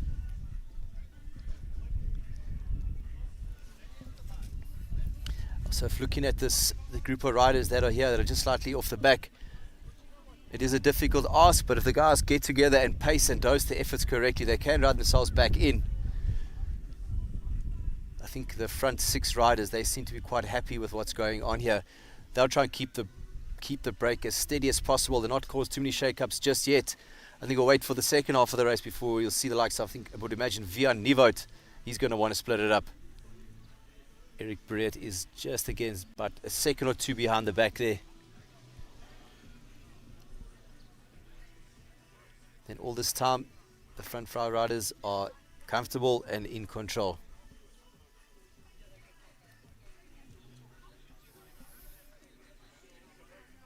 The riders approaching that sweeping left-hand bend at the bottom of the circuit. For those who are watching, 1.38 kilometers long with 38 meters of elevation. That's that's certainly not a walk in the park. For those of you who are watching our locals at Lords View Industrial Park, Eastside Crits, that lap is 3.3 kilometers with 38 meters of elevation. So you're going up the same vert, but in a significantly short or less amount of distance. See, going up the climb here, Daniel Leroux is on the front. Ruben Christensen's riding very well, always near the front. Having a look over his shoulder, there goes Gustav Roller. Right behind him is Vian Nivot. Ruben Christensen's trying to follow that.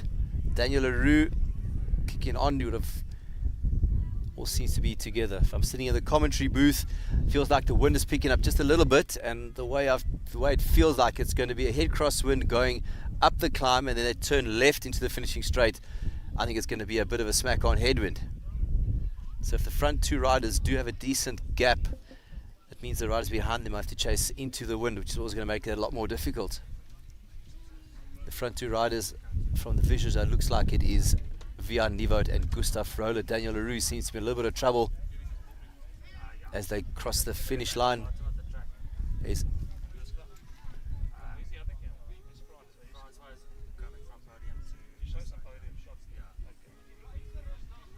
Yeah, the commentary booth are having a look here. The front 3 riders are going past. We have Gustav Roller, Vian Nivot and Ruben Christensen. Those 3 riders have a little gap on the front. Interesting fact about this trio. Of the trio, 2 of these riders, Ruben Christensen and Gustav Roller, they raced the schools criterium yesterday. Awesome initiative to get young kids familiar with this type of environment, this format of racing. And in the junior category, 3 teammates, Gustav Roller, Ruben Christensen and Reinhard Strydom from Hoërskool Randpark. The 3 of them rode away in the junior category. So, are we going to see something similar today? Ruben Christensen has been in the front of the race doing a very good job. Gustav Roller, he's animating the race. He's the one been attacking. Are we going to have a repeat of tomorrow? Yeah, what an awesome finish there. The guys coming up the climb.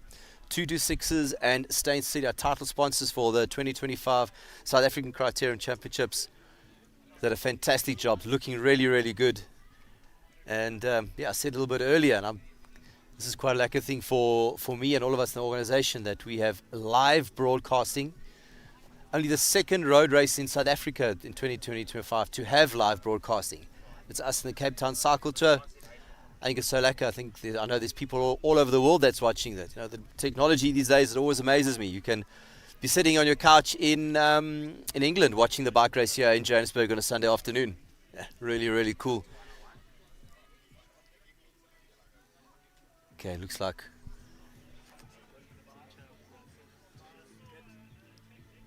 Henry van der Walt has made his way back to the front 3.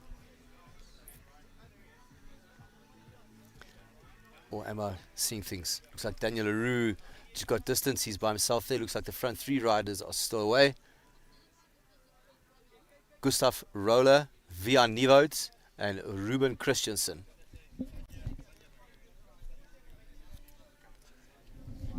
Okay, the junior men, they are 17 minutes into the race. Yeah, there we go. Here we have our leading 4 riders. Gustav Roller, Henry van der Walt, Vian Nivot. Okay, they're coming past me in the commentary booth. I see Gustav Roller, Vian Nivot, Ruben Christensen and Henry van der Walt.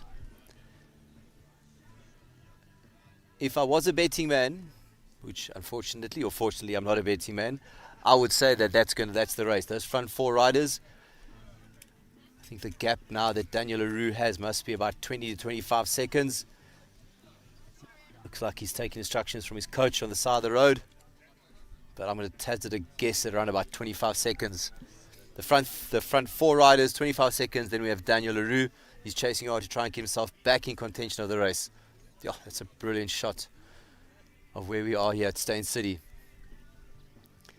And if I have a look at the riders, the big hitters are starting to arrive. I see Emil van Niekerk here, the current reigning South African League Criterium Championship, which he won last year at Lordsview Industrial Park. He's here today to try and defend his title. He's got his hands full. There's some really, really good riders here. We see Eric Breed, who's got distance from the front group. He's trying to find a rhythm. And in the background, we have the likes of Cullen Postumus. These 3 boys, if they should try and get their ways back up to Eric Breed, see if they can make their way back to Daniel Leroux. Looks like Gustav Roller pulling on the front, really trying to ride the gap into Daniel Leroux, get him out of the picture. Ruben Christensen with his very familiar style. He's a fighter, he's a goer. Looks like Gustav is putting the pressure on here. Lovely sunny day. Yeah, the weather's been really good for us over the weekend. Yesterday morning in the schools race, at one point it looked like the clouds were coming in, but the wind guards were kind to us here at the race. There we go. Gustav Roller decided there's time to go. He's not sitting around wait for a sprint. He's looking to split this race up. The way he's done, he's got a gap here. Vian Nivart is behind him, and looks like Ruben Christensen is slightly off.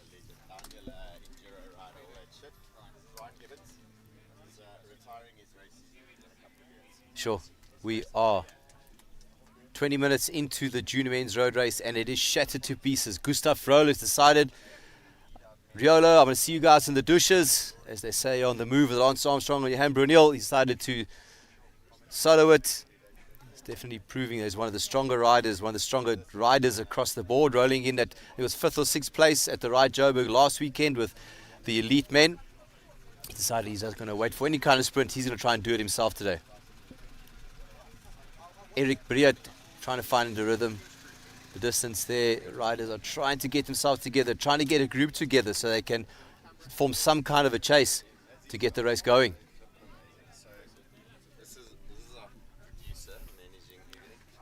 See the riders there, all 1s and 2s. That's Gustav Roller. Looks like he's back on the climb. Guys are 20 minutes deep into the race, 25 minutes to go. There comes Gustav Roller in the background, really laying it out. They had a fantastic season, strong rider, one of South Africa's best juniors, and a rider who we hope to see in the coming years in the big races all over the world. Yeah, Gustav Roller starting to lap riders now. Behind him you've got Vian Nivart, who's trying to put up a big chase, and on Vian's wheel we have Ruben Christensen. He's hanging on there. He's fighting for a podium in the race here today. Gustav Roller really looking good.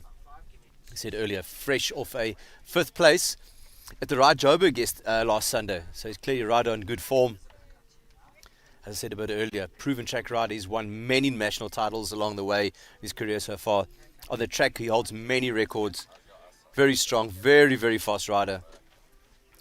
He actually is the defending junior Criterium champion. I think he said, he quite likes having that title. He's going to try and win it again. Wow, what a great shot. The finishing straight. 226's Steyn City, sponsors of this event, really stepping up and making the event what it is. Fantastic to have sponsors on board like this who help make things happen. Gustav Roller coming past us here in the commentary section. Smooth, settle into his rhythm. He's got his gap, and I think he's going to hit TT mode now for the next 23 minutes.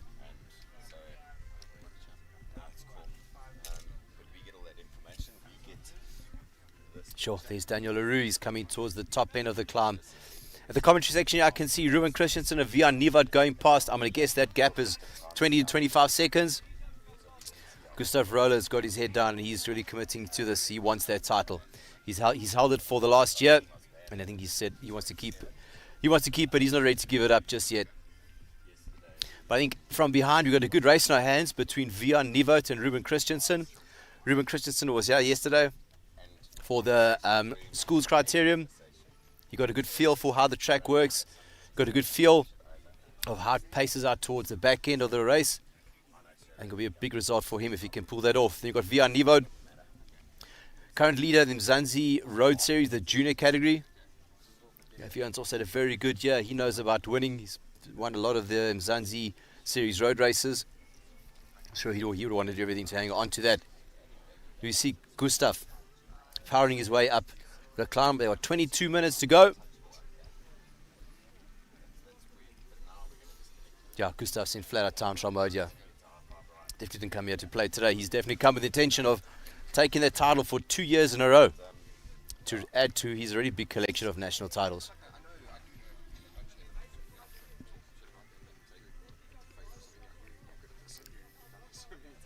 Lovely aerial shot, just showing off where we are, Race Village. Some excellent visuals. There we have Vian Nivot and Ruben Christensen. They're just settling into rhythm. Looks like here we have Gustav Roller taking a lap on the next group. It looks like Eric Brett. Gustav Roller's taking a lap on that group. So how, for those who are watching this at home, how the format works at this race, all lap riders will be pulled off with 10 minutes to go. All lap riders will be pulled off with 10 minutes to go. But yeah, we are just over 20 minutes into the race and it is really blown to pieces. I think this is a prelude of what's going to happen in the Elite Under 23 men's road race. We've got some big hitters here. We've got 38 riders on the start line. Yeah, I think it's really going to be on. The first 10 minutes are going to be so critical. The race will split up. The riders are going to be all over this track. It's going to be something quite lekker to watch.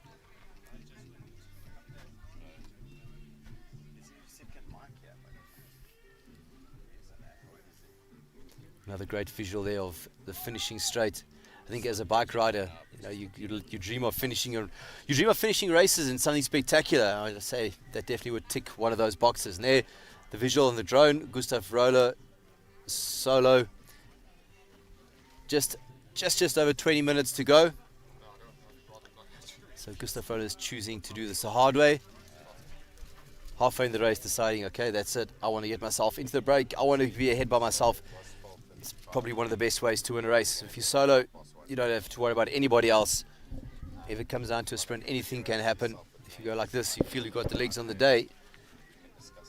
Take the chance, you eliminate that guesswork or any probabilities of a mishap in the sprints. And Gustav is a good rider. He's more than proficient to be able to win it in a sprint, but he's also deciding, no, he's going to play it safe. Let's go to the winning post solo. For those watching, you'll notice he's riding his team strip or his racing team is riding for his Krabby Destiny. It's a junior team from Belgium. We've actually had some of South Africa's best riders going through that setup, the likes of Louis Mankis, the likes of Ryan Gibbons. So it's a proven track ground for our South African riders in the past. Hoping that Gustav Roller can follow in the footsteps of Louis Mankis and for the footsteps of Ryan Gibbons. Speaking of which, Ryan Gibbons is in and around the race village. He's going to jump on the race commentary a little bit later with Steve Saunders. He can add his valuable insight as to what is going on. Yeah, it's a great shot of Gustav Roller. He decided today he's not waiting around. He wants to win this race in style, solo. That's an interesting question for the guys who are watching this on live stream. Do you think he's going to be able to lap riders in second and third position? That's something cool to get going on the comment section. For those watching it, if there's a comment section, guys, make a comment. Do you think Gustav Roller is going to be able to lap Vian Nivot and Ruben Christensen? That's going to be quite an interesting one to see. From the commentary position that I'm in, Gustav Roller has gone past me. I'm taking a quick time check in my head. He's already on about 25 seconds to the second and third ride on the road. You haven't passed me yet. Bear in mind the lap time they're going around is at about 2.5 minutes. So Vian Nivot and Ruben Christensen are just coming past me now. I'm getting that time gap in and around the 45-second mark, maybe a little bit north of that. So yeah, the question is now, is Gustav Roller going to commit to chasing Vian and lapping them? Yeah, I've said it a few times today. This live stream is absolutely fantastic. It's amazing what technology can do these days. We've got 4 cameras here on site. We've got a drone bringing the lovely aerial footages. Yeah, I've got friends and family all over the world watching this race. Yeah, here we are at Steyn City in Johannesburg on a Sunday afternoon. And this is being streamed all over South Africa, all over the world. Really, really like it. Like it to have technology that can make these things available. Camera footage is absolutely fantastic. Gustav Roller is not worried about the camera footage or who's watching it. He just wants to win the damn race. Not waiting around for anybody. He wants to win it solo. He's about 200 meters away from swinging left into the finishing straight. Still climbing here. This climb at the steepest pitches at 10%. Yeah, so it's definitely not a duck pond walk around here. It goes up, kicks up 10%. That's not easy. Gustav swinging left into the finishing straight here. 17 minutes to go.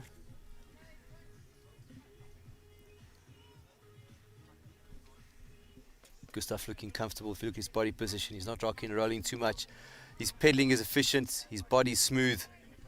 Yeah, I'd say he's in control. He's got just under 17 minutes. I think the real question here is he going to catch the riders in second and third place? So from the commentary position, Gustav Roller's going past me now, getting into his aero tuck position, trying to recover as much as possible on the descent. Riders finding it hard up that climb there. Yeah, the general comments from the races from yesterday and today, this is one of the hardest circuits that the guys have ridden. You're basically going 2 minutes absolutely flat out up the hill, trying to recover as much as you can on the descent, just to do 2 minutes flat out all again. Yeah, I think in the elite men and elite women, the strongest man of the race is definitely going to win. It's a cliche that the toughest guy will win the race, but it's not going to be a fast guy. It's not as fit maybe as some of the strong men. I think the strongest guy is going to win this race out and out. Okay, guys, unofficially I'm being taking a mental check here, and Vian and Ruben have just gone past me. I'm going to take that gap at approximately a minute.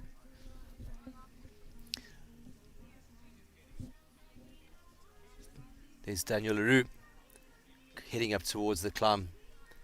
And right behind him, we have Gustav Roller, has him in his sights, he's about to lap him. Again, brilliant shot of the finishing straight. Gustav Roller right into his rhythm. Look at his body position. You can see he's riding hard, but it looks like he's in control. It doesn't look like he's fighting the bike. Pedaling well, body nice and stable. Yeah, this has got to be one of South Africa's bright talents right here, showcasing to all of us what he actually is capable of. And I'll tell you what, it wouldn't have surprised me if Gustav was able to race in the lead category. He would have been right up there, would have been in the mix. Yeah, fresh off a 5th place last Sunday at the Ride Joburg. So yeah, he's was able to mix it with the big boys last weekend. And I think if he had the opportunity, if he could race in the elite men's race here, he'd be doing something very, very similar as what he did last Sunday. But in the interim, he's racing the junior men's race, going solo about halfway in. Very strong and dominant performance so far. Not taking any chances, not taking any prisoners, deciding to go solo. And I said it before, and to quote Lance Armstrong and Johan Brunel on the We Do show, see you in the douches.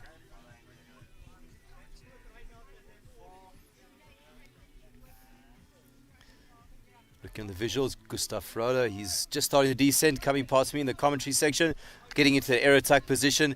He is 14 minutes away until he gets the bell for the last lap.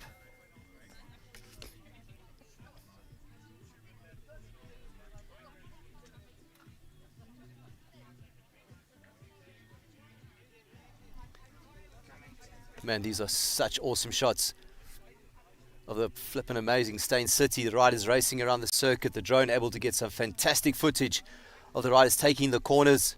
Static cameras showing how the riders are really laying it out on the course today. No hiding anywhere on this course. You're either going up, you're going down, or you're trying to fight for position. There's no respite, no area where you can take yourself a 30-second freewheel and float in the groups.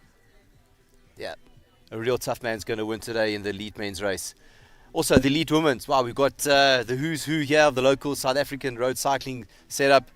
Ladies are lining up. They're going to be starting probably within the next 25 minutes. We're going to have the elite ladies, the junior ladies, and 23 ladies. They're going to be lining up.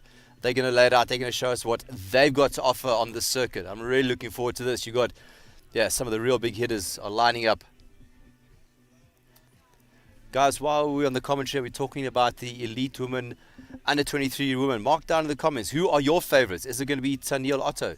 Is it going to be Lisa Bone? Is it going to be Sanika Klopper? Anya Duplessis, she's up here from Cape Town. She flew in for this race. If a rider makes an effort to be here, they back themselves. She's in good form. She won the under 23 competition last weekend at the Ride Joburg. Lucy Young, second place last weekend at the Ride Joburg. So, we've got the South African riders. They're all in form. The riders are all here. They're wanting to win the crown, the title of South African Criterium Champion. I think in the junior men's race, Gustav Roller is doing a fantastic job. He's taken the bull by the horns halfway through the race and decided, you know what, guys, I'm pretty sure I backed myself in a sprint to win out of this group, but he decided to win it solo. Wants to eliminate any challenges or any possibility of what can happen in a sprint. The way he's going now, I think Gustav has decided, let me see if I can catch the front two riders, the second and third place of Ruben Christiansen and Vian Nieuwoud. Daniel Leroux going past there. He's about to be caught by Gustav Roller on the descent. Daniel Leroux, a proven and proficient track rider, real fast man. Gustav Roller, also a proven track rider, multiple national titles scattered throughout his career, multiple national records scattered throughout his career. There's definitely a star or star for South African cycling in the coming years. Very, very good rider. Daniel Leroux getting to that corner. Just behind him is Gustav Roller. The rider's negotiating this descent, getting through the curves and is about to tackle on the climb. Guys, I think I'm going to pull an executive decision here. I'm going to rename this climb, this drag. We're going to call it the 226's homes, the 226's climb to the finish. The finishing straight we're going to call the Steyn City straight. The 226's climb leading up to the Steyn City straight. Riders are laying it out here. Oh, that's a brilliant shot. Brilliant shot there, the riders. Gustav Roller eating up the road, eating up the competition. Eddie Merckx. Eddie Merckx' nickname was the Cannibal. He was called the Cannibal because he took no prisoners. He didn't wait for anybody. He didn't give out any presents. He killed everyone. I think Gustav Roller's got that same mentality today. Also, Bernardino, the Badger. Badgers fear nothing. They fear no one. They fight to the death. So Gustav Roller are giving us a Eddie Merckx and a Bernardino-esque display of how you win a bike race. That's an awesome visual. Again, these drone technology today is absolutely fantastic. You can get these drone images. Awesome, awesome, awesome, awesome. There we go. Gustav Roller into the Steyn City finishing straight. Guys, we are under 10 minutes to go. Under 10 minutes to go. Gustav Roller. Man, how awesome is that? 226's. Steyn City. Fantastic.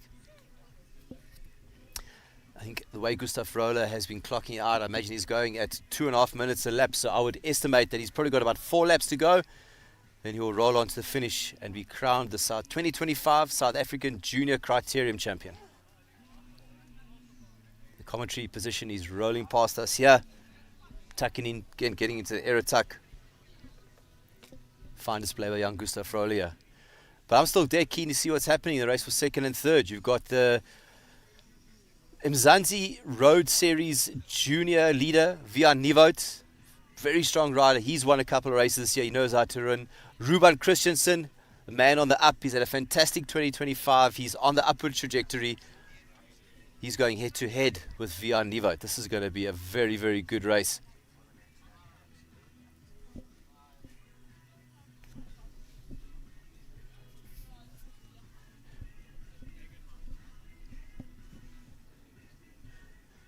Yeah, Gustav Roller as he's starting the 226's climb. I'd love to know what the Strava segments are looking like today up here. Gustav Roller, 8.5 minutes to go. 8.5 minutes to go, then he should be crowned the 2025 Junior South African Criterium Champion.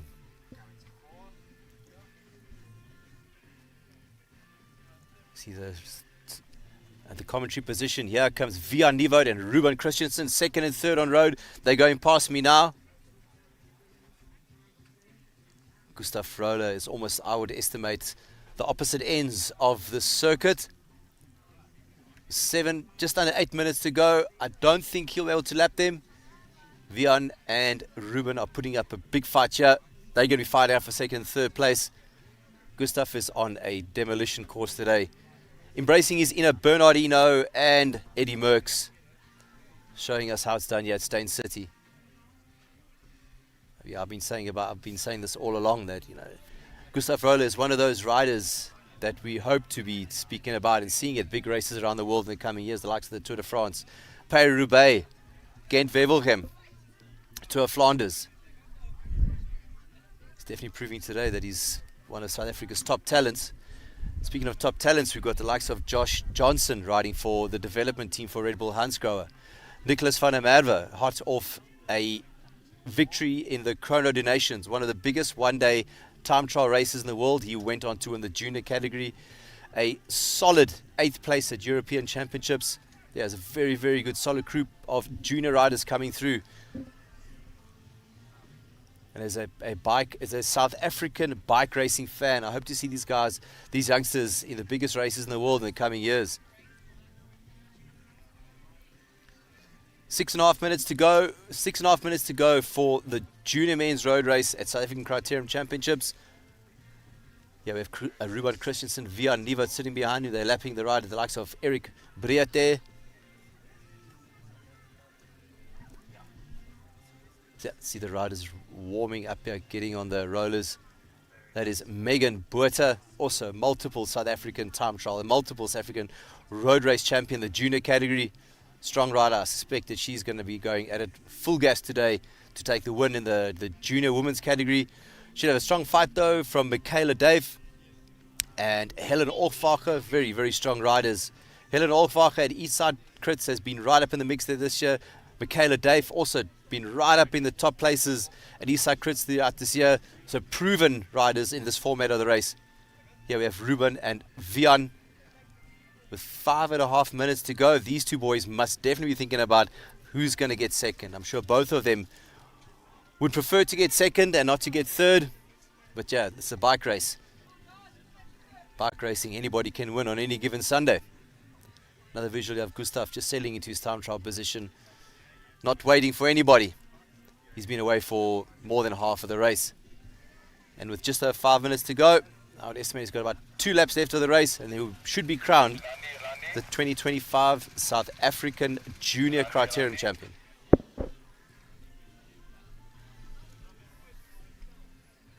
Here come the riders starting the descent. Daniel Leroux towards the back end of the race, under 5 minutes to go. He's making his way up the 226's climb. Guys, also if you're watching this on the live stream, get the conversation going. Who do you think is the favorite to win the elite women's road race? Who do you guys think is the favorite to win the elite men's road race? The race is wide open. In the men's race, we've got 38 riders that are lining up. Man, the race is going to be on. This is going to be something fantastic. And over here on the back section, Gustav Roller is rolling down, getting to the aero tuck. He's got just under 4.5 minutes to go. I would imagine that when he comes past the finish line, the next time he will get his bow lap, which would indicate he is going into his last lap. Yes, Ruben Christensen and Vian Nivot, they are fighting for second and third on the podium. Both these boys will love to get second place. We get a big fight in our hands. Gustav Roller negotiating that turn quite comfortably. He's done it many times this afternoon already. I think he's got his line sorted out. And he's going through the dip, hanging a left and kicking up into the 226's. 226's climb. Again, this climb kicks up at 10% in parts. So this is definitely not a flat criterium. I mean, 10%, that is a steep climb. On this 1.38 kilometer lap, you're looking at 38 meters of vertical ascent per lap. That's a hell of a lot. And right from the get-go, Gustav Roller has ridden comfortably, and about halfway into the race he decided, cheers, he's going to go solo and he's going to try to take the win. Again, the way it looks at the way he's been riding, I think it'll take a lot for him to not win this race. Nice and smooth, nice and comfortable, tapping out the rhythm. Just over 3 minutes to go. I'm pretty sure that when he crosses the line now, he's going to get the bell, which would indicate the last lap. And on the back end here on the commentary, I see Vian Nivot and Ruben Christensen going past me. They're about, I'd estimate, a lap and a half to go. Gustav Roller about to enter the Steyn City home straight. Absolutely in control today. Never seemed to be under pressure at any point along this race. Took control halfway. Said, thanks guys. I prefer to win this race by myself solo. Have time to enjoy the moment. Hands in the air. Celebrate all the way to the finish line.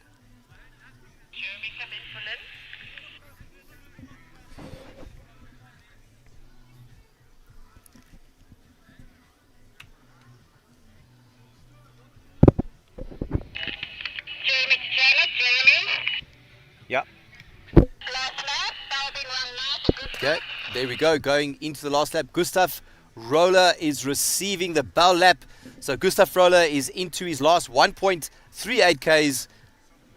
Just over 2.5 minutes, then he's going to be crowned the 2025 South African Junior Criterium Champion. I think the way things are going, he should cross the line first. And if he does, a well-deserved champion, a well-deserved ride, taking the race by the scruff of the neck midway through and deciding, right guys, I'm one of the favorites here, but I'm going to show you why I'm one of the best. He's going down the descent, great aerial shot. He's got his lines, he's got it sorted. He knows what he needs to do in control. And this is going to be a great race between Ruben Christensen and Vian Nivot. This is going to be the fight for second and third place. This is going to be something special. Both of these riders will not want to finish third. They're going to want to give everything to take second place. These lap riders here also, they're going to be getting the bell lap, indicating the end of their race. The next up we have the elite under 23 and junior racing women. But first, before we get to that, Gustav Roller is on the climb, on the way to the finishing line. Absolutely fantastic performance today.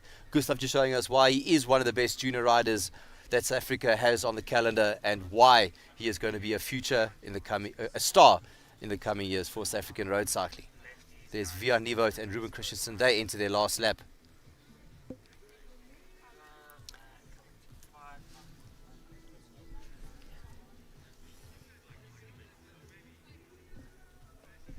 Gustav Roller, probably about 500 to 600 meters to go. Then he'll cross the finishing line. Excellent performance by this young man. Said I've had the good fortune of working with him on the track for the last close on 10 years, watch him progress. Multiple SA champion, multiple SA record holder. This man is a natural bike racer. Here we go. As he enters the Steyn City straight, I think we're going to see a victory salute of note. Here comes Gustav Roller entering the home straight. The 226's banners are up, Steyn City banners are up. Wow, what a great way to win a race. Gustav Roller, the 2025 Junior South African Criterium Champion. What a way to win a bike race. This is going to be a lacquer photo that he can put up in his room. I think Dad Eddie and Mom Marlies, they're going to cherish this one. This is a great way. Well done, Gustav Roller, the 2025 Junior South African Criterium Champion. Now we're going to switch over to the race for second and third. This is going to be one hell of a race.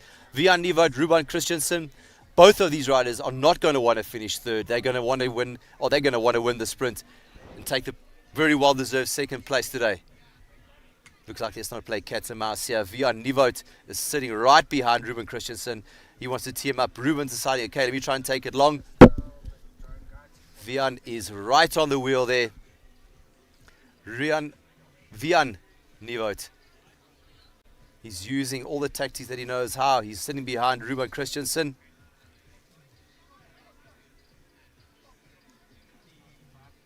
Vian, he has won a couple of races this year in the Mzansi series, a proven winner. He knows how to win races.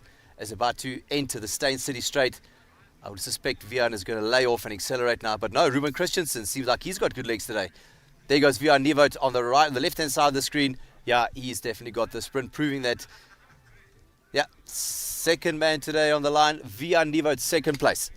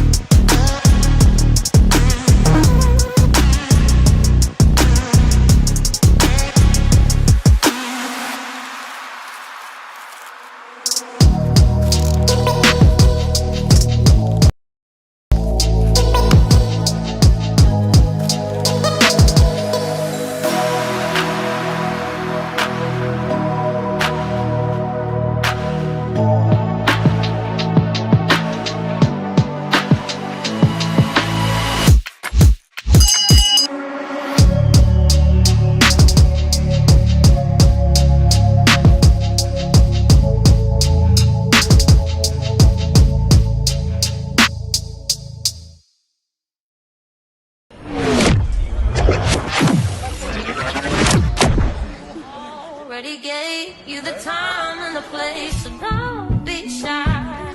Just come be the man I need. Tell me you got something to give.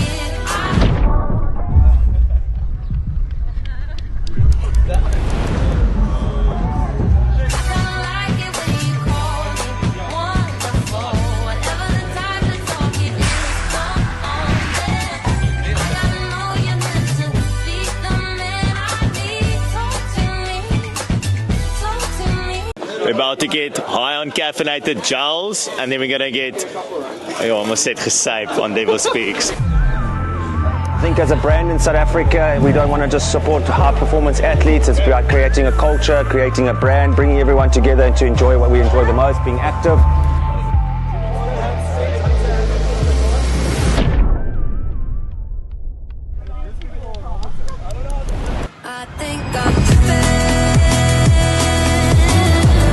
He's running in a solid zone 2. I'm probably at tempo, maybe VO2.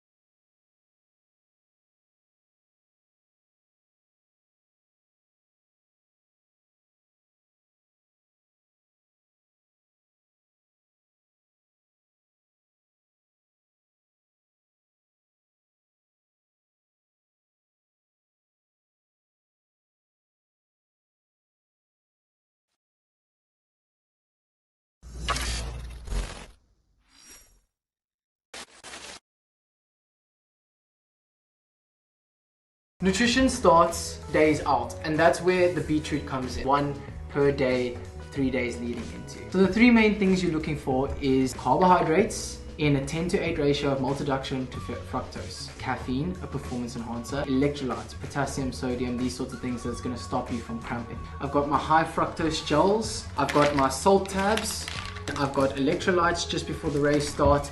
These 2 gels are called high energy gels, which I only take 2 of. Outside of my actual racing, the products that I take is pretty much identical.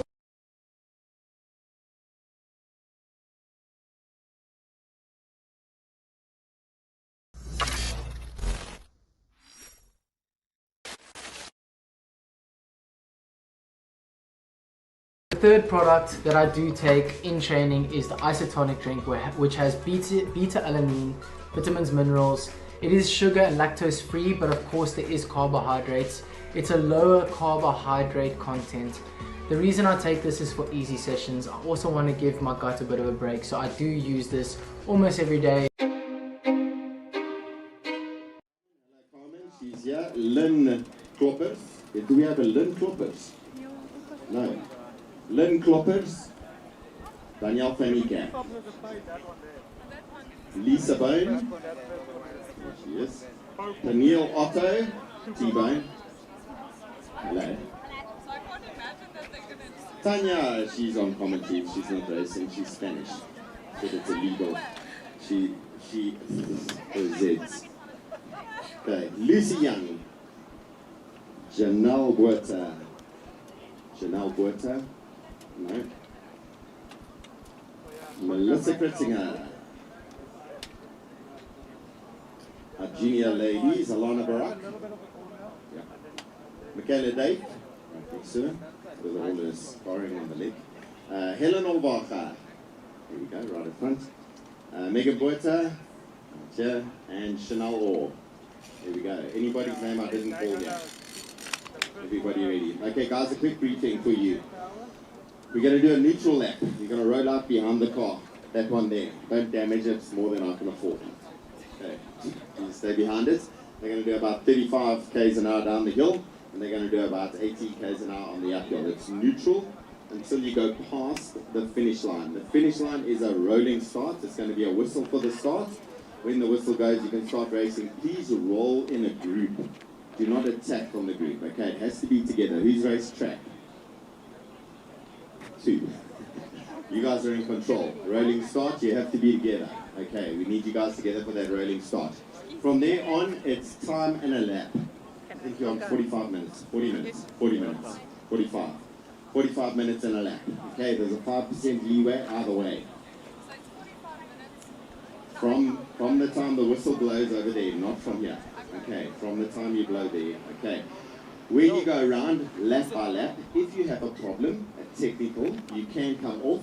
You have to come off on this circuit. You have to report to Steve, where's Steve Cox, or any of the officials that are here. Is he there? Steve, stand up for me quickly. That's your official from CSA you have to report to with a problem. They've got to fix it in front of him. He will tell you whether you're allowed the lap of grace or not. Okay, a lap of grace means the group you dropped out of because of the technical is the group you got to join. Don't join ahead, you will get disqualified. Correct. Correct. Oh, there we go. You guys can come through if you've got a puncture, through to here, don't go around the whole lap. Okay, if you puncture this side, just come back. Watch riders coming down. That's all. Okay, so just talk to the officials. With everything, always talk to the officials. The officials are the application of the rules of racing. You guys have to talk to them all the time. In the racing, we've got 3 different categories for 3 different podiums. Okay, so figure out who you're racing in there. Obviously with numbers, to make it a race and to be able to make it entertaining for everybody, we've combined your categories. So our junior ladies, step up. Well done. I'm going to give you a round of applause. Nice work for today. And to our elite under 23s, you guys are going to look after them because they're going to be the future, going to join you and make the sport more entertaining for the rest of us. Okay. Remember to share your social media and everything else. We are going to be live streaming your race. We're going to be telling the story about your race. Sponsors, history, anything like that, we're going to make the most of what we can of you guys. We're going to hunt and promote you. Okay. Just focus on those guys. Any questions? Just keep it on them for now. Is there a speed So Neil, if you can edit, I'll let you know what it is. Yesterday it was 69 and I went over the Just wait, in Spanish, what was it? Not 69. Not 69. That is the maximum. Can you? 60. 68, please. And what happened when you went to 69? I didn't run out of talent this time, but no, I went over the corner. Very bad. So yesterday they were practicing at 2 o'clock. She comes on the side with Sonica. I just went off the route and there's a line in the grass where Tanya went through the grass. She almost went down to the river. Almost. Okay, I don't think there's anything else. By the way, we've got a very special guest on the sideline here, Ryan Gibbons joining us. He likes to be humble and quiet and sit on the sideline, but Tour de France World Tour rider, coming to the end of his career. His final hurrah for cycling is going to be on the live stream for you guys today. So Ryan, thank you for joining me. And let's give Ryan a round of applause. And then Ryan, you've got to give all of them a round of applause. Here we go. Ryan's going to be in the lead vehicle, and Yoti is driving from 4x. A big thank you to them. They've been our sponsor for that. We got the road rangers that are going to be on the lead vehicles as well. Craig Bazadnote and the crew have been absolutely incredible with every single event. They keep us safe out there. If you have any way of supporting road rangers, please do. They really do keep us safe out there on the road. So a big thank you to Craig. Riders, I'm not going to delay. Are you ready? Spectators, you ready? You're going to count it down with me. Okay. Everybody on the sideline, let me check my drivers ready. Okay, you ready? 5. You ready? 5. 4, 3, 2, 1. Here we go, ladies. Are racing underway.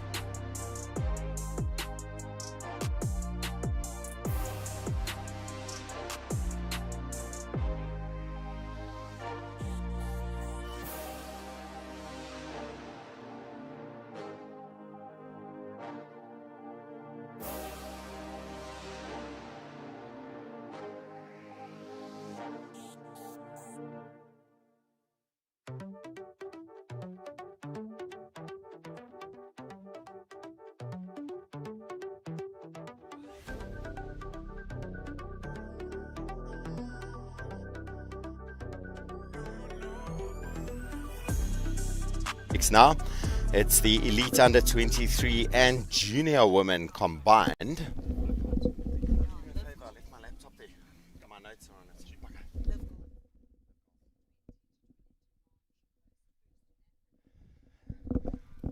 We'll put it as a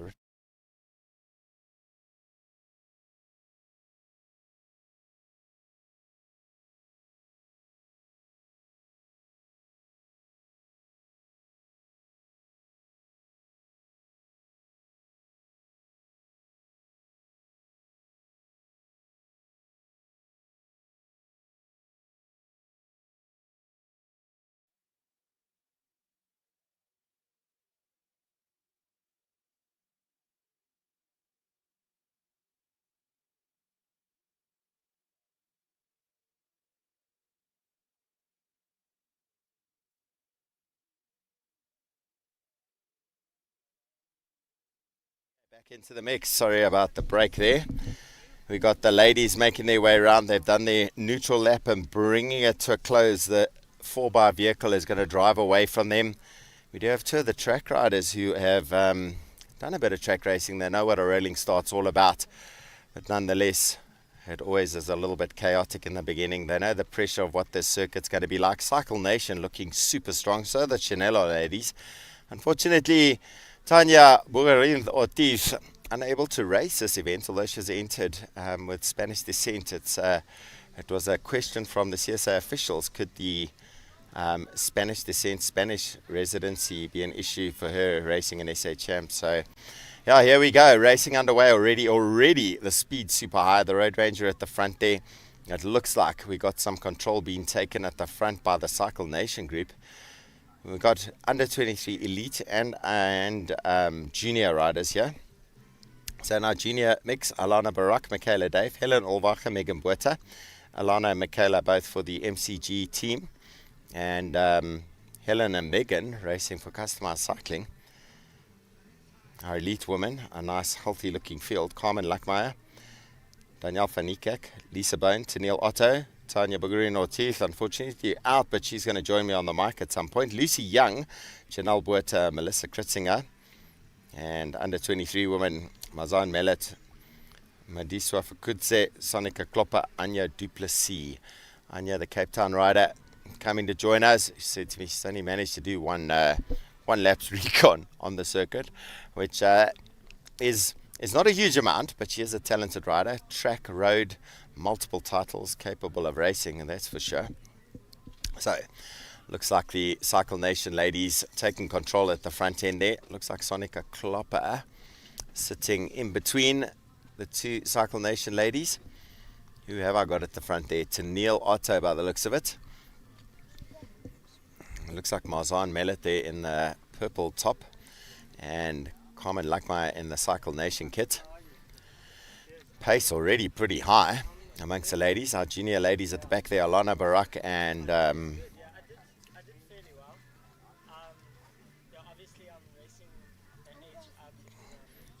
Alana Barak and Michaela Dave. And the shattering starting 1.3 kilometers in. They come around to complete lap number 1. See if we can get a lap time as they go around. We'll see the counter come up on the screen shortly. We'll find a point on the circuit. We'll start the clock. And then we'll see how long it takes them to get around there again. And going to be interesting to see that pace that they managed to hold. Definitely a strategy going on here from Cycle Nation. They've decided they're controlling this from the front. Lisa Bones sitting in third place at the moment. It's Tennille Otto on the front. We got riders shattering all over already. Every single ride today has been like this. It has just been so intense, the racing. It's almost impossible. If you're 5 or 6 riders down, you're going to be working so hard to be able to maintain position. Welcome to it, guys. It's a 226's South African Criterium Festival hosted by Steyn City, the beautiful, amazing Steyn City. Activated by Retail Insight and supported by all our retailers, all the people of the industry of cycling come out to join us for an amazing day. Look at the scenery, the backdrop there. The ladies now onto the climb. They've done the 2 turns at the bottom of the hill that scrub all your speed off, and then you hit that climb. And the first bit of the climb, as they start to head towards the peak of it, it's an 8% average gradient up there. Then it eases out a little bit by the end of the climb, after the finish line, the average gradient sits at 5%. Average gradient sits at 5% for that whole thing. At one point, the peak for about 3 or 4 meters sits at 10%, but it's not very long. 8% is the average gradient on steepest parts. And you can see them now. They're going to go over the top of that. Oh, here comes the Cycle Nation, ladies. Danielle Otto, she's not going to sit still. Got the nickname T-Bone. She's going to T-bone this race. Yo, the attacks, the pressure, the junior ladies popped off the back. It looks like the Tsinolo team are going to have their work cut out for them today. They got 2 riders in the mix there. They would have had 3, but down to 2, and now they're going to have to deal with the attacks on the Cycle Nation crew. They spent some time looking at the circuit, figuring out how they're going to handle it. Lisa Bone, probably the favorite in the team for this race, but having looked at how the racing's going, well, as I said, that Lisa Bone goes around the side. She says happy days. She'll do the counter-attack off to Neil's work. And Lucy Young onto the wheel. Very clever riding by Lucy Young. Strong lady, represented South Africa, been to Worlds, and capable as well. She sits onto Lisa's wheel. I think the racing strategies here, often in the women's racing, they complain about negative racing, but I'm not going to call it negative racing. I'm going to call it just strategy. At times, you don't want to go to the front. You've got to be careful. You expose yourself, you get caught out, and you get dropped. That's not going to be a good idea. Lisa taking a look back behind her to see what damage has been done.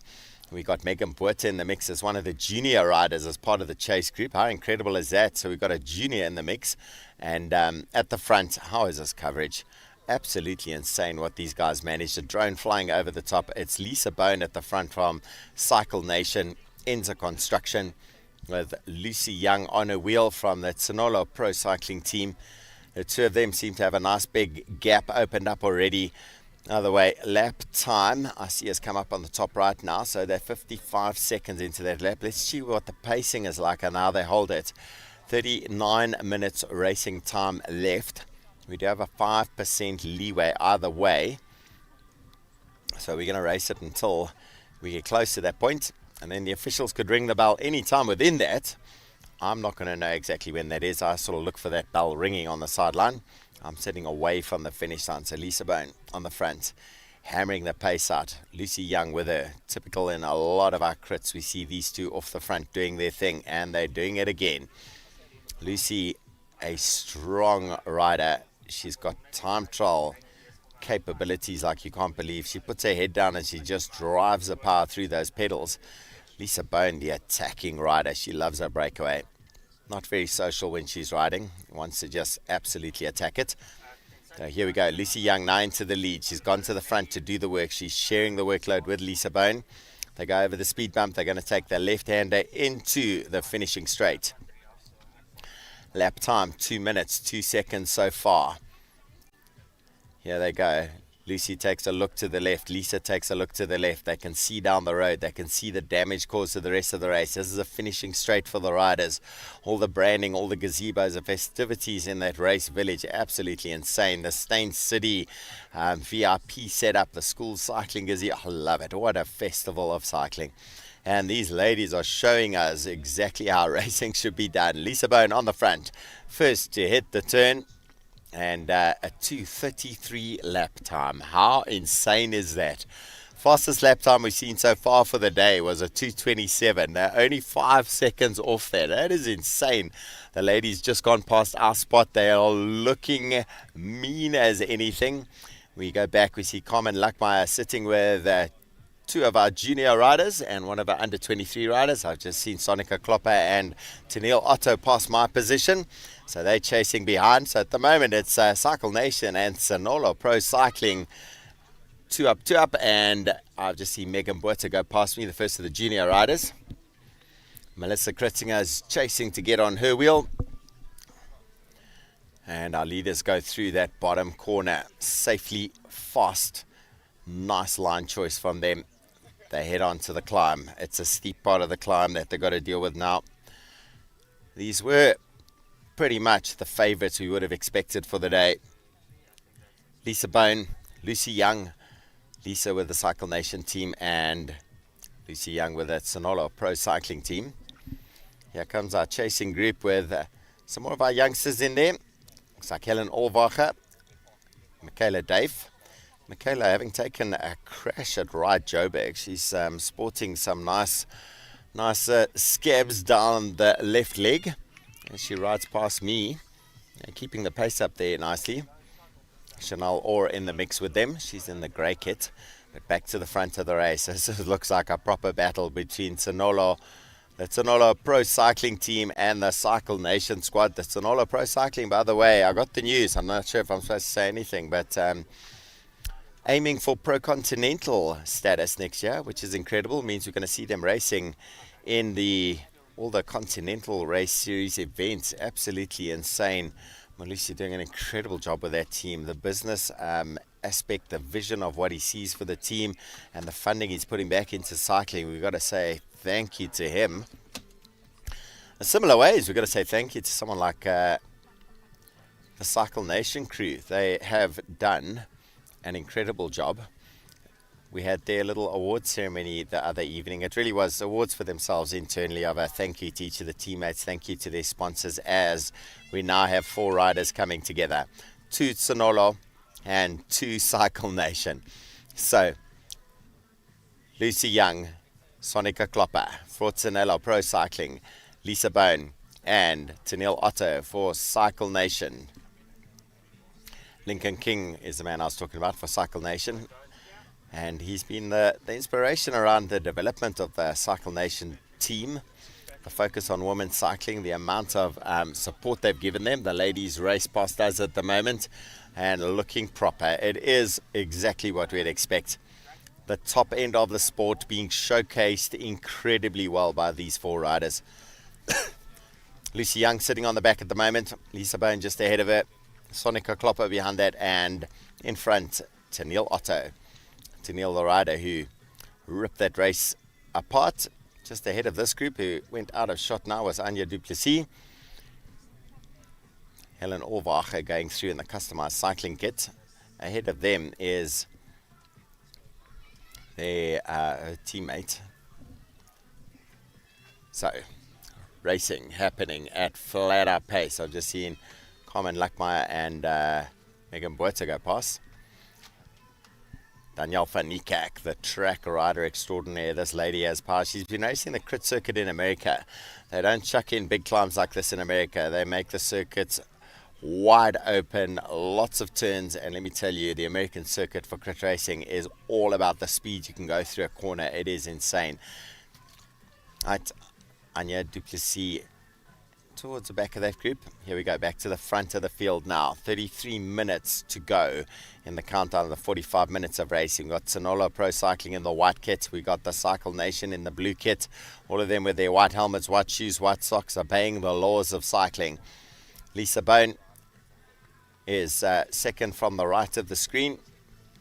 On the far left of the screen, on the far right of the road, is Tennille Otto, a visitor from Cape Town. Absolute firecracker and properly entertaining with her view on cycling, people living life and having a good time out there. She does an incredible job, super dedicated to her sport and her cycling. She's had a couple of seasons over in Europe as well. Alana Barak, head down, pushing hard, one of the junior riders. It is tough for these junior ladies. They're being elevated up to have to deal with the elite and under 23 women, and it's not an easy task. It is something that just puts them at their limit straight away, but they're part of the lessons that happen. At shot we just saw there, Carmen Lackmeyer and Megan Boerter together. So Carmen, normally in team roles for the Cycle Nation crew. At a crit circuit like this, so difficult to be able to do anything. We've said it race by race so far, and it really is about figuring out what your rhythm is for the race, and we can see it starting to settle down for these riders now. I expect we're going to see this for the next 10-15 minutes while they figure out what they're going to do. You are going to see these ladies start to talk to each other. They go past my commentary position, all of them looking amazing. They look so strong, they look so composed right now. I would be nervous to have to say which one is going to be the winner out of this leading group of 4 riders. Lisa Bone, big record of wins that she's had through the last 2 years. Here we go, our junior riders coming up the hill. Michaela Dave on the front, Chanel all behind her in the grey top. Anya Duplessis in the blue top. She's come up from Cape Town. Carmen Lackmeyer, there we go. It's Carmen just going out of picture there. And behind that, it's Helen Olwacher. So riders still trying to figure out exactly how they handle this environment, how they handle this course. Here we go. This is Megan Buerta from Mpumalanga, and she's riding there with Melissa Kritzinger. So Megan Buerta and Melissa Kritzinger, they're the next two on the road. So they're 5th and 6th place as I can see it on the circuit right now. And how's that for a performance from the young rider, Megan Buerta? She's a junior. She's not even under 23. She's junior.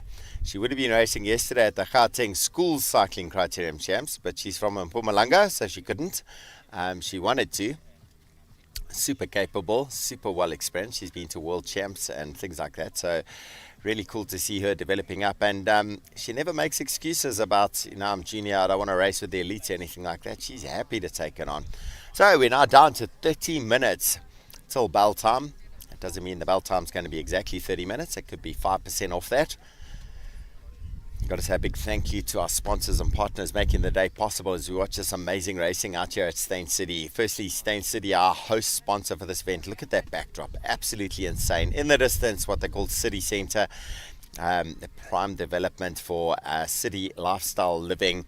It's beautiful up there. Every time I got to have a meeting anywhere near here, I say, I'll meet you at City Centre, and then I'll go to the Seattle Coffee over there. That's our race village down towards the bottom of the screen. You can see the VIP tent, all the vendors, all the teams setting up their gazebos, and everyone on the side of the course cheering on their riders. It is stunning out here. A week ago, when none of this infrastructure was up, I'd come out to check on things, and the only thing out here was a herd of Springbok doing their thing, wondering what I'm doing out here. And now here we are with a world-class race, with some world-class racing by some world-class athletes. Tsanolo Pro Cycling, Cycle Nation together. 2 riders each. They go past my commentary position at the moment. To Neil Otto on the front, Lucy Young behind her, Lisa Bone behind that, and Sonica Klopper, tail end of that group. Danielle van Niekerk finding herself just being lapped out there. This lady's got lots and lots of titles. Danielle van Niekerk, racing quite often in T-Town, Texeltown. Here comes Megan Buerta, the first of our junior riders, up with Melissa Kritzinger. They're 5th and 6th riders on the road. Our junior rider in 5th place at the moment overall and leading the junior race. We are going to have separate podiums for each of these categories, so there'll be an elite, an under 23 and a junior podium. If an under 23 rider wins, they will get the title for under 23 and elite. It's a particular way the rules work. But if an elite wins, a under 23 can still get the title for themselves as well.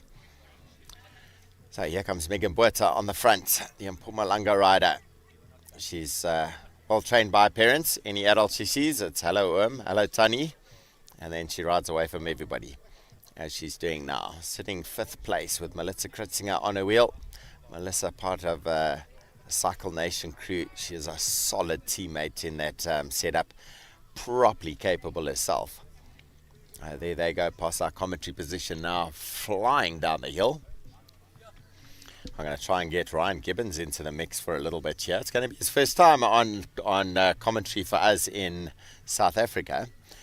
Ryan Gibbons. I've got to figure out how I give the mic across that it's not going to break up things too much. Just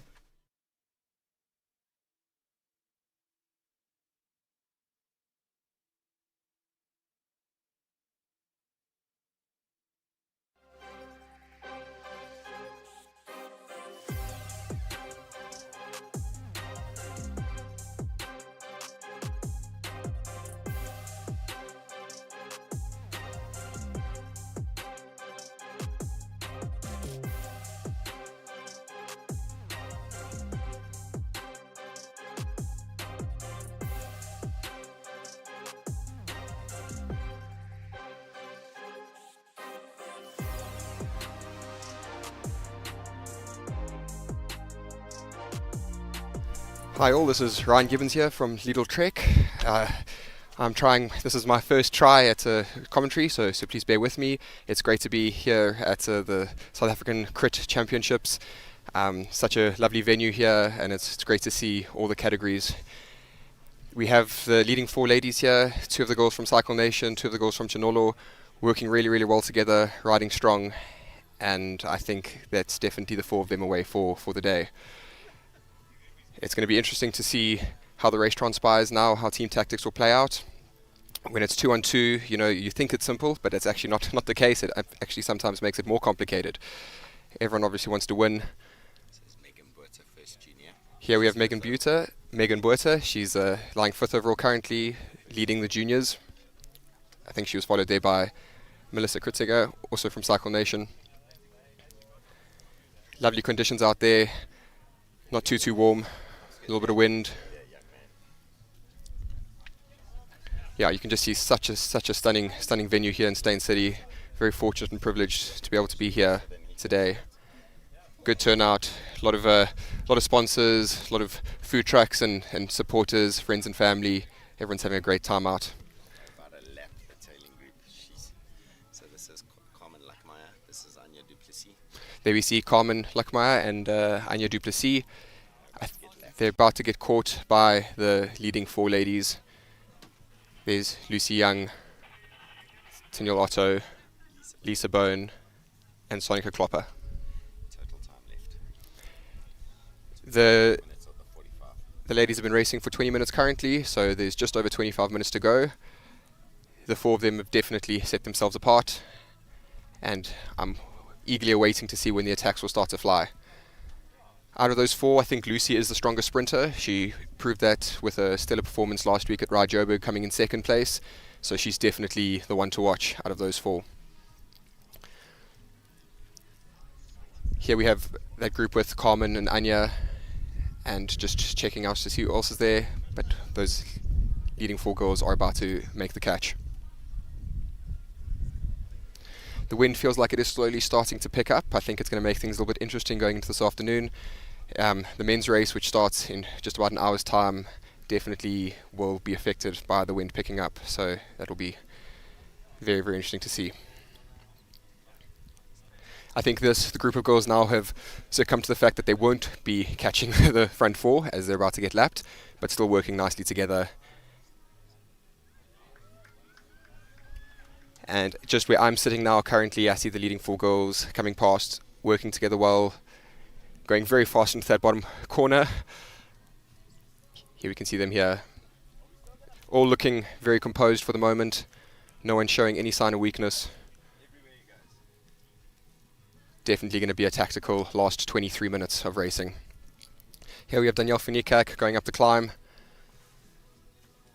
You can see that road surface there, a little bit of paving, a little bit unforgiving, you know, it doesn't really reveal how tough it is, but yeah, not a very nice climb, and it bites all the way to the top.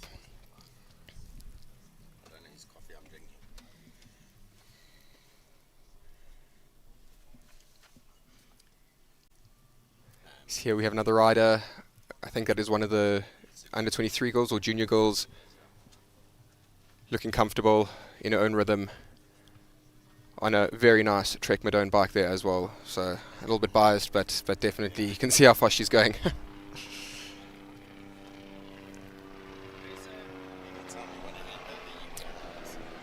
Okay, thanks. Once again, just a huge thanks to all the sponsors, to Steyn City for hosting this amazing event, to 226ers for making this happen. Really are grateful, and it's just amazing to see. Oh, we have an attack here from Sonika Klopper up the climb. Looks like that's Taniel Otto's day done, or is that Lisa Bone? But the Chinolo girls are definitely making the racing and taking it to the Cycle Nation girls. You can refer to me on the sideline and say refer to Steve. You can talk, it's fine. We just don't have 2 mics. Ooh, who is that? That is Sonika Klopper, definitely putting down the power. Lucy Young being a phenomenal teammate there. Just all she needs to do now is just wait and let the Cycle Nation girl do all the work. It's Taniel Otto and Lisa Bone not there. So that was Lisa Bone, in fact, who was distance. So it is Taniel Otto from Cycle Nation, and then Sonika Klopper and Lucy Young from Chinolo Pro Cycling. The two Chinolo girls will definitely work together now and consolidate that gap that they've got on Lisa Bone. And I think the three of them will definitely... I think that those three are definitely away for the day.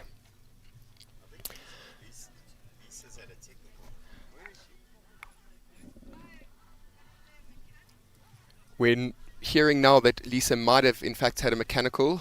I will confirm that shortly when we have confirmation.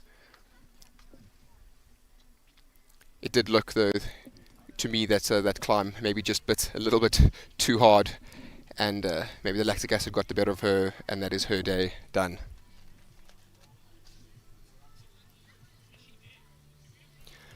You can see it's a really, really unforgiving and tough route out there.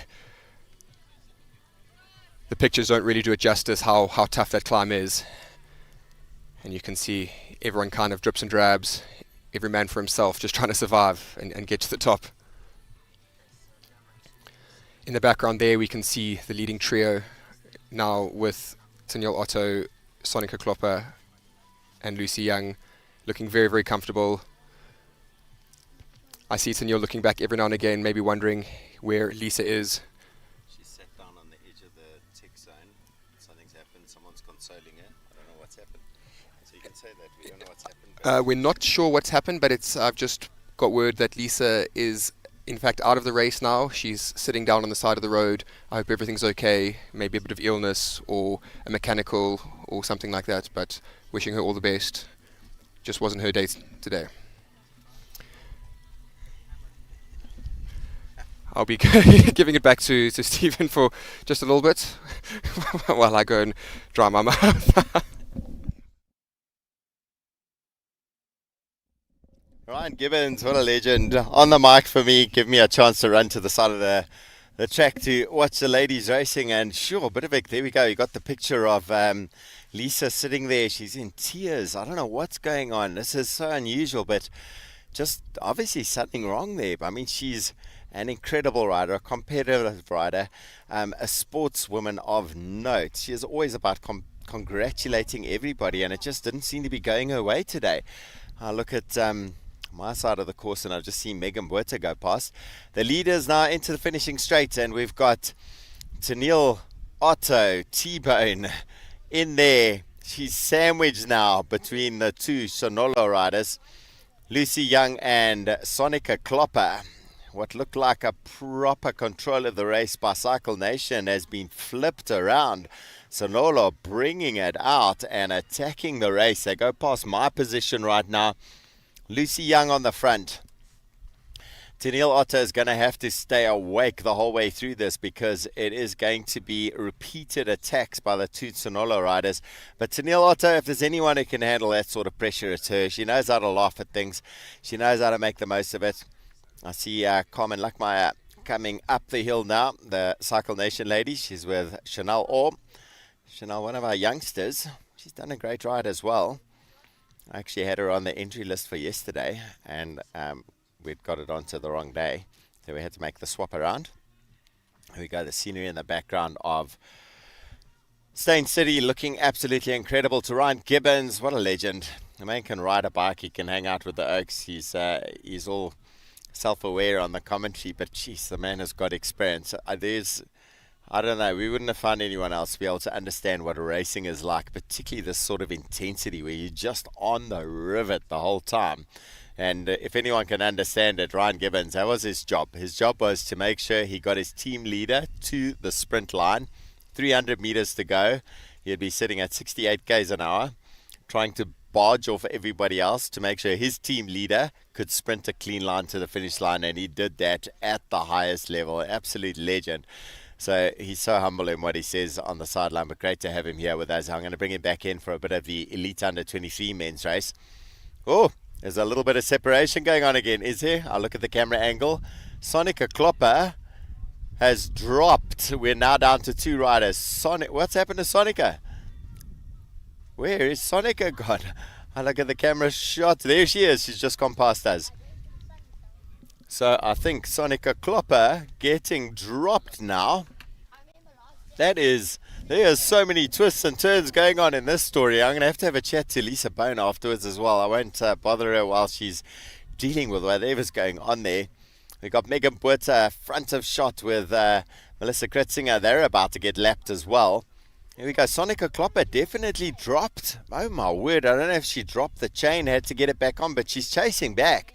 So she is bringing it back, and it looks like Lucy Young sitting the wheel of Tennille Otto now. Going past my position was Megan Buerta, the leading junior and fifth rider. Fourth rider now overall, because Lisa Bone is out of the mix.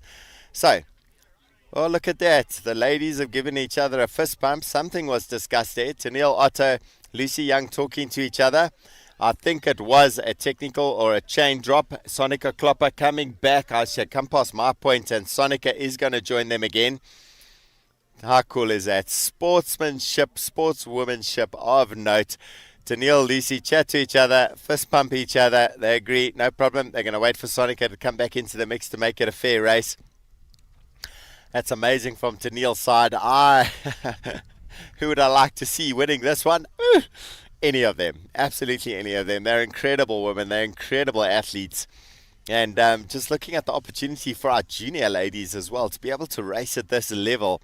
Chanel Orr and Carmen Lackmeyer on the finishing straight. Chanel Orr grabbing the bottle. Trying to put some water on her legs, cooler system down. It is humid out here today, let me tell you. The cloud cover's come over a little bit, thank goodness. It's cooled it down a touch, but the humidity has not eased. Now, there we go. Carmen taking her opportunity to grab a drink. She comes past me as she does that. And both of those riders looking in pretty good shape at the moment. It's always easy to say they're looking good shape when they're at such a distant angle from us. They look like amazing flying machines. That scenery in the backdrop. This drone footage of Steyn City, absolutely mind-blowing. Here we go. Our leading junior just gone out of shot as our leading group about to catch him. That means first, second, third about to catch fourth and fifth on the road. Lucy Young pushing hard. Tennille Otto, her work is cut out for her today. Her job, make sure that Sonolo team does not get control of this race. She's going to be the thorn in the side from now on. She knows her role is not to take the race to them, but let them take the race to her. And she does have the power, the tenacity, the mental acuity to be able to handle it. Here comes our leading junior lady, Megan Buerta. Customized cycling right behind her. Cycle Nation, Melissa Kritzinger. They're about to get caught by first, second, and third. So first, second, and third about to catch fourth and fifth on the road. In the background, Anya Duplessis, the under-23 rider. And remember, we got three different podiums going for today. There we go. Lucy Young around the outside.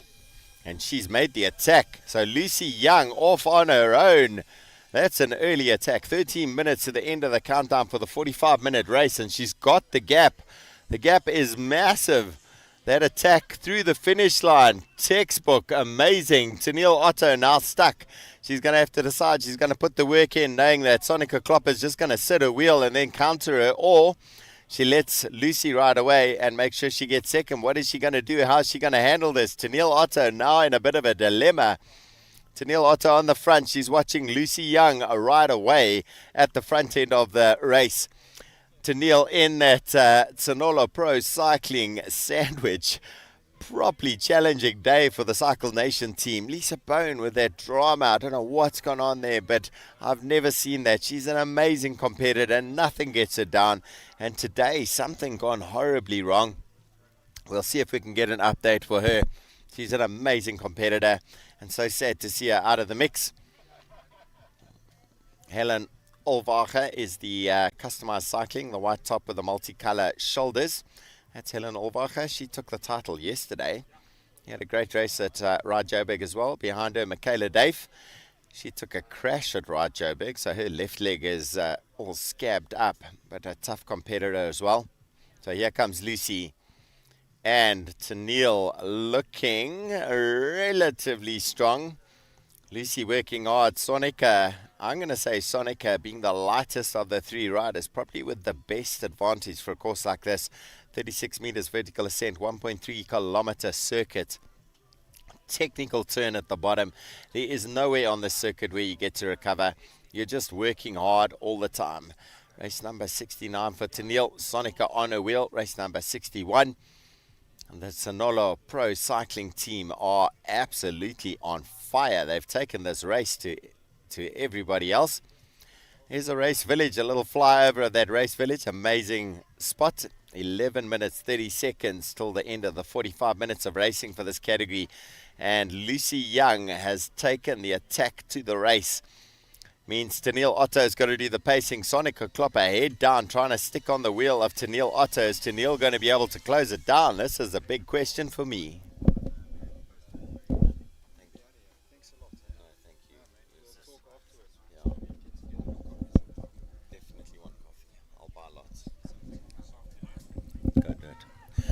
Back onto my commentary as I watch the leading ladies go past. Lucy Young's just past my position. She's just on past our junior lady. Oh, the camera goes up a shot. But I think Tennille's got control of this.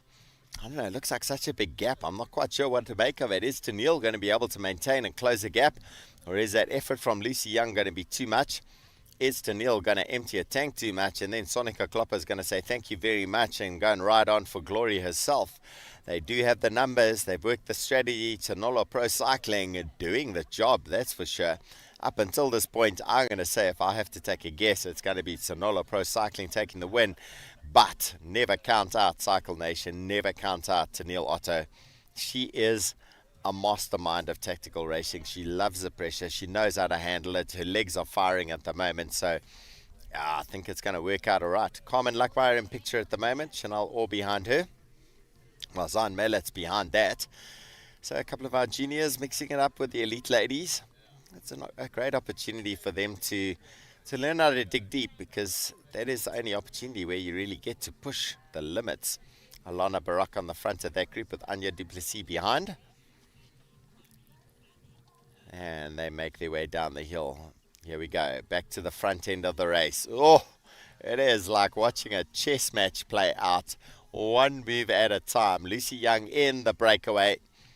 Tennille Otto working hard to try and close the gap. Sonica Klopper sitting cleverly in the slipstream.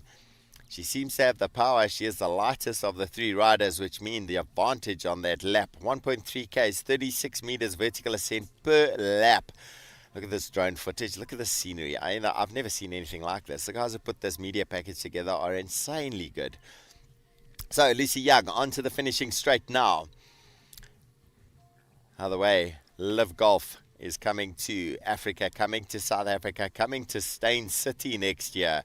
They are going to be Live Golf for a whole, I believe it's like a week or so. I don't know the exact details. We're going to plug it into our live stream at some point when I get the full details. That they're going to be hosting Live Golf here in 2026. Here we go, Lucy Young on the front. The gap is not opening. Ryan Gibbons standing next to me and both of us going, yo, they're racing at the limit. I don't think there's a rider here who's not at or past their limit and trying to figure out how they can rescue their life. I say, oh, she's going to close it. Ryan, you think it's going to happen? She's going to close it. She's done it. Yo, Tennille Otto, what a legend. Her nickname, T-Bone. She's T-Boned that one. T-Bone in a good way. The jokes she goes through when she's on commentary, I love it. Whenever I'm at a race, I have to put her on the mic because she comes up with things that I just never would have thought of. She does it with the biggest vibe. And I suppose she's going to look at this and go, how do I deliver one for Lisa Bone? Whatever happened there for Lisa? So sad to see, but such a good competitor. And I'm sure she's going to be happy for her teammate. Tennille, really good rider on the corners as well, which is going to play out nicely. Lucy's still got the gap though. Let me tell you, a 30 meter, 50 meter gap on that hill is not something you're going to close down quickly. I thought the descent would have been sorted, but no, it hasn't. Looking down the hill, Mazan Mellet on the left, then we got Carmen Luckmeyer, then we got Chanel Orr, and then we got the front end of the race, the 3-up battle. It's Lucy Young, Sonolo Pro Cycling on the front. She took the flyer, she put the hammer down, she kept the power going. We got Tennille Otto chasing hard from Cycle Nation, and on her wheel, Lucy Young's teammate, Sonica Klopper. She knows all she needs to do is sit there. She needs to defend the position. Lucy flying past Chanel Orr.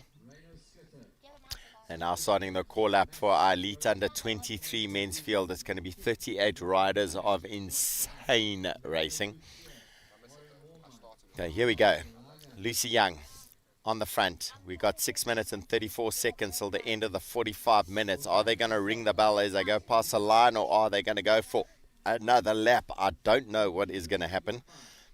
Lucy has seemed to open that gap back up again. Oh my word, how is she doing this? How does she manage to keep that power down so consistently? The African champ for time trial, she won that earlier, yeah. And an amazing performance from her, taking the title, African time trial champ. And you can see that performance coming through here. She crosses the line and the gap's open back up again. I didn't see a bell ringing. I don't know if a bell has rung. I would assume 2.5 minutes. They probably didn't ring the bell. They're going to let her sit out there for a little bit longer. But I think she has just nailed it. She goes past my commentary position, the cameraman, the drone behind. That's a shot you're seeing from the drone. These drone pilots are insane. This coverage is mind-blowing. I've never seen anything like it. Tennille Otto has given up the chase as she goes past me. She's decided she's going to make sure she gets a second place out of this race. So she's making Sonica Klopper go past her, and she's going to sit that wheel. I think this has been finalized. I see Sonica Klopper's brother here, Christian Klopper, lining up for his race. He's going to be next into the race field. Lucy Young flies past Carmen Luckmeyer and hits that corner at speed. Like I said, I don't know whether the bell's gone or not. I'm far away from that race village. I don't have any direct comms with them, so I can't tell what's happened. I've got to look on the screen to see if I can see the bell being rung. Look at that shot. The African skies, the savannah. Steyn City looking incredible. As I said so many times, the times I've been here doing recons, trying to figure out where we're going to place things.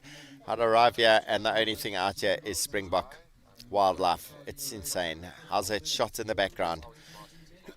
Background of a golf course, African savannah. It's an all pro cycling rider in the lead. She's ripped the race apart. Lucy Young is going to be getting herself a title by the looks of things. I think Tennille Otto has decided the chase is off. She's now going to battle out second place and secure the silver medal for herself. Got a bit of a task on her hands because she's had sitting a slipstream the whole time. Sonica Klopper, the teammate of Lucy Young. And the question's going to be now, has Tennille got the legs, the kick left to be able to secure that second place? It looks like Lucy Young has secured herself the win. I'm looking at the countdown on the top of my screen. 3 minutes and 50 odd seconds left till the 45 minutes is up. I see clapping on the sideline. I'm not seeing bells on the sideline. So this is Anya Duplessis at the front of this little group. She's under 23 with Michaela Dave. No, it's not. It's Alana Barak behind her. Alana, one of the junior riders. Anya under 23. Okay, Lucy Young coming up the hill. No, she isn't. She's got to the top and she's going around. So I assume a bell has rung. I assume, because it's only 3 minutes till the countdown time is finished. Again, I could be wrong. I don't know whether that bell has rung.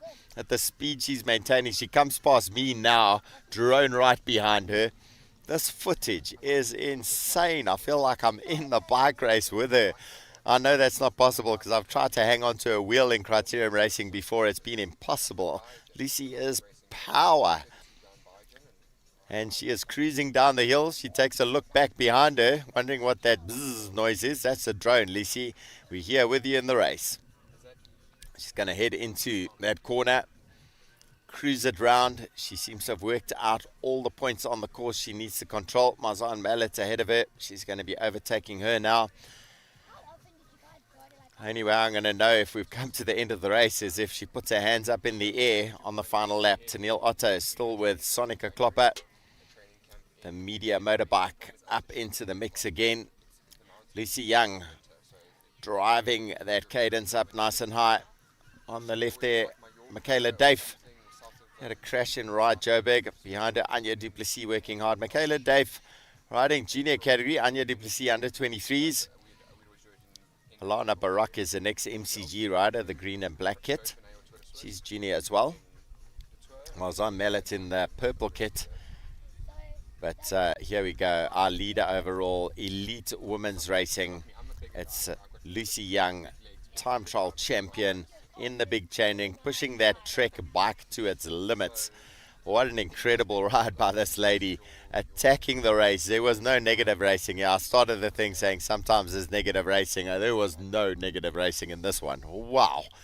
I don't think any man would have kept up with this. Their lap time sitting at around about 2 minutes 30 seconds a lap. That's in line with the top vets men's racing, our junior men's racing. These ladies would have been battling it out with the front end of the men's racing. So, has it been impressive? That's a question I could not deny. Michaela Dave makes her way through. I'll look to see if there's a bell ringing anywhere. I can't see a bell ringing. Does that mean it's the end of race, or does that mean it's bell this time around? Lucy about to catch Anya Duplessis and Alana Barak. Has the bell come out? Let's see if there's a bell ringing. There's a bell ringing. Okay, final lap now. Lucy gets the bell. She puts everyone else onto bell lap as well. She hits the highest parts of the course. She's going to go into the descent. She's done the job. Let me give her a round of applause. Oh my word, that was insanely good. There was no slow racing, no taking it easy, no sitting wheels. That was just attacking racing. She flies past our point. She must be doing 65 k's an hour already. Look at the speed round that sweeping left-hander. She takes a look back to make sure she's done the job. I haven't seen the chasing two yet. So it's going to be Sonica Klopper and Tennille Otto that are going to be battling out that second and third place to round off the podium. All they have to do, keep it nice and safe at the bottom end of the circuit. It's a proper steep downhill. They hit that left corner, fly through there. If you get that line right, you hold so much speed. Tennille Otto, brilliant on those corners. She's just past me, so she's just started the descent. Lucy Young has now opened half a lap on the chasing two. A well-deserved win is going to go to this lady. Lucy Young is going to be the South African Criterium champion for 2025 with an insane performance, taking the crown. In fact, her boyfriend Brandon Downs has just arrived. He's going to be racing Elite Under 23 men with the Sonolo Pro Cycling men's team. That'll be cool if he gets a performance result here as Lucy Young makes her way up the steepest part of the climb. It starts to ease out a little bit. The cadence nice and high. She's just driving the power. She's staring down at that front wheel, just making sure she keeps it going. She's lapped so many of these riders a few times over. Great that the officials leave the riders on the circuit. I like that. Here's Tennille Otto in the background with Sonica Klopper. They are a long way down now.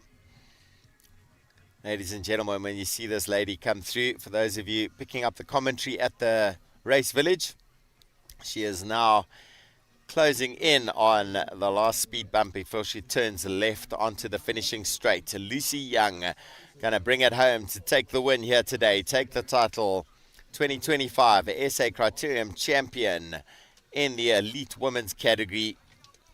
Anya Duplessis, Sonica Klopper would be taking under 23 title. Tennille Otto is going to be going for second in the Elite Women's. And we got like Megan Buerta just behind there. Megan Buerta going to be going for the win in the Junior Women's category. So we should be seeing our Elite Women's winner come in now.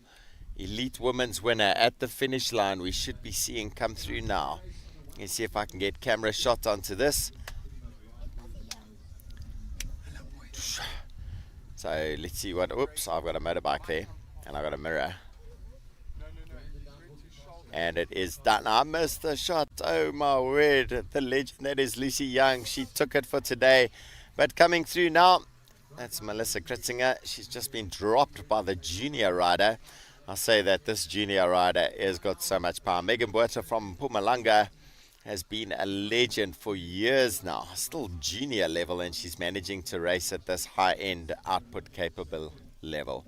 I've just been offered a drink. Yeah, that sounds cool. That's amazing. Look at that. You get apple juice. So This is the start line getting prepped for the elite and under 23 men. It is a field of absolute monsters. I see Jaco van Dijk in there, one of the Honeycomb 226 riders. We got a whole rugby team of Sanello Pro cycling guys. We got the 4x vehicle at the front. A big thank you to 4x. Yotti being amazing. Yotti Nusias and his brother Stelio Nusias and the 4x business. And they came in here and said, how can we help with vehicles? And we said, oh, let's showcase it for the riders. So they bring those vehicles out for us and they do the neutral lap, taking our VIP around the circuit. Guys, it's the 226's SA Criterium Festival hosted by Steyn City. This beautiful location, amazing roads, incredible organization. I've got to say thank you to every single one of the people involved in making it happen. The organizing team, I'm just going to rattle off a few names because if you see these guys, please give them the biggest high five for what they've done for South African cycling. Jeremy Martins, Tobias Libber, Jolandi Creer, Yannick Tron, Joanita van Staden, Craig Bazadenote from Road Rangers, Louise Bentley, the marketing and events manager here at Steyn City, a proper athlete in her own right, triathlete of note, and a big fan of sports and outdoor activities and all the rest. Richard Mitchell, the man who started the conversation for me with Steyn City and the opportunity to use this amazing parkland, this safe area. They just look after everything for us. You come in here and the stress of living in the big city goes away. Wildlife running around, beauty, amazing golf cart tracks to ride. I did so many videos just raving about how cool it is to wander across their pathways and enabling us as cycling in South Africa to have an event like this. So we're wrapping up. The ladies elite under 23 junior category is done. I think the winner's there, and I'm going to say this slightly off tune, but I doubt I'm going to be wrong. Lucy Young wrapping up a brilliant race. Under 23 Sonica Klopper would have taken that one, and junior would have been Megan Porter. It's all three of them, incredible racing. Megan ending up, by the looks of it, 4th rider overall, and she's a junior. 4th rider overall, and she's a junior. Tennille Otto, a solid ride yet again. She got 2nd in the elite women's category. She had some tough challenges once things started to go wrong for Lisa Bone. We're not sure what happened there. Lisa, I hope everything's all right. You've been incredible all season long, an amazing representative for the cycling scene. But yeah, Jeremy Martin's on the mic now at the start line with all our pro men. Nessa Africa at the front there. They had a great showing earlier in the 30-plus men. We've got the Seattle riders in the mix. We've got the Lusa Pro Cycling, the RH77 guys. It is going to be an insane bit of racing. The Sonolo Pro Cycling and the Fly Collective. That's where I see the battle happening today. I'm going to read out a couple of the names I've got on my start list. Give you guys a bit of background on what I see. Under 23 men, Elijah Libber, Matt Sim, Luke Liebenberg, Rainer Skitter, Samuel Williams, Massimiliano Ambrosi. I wonder if he's here. The man who's been racing XCC, XCO. The guys say no, he's not here. Matteo Kozol, Blaine Kick, Emil van Niekerk, Josh Dyke, Lanre Kutsia, Warren Moolman, Tyler Langer, and elite men. My final tab for the day, for the weekend. Bongani Mapanga, Sipo Parent, Ongeziwe Tiapa, Matomi Mashaba, Tiano da Silva from Cape Town, Kevin Skoltz, Keenan Hammond, Felix Rogotsky, Josh Reeders, Joshua Libber, Brendan Navenga, Johan Trotsky, Mark Britson, Estran LaRue, Kent Main, Reinhard Janssen van Rensburg, Christian Klopper, Rodney Masamola, Brandon Downs, Gustav Bazon, Sianda Gumedi, Casper Kruger, Jaco van Dijk, Alistair Stedman, Tokozani Mushlangu, Marius Kutar. That's a list I've got. An absolute stellar group of riders. As the cameras go up to the sideline, the officials checking riders, checking race numbers. Jeremy running through the final details, all the rules, what they can expect, how it's going to work. Is that Tyler Langer and the ASAP Cycling? He is part of that team structure. I think I saw Gustav Basson on the sideline then. Johan Trotsky was out practicing the route yesterday, and analytical, brilliant guy as well. If you ever see him, he's in that RH77 kit, the Ready Mix, Reality Ready Mix. He's on the front line, ready to go. He's done his work. He knows how the circuit's going to work. He knows what he has to do to be able to handle it.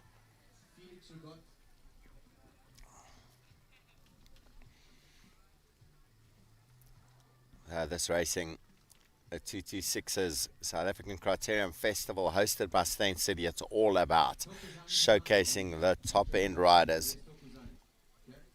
There's no easy riding here. I've just seen Tyler Langer on the side of the bunch. Is that him? I'm sitting about 50 meters away from that start shoot area. Oh, Johan Trotsky in the mix there. That's him. Just tightening his shoes, last bit of prep. It's more a process these riders go through as they get their brains into gear. Shakes those muscles out. The visualization going through the brain. Just making sure he's ready to take on the action. Just the Libba there. And SA Africa riders. Properly strong. Miller Mobile behind. Fly Collective in the mix as well. And our Criterium Racing in the north here. We typically see the Fly Collective, Chinolo Pro Cycling guys mixing it up, causing chaos with each other. And SA Africa every now and then manages to put a spanner in the spokes. Here's our 4x vehicle, the lead vehicle that's going to be going around for the neutral lap. Here's our road rangers as well. Yannick Tron, the lady who helps me with all the work for the podium protocols. Her son Essia Tron was on the feed earlier, giving me some insight about the circuit. This community is beautiful, a special community of bike riders. It's an amazing thing to be able to see these guys, to hang out with these guys, to cheer them on. 1 hour of racing is what they got ahead of them.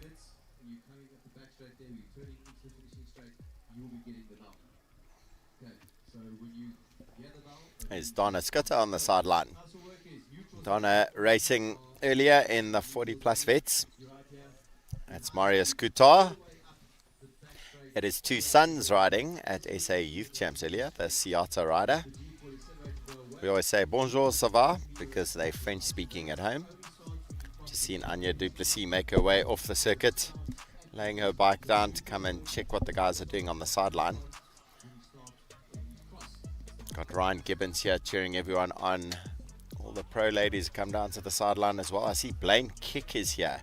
He has to be the dark horse in the mix. He doesn't have a team to ride with here. He races for a French team. He is constantly racing crit races in France. Had multiple wins over in France in the club level races and the national level. He is an amazing youngster who's developed up over the last couple of years into a super competitor. You'll be able to spot him. His kit's black and yellow. He's the only one in the mix with black and yellow kit. Reinhard Janssen van Rensburg is on in the yellow jersey, the Zanzi Series race leader. He's part of the Sanello Pro Cycling team. They're in the white kit generally. If you want to see, camera swapped across. There's all the Sanello guys. How cool do they look? Well, he does an incredible job with this team. I absolutely love it. I sit in awe of anyone who can pull together a team, manage it with its budgets, its nuances. And the Cycle Nation team does it well. The Sanello team does it well. The Fly Collective does it on community basis. Melon Mobile's done a good job with it. It's just incredible. Each of these guys, they're doing the best they can for their sport, the sport they love to do, the sport they love to watch and engage with. And we've managed to bring it together for a showcase of these top-end riders. There's that start line. The music is going. It says, everybody have fun tonight. Everybody wang. I love it. I won't sing for you. That's going to ruin your day. Frank Mayer, the cameraman at the front there. He's the man who put together this live stream. The drone flying overhead. Let's see how good the drone is. Who's flying the drone? I wonder if they can hear me. They're lowering that drone. I can see it in the distance. Frank Mayer's shot now on the riders individually. Okay, Craig Bezodnert on the Road Rangers motorbike. He's getting ready to roll out. He'll roll out ahead of the 4x vehicle. The riders have to do one neutral lap. Stephen Cox is the official next to the vehicle. He looks after the tech zone area and start line as an official. 20 seconds. Here we go. Riding about to get underway. Final event for this year's 226's SA Criterium Festival, hosted by Steyn City. Riders underway. Brandon Avenga, the rider in the middle there of the Nessa Africa Riders, a specialist rider in the Criterium circuit scene. The media in the back of that 4x Jeep. At the back of the bunch, Brandon Downs, partner to Lucy Young, the winner in the Elite Women's event. My car getting a shot in the camera. I should have parked it somewhere different. There we go. What a shot. The best riders in South Africa taking on the hardest circuit I think South Africa's ever seen for a Criterium. There is not a single winner that is not deserving of that win out there. Yellow jersey at the back there, that is Reinhard Janssen van Rensburg, ex-Tour de France rider. He's helping the guys learn the ropes inside the Tsenela Pro Cycling. He's wearing yellow as leader of the Mzansi Road Series. Jaco van Dijk in the Honeycomb 226's kit. Got the coolest glasses, so distinctive. It is neutral zone at the moment, so they're not allowed to overtake the vehicle. A 4x vehicle at the front, the media in the back, some VIPs in the front. Brandon Avanga right at the front by the looks of it. We've got Johan Trotsky in the mix, RH77, Real T ready mix rider. And look at that movement. Straight away, right up to the front. Reinhard Janssen van Rensburg in the yellow on the left of the road. On the right of the road, we've got the Fly Collective. I see we should have Josh Dyke in the mix as well, who's had a good season over in Europe. He is a good rider on the track and crit racing generally go together. I see Marius Coutard in the mix. Blaine Kick towards the back, just behind Jaco van Dijk. Jaco van Dijk in the distinctive Honeycomb 226's kit. That's the one where the left sleeve is polka dot pattern, the yellow across the shoulders, white helmet. To his right is the black with the yellow patches of Blaine Kick. He's a big man, 6'2 odd, 6'3", powerful rider, good at crit racing, good at cornering. Is he going to be light enough to deal with this big climb? 1.3 kilometer circuit, 36 meters vertical ascent, 1 hour of ride time. Should we see if Ryan Gibbons is keen on a little chat as introduction? Let's do it. I'm going to hand across to Ryan for a little bit. See, we've got Jaco van Dijk taking a shortcut on the pavement. Ryan's used to that type of thing because he's done those types of crossovers in Europe. Using the pavement every now and then. You can start with that introduction, Ryan. I'm going to hand the mic across to you.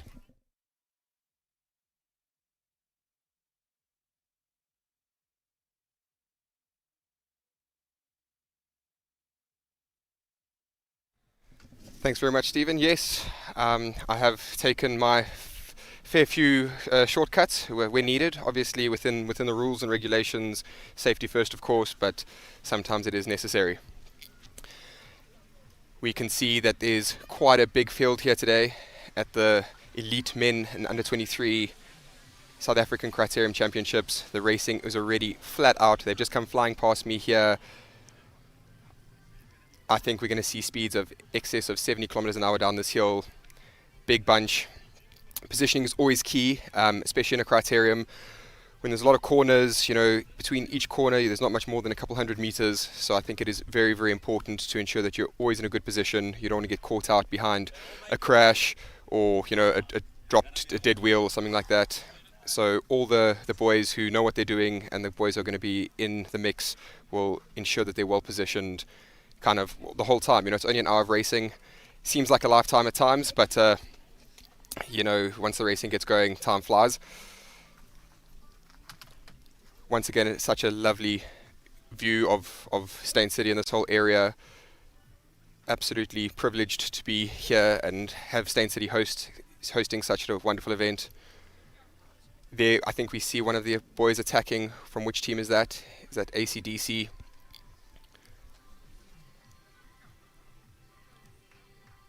You can already see the pain on some of these men's faces. It's definitely going to be a hard day out there. They've been racing for a minute and a half. That's a long time. for a lot of people. Oh, there we go. Rainey in the yellow jersey there as the current leader of the Mzansi National Road Series. He's definitely a man to watch and one of the favourites. I think he was the national champion, crit champion 2 years ago. So no stranger to this format of racing. Also raced a lot in the US.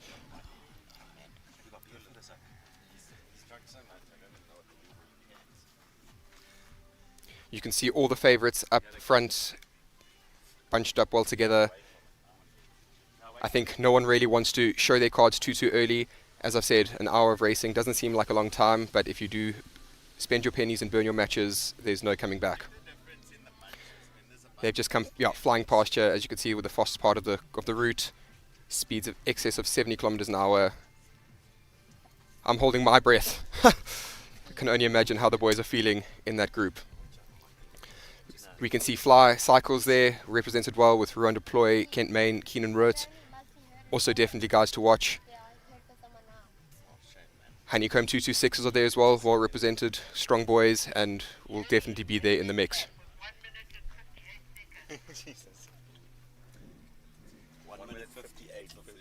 First lap, 1 minute 58. That is a record. I think that's more than 30 seconds quicker than the previous quickest time. So these boys are motoring.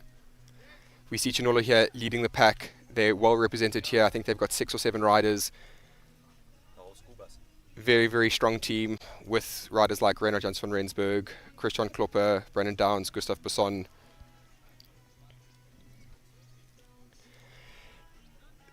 The footage does not do it justice on how hard this climb is. I just walked up it, and I think I'm going to be stiff tomorrow. So I think in the next 20, 30, 40 minutes, it's going to feel like Alpe d'Huez. I think there's a first attack. Is there an attack? Or I was just misinformed. There was some bad communication there from some of my co-pilots here in the commentary booth.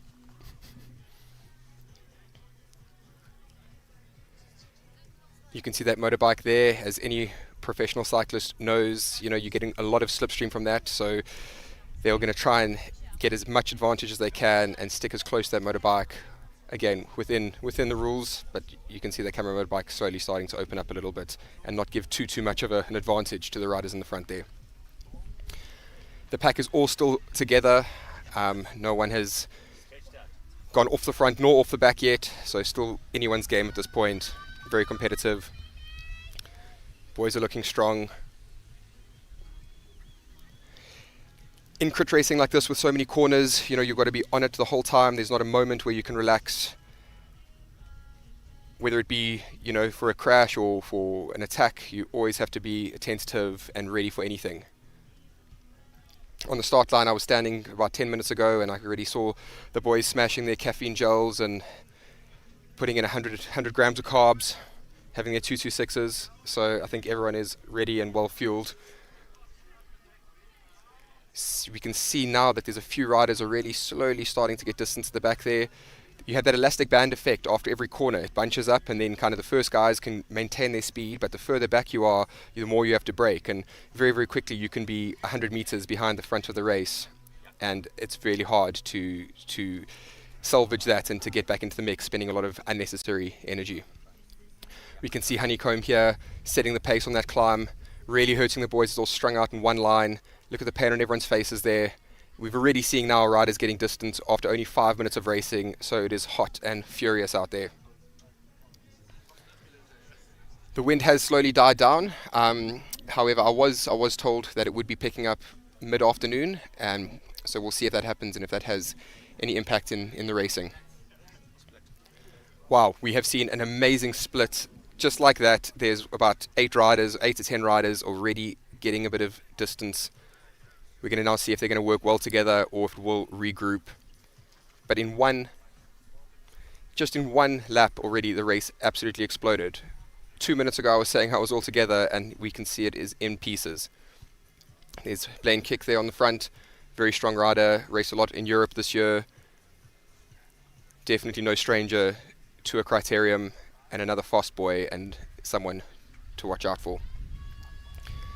He's followed there by Honeycomb, and there's I think ASAP Racing, it was at Tyler Lange, I'm not too sure.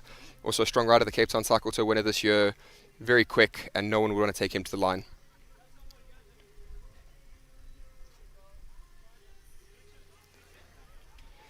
Generally in professional cycling or in road cycling, you don't want to do too much. You want to be well hidden. You don't want to blow all your matches early. But in a criterium, when it's so flat and not so flat, so fast and so aggressive, you always want to be in the front. The guys who are second, third, and fourth are doing just as much as you are in the front. So it's always good to actually race a criterium from the front. And we can see Blaine Kick is doing that today. He's got a little bit of a gap. Is he going to try and consolidate, or will he wait to see if someone will come across to him? The boys are absolutely motoring out there. You can see Kent Main from Fly Cycles looking really, really strong.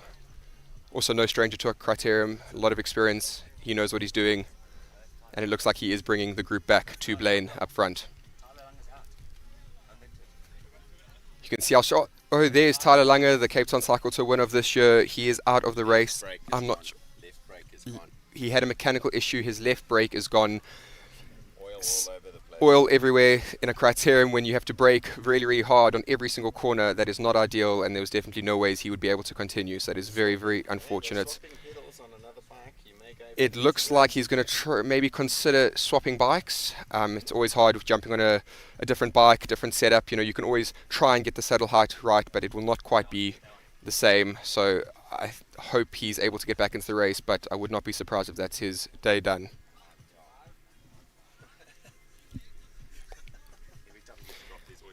You can see now it's bunched up again. I think no one wants to show themselves too early. There's, I'd say, roughly 15 riders there. They've definitely established themselves. I think this group, the winner will definitely come out of this group here. Looks like they're cruising, but I think those 15 guys are gone. Oh, there's Tyler Lange back on. I'm not sure if that is on his original bike. But it is a spare bike. It is a different bike, so not his.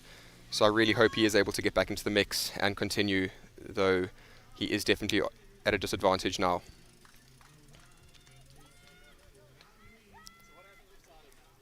It's 51 minutes to go, so it's not even 10 minutes down, and the race is already in pieces. I think more than half of the field has been distanced.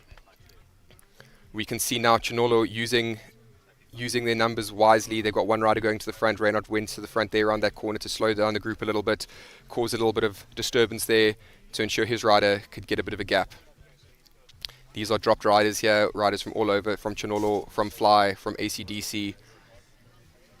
Definitely a hard day out, and that climb was already taking its toll.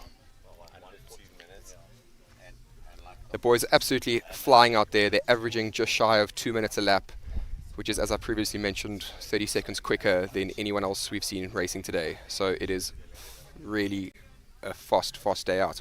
It'll be interesting to see if they can hold this pace. But those boys there are all really strong riders, high caliber, a lot of experience. There's Kent Main on the front with Reynolds from Rainsburg on his wheel. Brandon Downs from Chinolo behind him. I think that's Warren Moorman. Kent Main, such a strong rider, always looks composed, always looks comfortable on the bike, but I can guarantee you he's really putting them to their paces and dishing out a lot of pain out there.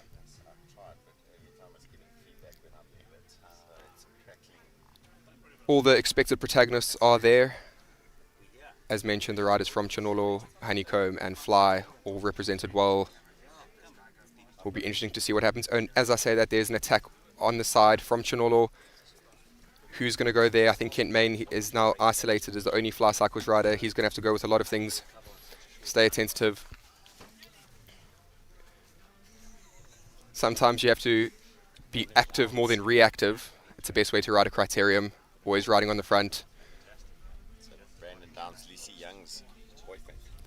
Brandon Downs, who's currently leading now, that is Lucy Young's boyfriend. She definitely a strong family there.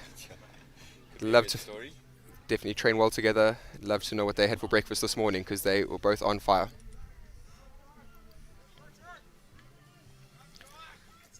I think that is Tyler Lange. Is he back? He is back. He's sitting at the back there, looking a little bit uncomfortable. Might be, saddle that's probably, even if it's just 2 mils too high, sometimes that can be the difference.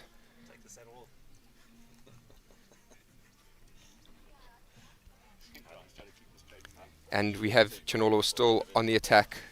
Very aggressive racing here. Very positive racing. It's great to see that. They are well represented, so they've got many cards to play, and they'll definitely be hurting the boys out there.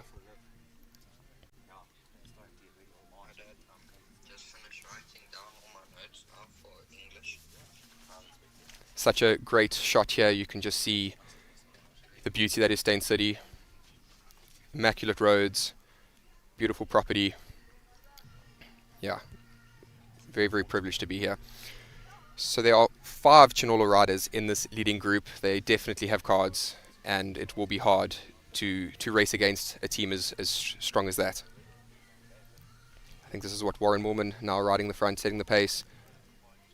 And there's an attack on the left-hand side by Kent Main from Fly. Is anyone going to go with him? It looks like he's got a bit of a gap, a bit of a hesitation. And Kent has got a gap. Chinolo will obviously immediately go to the front. They're really well represented. They can use some of their assets there. There is a bit of daylight there. In a criterium, you can't let someone get too far because out of sight, out of mind. But Kent, in the hardest part of the route, is really putting the boys to their paces. And it will be interesting to see if he can maintain this. He's now got 2 fellow companions.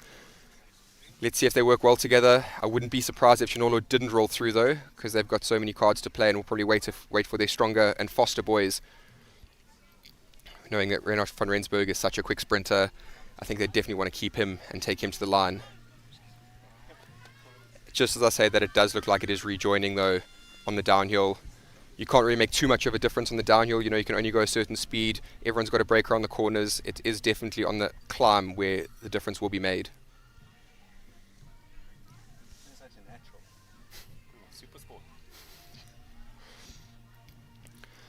I'm joined here by with Carl Mitchell from 226s and Honeycomb. Carl, would you like to say a few words, have a bit of a chat? Just say a big thank you to you though for sponsoring this event. We are very, very grateful for having someone like you in the industry, keeping cycling going and keeping it alive in this country. You know, without you, the sport would be in a much different place. So massive thank you to you for all you do in South African cycling.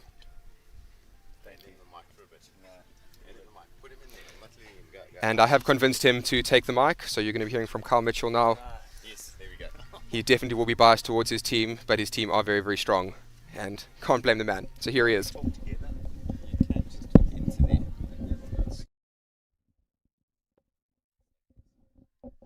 Thanks for that, Ryan. Appreciate it. I'm surprised you're not out here racing. Had a good year this year. Almost won 947. Close finish. Taking it easy, I'm guessing, for the rest of the season. I think I can hear you. Yes, I was in a race today, but unfortunately, that final corner of 947 last week, I had to brake really hard and actually wore out my brake pads. So it would have been unsafe for me to ride today. So I'm out of action now. But yes, it would have been lovely to race here and see if I can still get involved and stuck in. Though the amount of pain that these boys are dishing out, I'm actually not too unhappy to be sitting on the side of the racing fence. Yeah, and do you think like a race like this, I mean, Kent on his own now, I think there's a couple of other guys like Warren Moorman on his own, and Chinolo has numbers, they're going to have to keep the pace up every lap, otherwise the attacks are going to start going. I mean, what would your strategy be if you're in this kind of situation with Kent, where you know he's one of the strongest, but he's outnumbered? I think, you know, when you are isolated, you have to kind of make allies out there. So, as you mentioned, I think a lot of the riders who are, you know, racing either alone or are now in a position where they don't have teammates anymore, the smartest thing to do would be to kind of work together. You know, you make friends and you work together. I think, you know, you always go against the stronger guys, and the underdogs need to kind of rally together. But having said that, you know, Kent Main, everyone knows how strong he is, and no one will really want to work with him and take him to the line either. So it is a bit of a gamble. But again, what I would personally do would, I'd try and make friends out there. Yeah, I agree, and I think this kind of route suits someone that's quite a punchy rider and got a bit of stamina in them. I think this is a survival of the fittest, you know. I mean, earlier the race we did, I mean, the climb is about a 1 minute 20-second climb with a 30-second downhill, so there's no recovery, it's constantly under pressure. And as I'm saying that, you can check Kent's kind of going again, putting them under pressure on the climb. So I think that's going to be his tactic, just to wear them down every lap. Well, that's something you do? 100%. I mean, Kent is a strong rider. He's got a lot of experience. You know, he's done many miles. So he's going to just kind of keep, hitting them every single time and hopefully wear them down. And, even though it's only an hour of racing, if you hit them every time for a minute, it eventually starts hurting. The first 2 times, 3 times you can go with it, but by the time 10, 11 come around, it gets a lot harder to hold that wheel.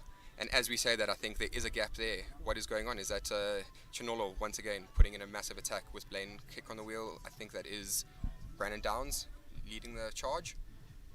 Yeah, it looks like Brandon Downs and Blaine, and I think this suits Tanola where they got the numbers, so it's a cat and mouse game. They send Brandon Downs up the road, everyone has to chase, then they send Christian Klopper, who looks like he's in the bunch, and I think they're going to save Rainey till the end. Hopefully it plays off, because it didn't quite work at 947 riding for Rainey, so let's see how they play the tactics today. You are so right. I think Chinolo have got something to prove after last week. They went in with a strong team and they've been very dominant this season. And 947 didn't go their way, so they came here with a lot to prove. Very strong and motivated team. And as you mentioned, Kyle, Chinolo are going to keep doing that. They're going to keep sending riders up the road, wearing the rest of the boys down slowly. And it's going to be hard. If you're not wearing a Chinolo jersey out there, today's definitely going to be a hard day. Yeah, and as you said that, we've seen 2 fly cycles guys pull off here. It looks like Ruan deploying and Keenan Root. It looks like the Honeycomb boys are also out the bunch, so I think this is just going to be the tactic, wear everyone down until the final couple of laps where there's only 2 or 3 riders left, and then we'll see who survives. Beautiful overview of Steyn City. They've really done an amazing job representing and helping us out here to put this on, so we must be thankful. And then as we speak, Kent's having to chase down again, so wearing him down slowly. Exactly, Carl, and I mean, it's amazing that they have been racing for less than 20 minutes, and yet I think there's 8, 9, maybe 10 riders actually left in this race. So from the gun, the boys went off at light speed, and there's no coming back. All these riders here are drop riders, going to be lapped for the first or second time, and that's unfortunately their day done. But you will see how long this leading group of 8 riders or 8 to 10 riders last. Yeah, and I think the weather is playing up. As you were speaking about earlier, the wind's picking up here. It's still very hot. So again, a course like this where you have to survive, you've got to keep hydrating, stay as cool as possible for the end. And as you see this, you can just see all the Tanola riders. I mean, that's 1, 2, 3, 4, 5 riders. And now Rainey's going to go, by the looks of it, he's putting under some pressure there. So let's see what happens. As you say, Carl, I mean, yes, in that leading group, Chinolo are outnumbering everyone, so they've got so many cards to play. Definitely they are in the hot seat, in the pound seat right now. It would be interesting to see how this plays out. I think you're right, they will be saving Rainey for the end if it does come down to a fast finish. But if I was them right now, I'd be going one after the other, because they've got the manpower to do it. Yeah, I agree. I think now's the time to play those tactics while everyone's kind of looking at each other, and use whatever legs you've got left in you. And while we're watching this race and it's just kind of settling down, let's talk about you, Ryan. Where to next? Obviously World Tour is done, you've retired, you've come back to South Africa. I'm pretty sure everyone's jumping on the bandwagon to get you in their team. I'm sure Tsanola's one of them. They seem like they're grabbing everyone. So where to next for you? What's your plans? What's you doing? Taking on gravel maybe? The gravel burn excite you? What's up? It's a very good question, Carl. Yeah, right now, for the immediate future, I just want to take my foot off the gas a little bit and just enjoy being back home, enjoy South Africa, enjoy some time with the mates and then the family. This time of year generally is an off season where you do overindulge a little bit and you eat a little bit more cake than you should. So I'm definitely ensuring that I do that and refreshing the mind and body a little bit. But going into next year and my future plans, nothing concrete right now. I love cycling. It's in my DNA. I am a racer. I'm very passionate about the sport. So I definitely will get involved. But yeah, I'm going to try and figure it out. So if you have any advice or if you can recommend something that you think would be a good avenue, then I'm all ears. Retirement is blissful. Enjoy it. Take your foot off. I guess cake is the other word for beer, hey? Is that what you were trying to say? Okay, because I've never seen you indulge in a cake. So we'll say cake. We'll use that as our little word. But yeah, enjoy the time off. Enjoy the time with your family, your little one. How old is she now? 11 months old. Absolute blessing, but it's a lot of work. I thought being a pro cyclist was hard work and doing 6-7 hours on the bike every day was hard. But being a parent to a newborn is harder. definitely take my hat off to parents out there, and I have a newfound respect. But yeah, it's something quite special. But sometimes, early morning wake up calls, I think, I may as well have, if I was going to be awake this time anyway, I may as well have gone for a training ride. So I have no doubt that in a few weeks or months I'll get itchy feet and be doing a lot more hours on the bike. Yeah, I think it might be the excuse to get out the house for a little break, hey? So, yeah, I think the race is kind of stagnated a little bit, and we were speaking about earlier, you can see Kent's on the front. I think he's trying to nullify those attacks that keep coming, because he's paced this whole lap, and everyone is kind of hanging on. Even Melon Mobile seem to have a few riders, so I'm surprised they're also not throwing something. They got Emil in there, which is obviously the under 20, and as we speak about it, there goes an attack. I'm not sure who that is. It looks like it's an Sonolo rider, yes, and right behind him is Blaine and Kent chasing. So they're really, really trying to put pressure on Kent here. I think they know he's the favourite. Definitely, he's got a highly talented bike rider. Definitely everyone knows what he's capable of, and people are going to put pressure on him. As you mentioned, Kent does have to chase everything down, being isolated there and being one of the favourites. But Chinolo are doing exactly what we expected, attacking one after the other, putting a lot of pressure on the rest of the boys there. Yeah, and you can see on the downhill, the Tunolo rider, Mahlangu, I think his surname is, he's ripped it up all the way down the downhill and split the bunch up. Normally we would rest on the downhill, so obviously he's going all out now to set up something else, and let's see what happens. You could see as they were coming down the downhill, the bunch was split up. And there's actually Tyler Lunga, so he's had a bad day. Poor mechanical on the bike. I believe his brake lever stopped working and he had to get on a spare bike. And I don't think that's set up for him. So unfortunately, he's out of it.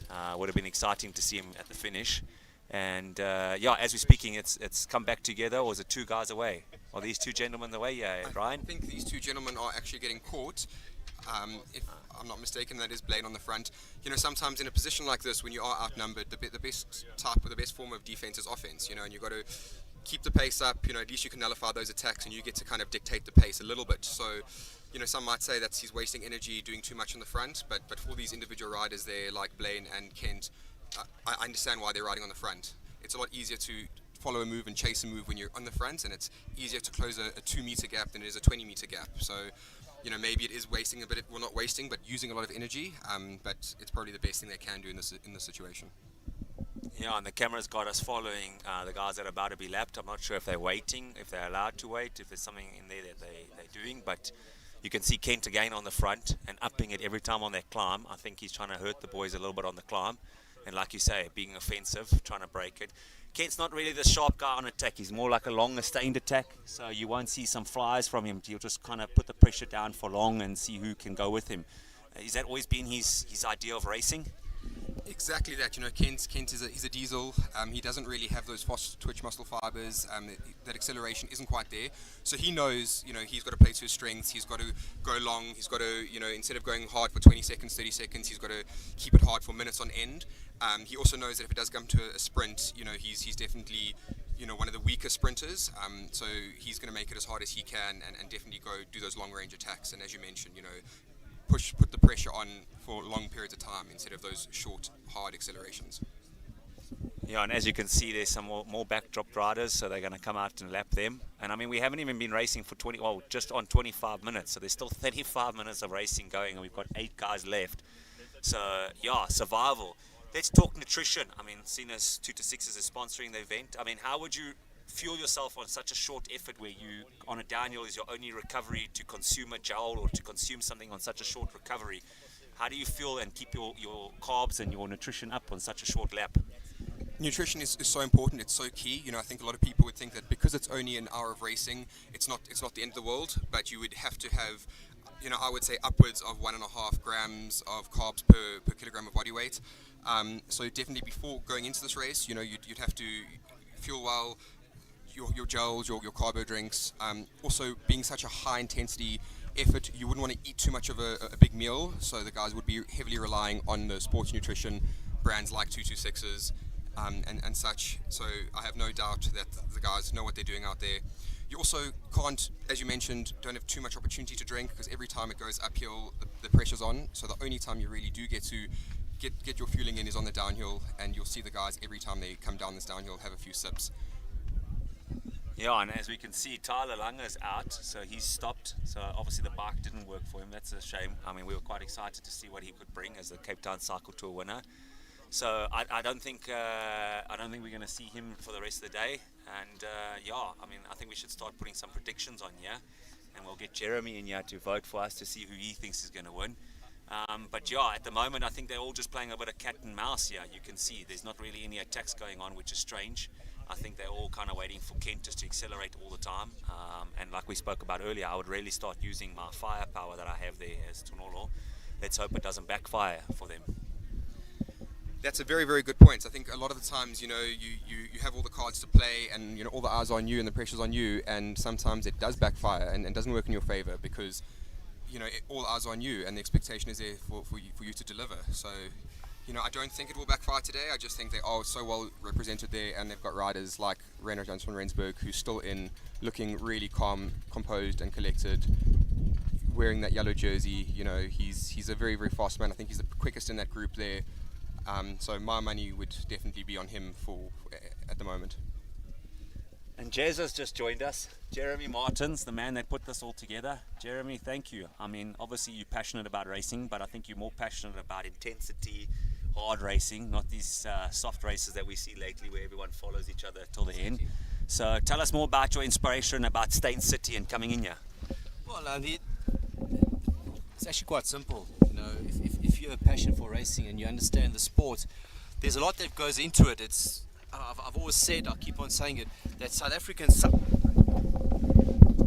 cycling is, as it stands now, is a fun ride culture with a little bit of racing. And in order to survive, or if you want to make it in Europe, you have to be used to the intensity. You have to be used to the skill, because this is what European racing is about. So yes, what I do, it is a lot of it is very based towards the racing side, purely because that's always has been a passion. For those who are watching now, the first 10 minutes of this race was absolutely insane. At heart, I'm a bike racing fan. I absolutely love it. I love watching it, and watching it. Oh man, that was incredible, absolutely incredible. And it's great to see now the race has settled down. Looking at this in the way the Tornello riders are racing, they're using their numbers early on, getting the attacks out there, pulling this thing out of the favourites. We talk about favourites, I heard you guys talking about Kent Main. Yes, he has to be a favourite on a course like this. Yeah, he's very, very strong. It's I've said this earlier, that this race seems to be interval world champs. You go up the hill, absolutely flat out, recover on the downhill for a little bit, then you go flat out again. Looking at the riders that are here, oh man, this is the best of the best of South African road cycling. And Jezza, where to from here? Like, what's next? What's next for Criterium in South Africa? What's next for road racing in South Africa? We've seen it dying. A lot of teams are pulling out. So what are your thoughts on what's next from here? There's a saying, in order for things to fall together, they first need to fall apart. The road racing, again, I'm talking here I'm talking from two perspectives. You have the fun ride mass participation event, which is an integral part of the South African road cycling culture, and it always will be, and it forms a massive part of what South African cycling is. That will always be there. But then when you look at the actual racing side, the racing side does need a little bit of attention. And I think it is events like this that get to showcase the sport of road racing. It's not a 100k race where you start at 5:30 in the morning and finish by 8. With what we're doing here, it is a festival experience. The people can come watch the race. They can go ride their 3-hour ride in the morning, whatever it is. They get to come watch the race. Have a lakaburi roll, have something lacquer, have a beer, come watch the race. This is, as a bike racing fan, for me, this is what it's all about. And you can see here, you've got the best South African riders. This is absolutely impressive. You've got Reiner Jones van Rensburg sitting there. It looks to be third or fourth wheel. To his right looks to be Kent Main. I would suspect on a course like this, Kent Main is going to be an integral part of the race. Blaine Kick, Steve and I talk about him on a weekly basis. This man has spent months and months and months racing in France, racing in this type of format, so he understands it. He understands the importance of positioning. It's showing here again today. Jeremy, incredible racing, and how cool is it to be able to get legends like Grant Gibbons and Carl Mitchell onto the mic doing a bit of commentary for us. We get to do this all the time, cheering everyone else on, but wow, this racing has been hard. Yeah, Brandon Downs on the front, Lucy Young, his girlfriend, taking the win earlier. A phenomenal performance. Sinolo Pro Cycling looking incredible. Blaine Kick, I'm going to call my card and say Blaine Kick, just because he's a youngster, just because he knows how to race crits, just because he knows how to dig deep, and just because he's a cool egg. But no other reason, because everyone else here is an amazing rider. And I think definitely the way Tornado Pro Cycling are riding, and the riders that are not riding, meaning that the riders that are sitting in the wheels, I think their game plan is quite obvious from the outside, who and what they're riding for. But there are many riders that are in this front group that are saying, you guys seem to be a dominant force here, but I ain't done yet. And Steve and I, we were sitting on the course, and the rider's going past now, and I see a rider just hanging off the back there is Reno Skitter. Type of guy we don't talk about too much, but when the racing is hard, when it's there, Reno always seems to step up. As looking here, look, the Tornado guys again, they're forcing the issue. They're looking to take control. Awesome. Kent Main, another rider. Is he still in the mix there, Kent Main, eh? Yeah. I would say Kent Main, Reynard Jansen van Rensburg, those guys go a long way back. There's definitely a bit of a split in the group there. Blaine Kick. Blaine. Okay. Yeah, you got Reynard Jansen van Rensburg, Kent Main. These guys come a long way back, racing from the MTN days. Douglas Ryder building a team that has got to where it has, MTN, Didata, NTT. Oh, the list goes on and on and on. Doug Ryder has done a lot for South African road cycling. And now we're looking at two guys that have been part of that system. Oh, there we go. Blaine Kick is laying it out. We are 26 minutes to go. Blaine Kick has said, you know what, Oaks, thank you very much. I want to take the bull by the horns here. And I agree with Steve. Blaine Kick has to be an outsider. Kent Main has realized, you know what, we can't leave this go too much. This is a big danger. Riders are getting dropped here. That pace there, Jeremy, has just exploded. It looks like someone's pulled the pin on that hand grenade. Kent Main's decided he's had enough of this rubbish of playing around.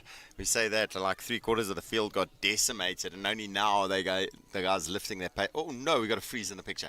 There we go. Blaine Kick on the front. Kent Main working hard, bringing it back. Reynard Jansen van Rensburg sitting on his wheel. Is it one of the Nessa Africa riders in the mix there? I can't. Reno Skitter, yeah, the youngster. He is incredible as well. It's amazing how a circuit can change the opportunities for a rider. The circuit incredibly hard. There isn't a single rider who says love the circuit easy. It's love the circuit. Oh my word, that was hard. And the riders come past us now. They're heading down the hill. 1, 2, 3, 4, 5, 6. It's just getting shattered, lap by lap, getting taken to pieces. They have 25 minutes left to go. Lap time, 2 minutes, 3 seconds. Consistently 2 minutes a lap. The first lap was 1 minute 58 when all the bunch was there. We were like, yes, hold on to your seats, ladies and gentlemen. It's going to get on. And they've kept that all the way through. The guys are really, really good. I think this type of circuit that doesn't lean too much towards a team getting on the front and absolutely pulling it.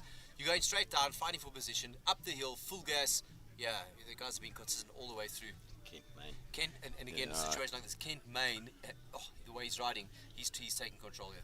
And look at that class field. I mean, Kent Main on the front, Blaine Kick behind him, Reynard Jansen van Rensburg behind that. I've got to get his Sinello teammate behind him. Looks like Tokozani. He's been brilliant. His performance has been incredible, and he's not just hanging on. He's participating and aggravating the racing. Brandon Down sitting on the back of that group. Look at the pace.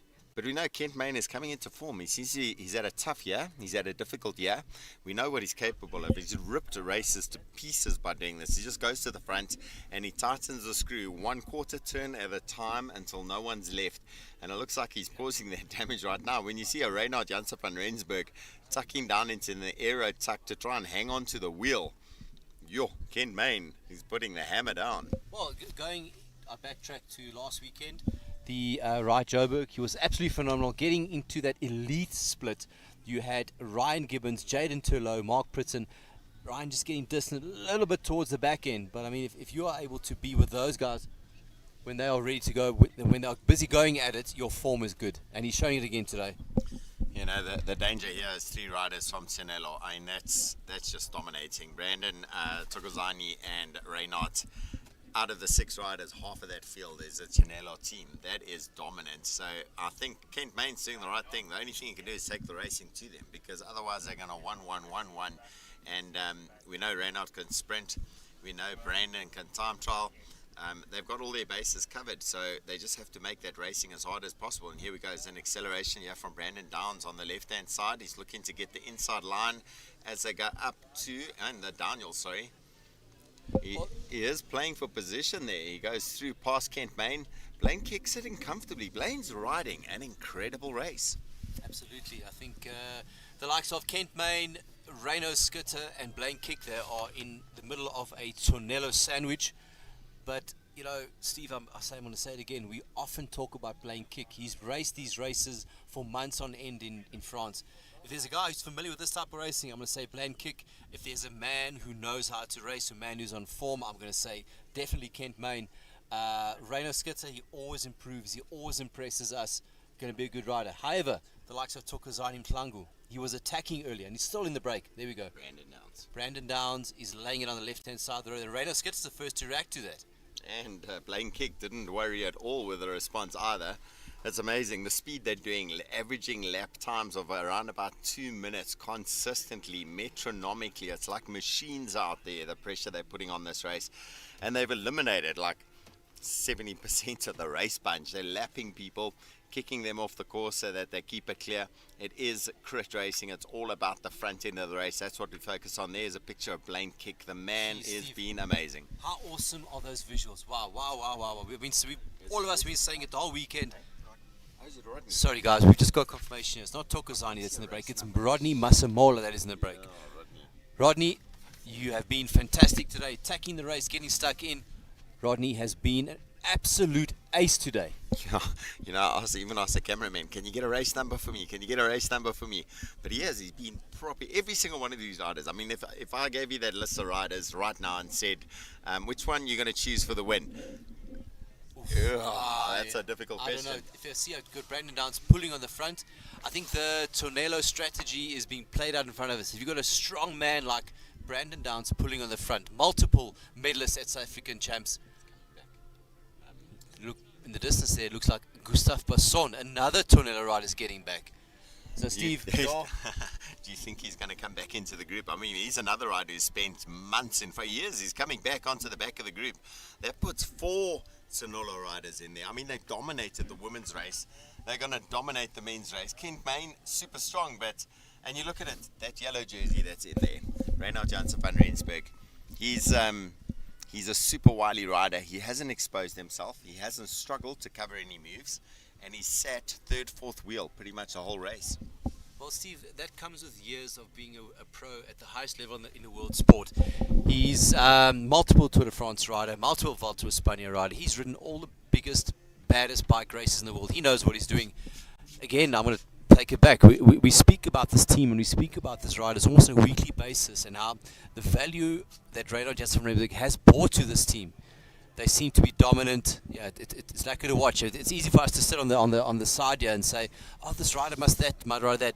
They're all pulling it together. Tornado are doing a fantastic job. Yeah, they have done an incredible job. And just looking at Johan Trotsky making his way up the hill, he was out here practicing the route. A phenomenal rider himself. He's about to get lapped. I said to other guys out there, you know, oh, there goes Rodney Masimola. Rodney, how incredible has he been as well? So they've now got 4 riders in there. Gustav Passon has caught back onto the back of the bunch. Look at this. There goes Kent Main. Kent Main has said, okay, guys, let's get down to it.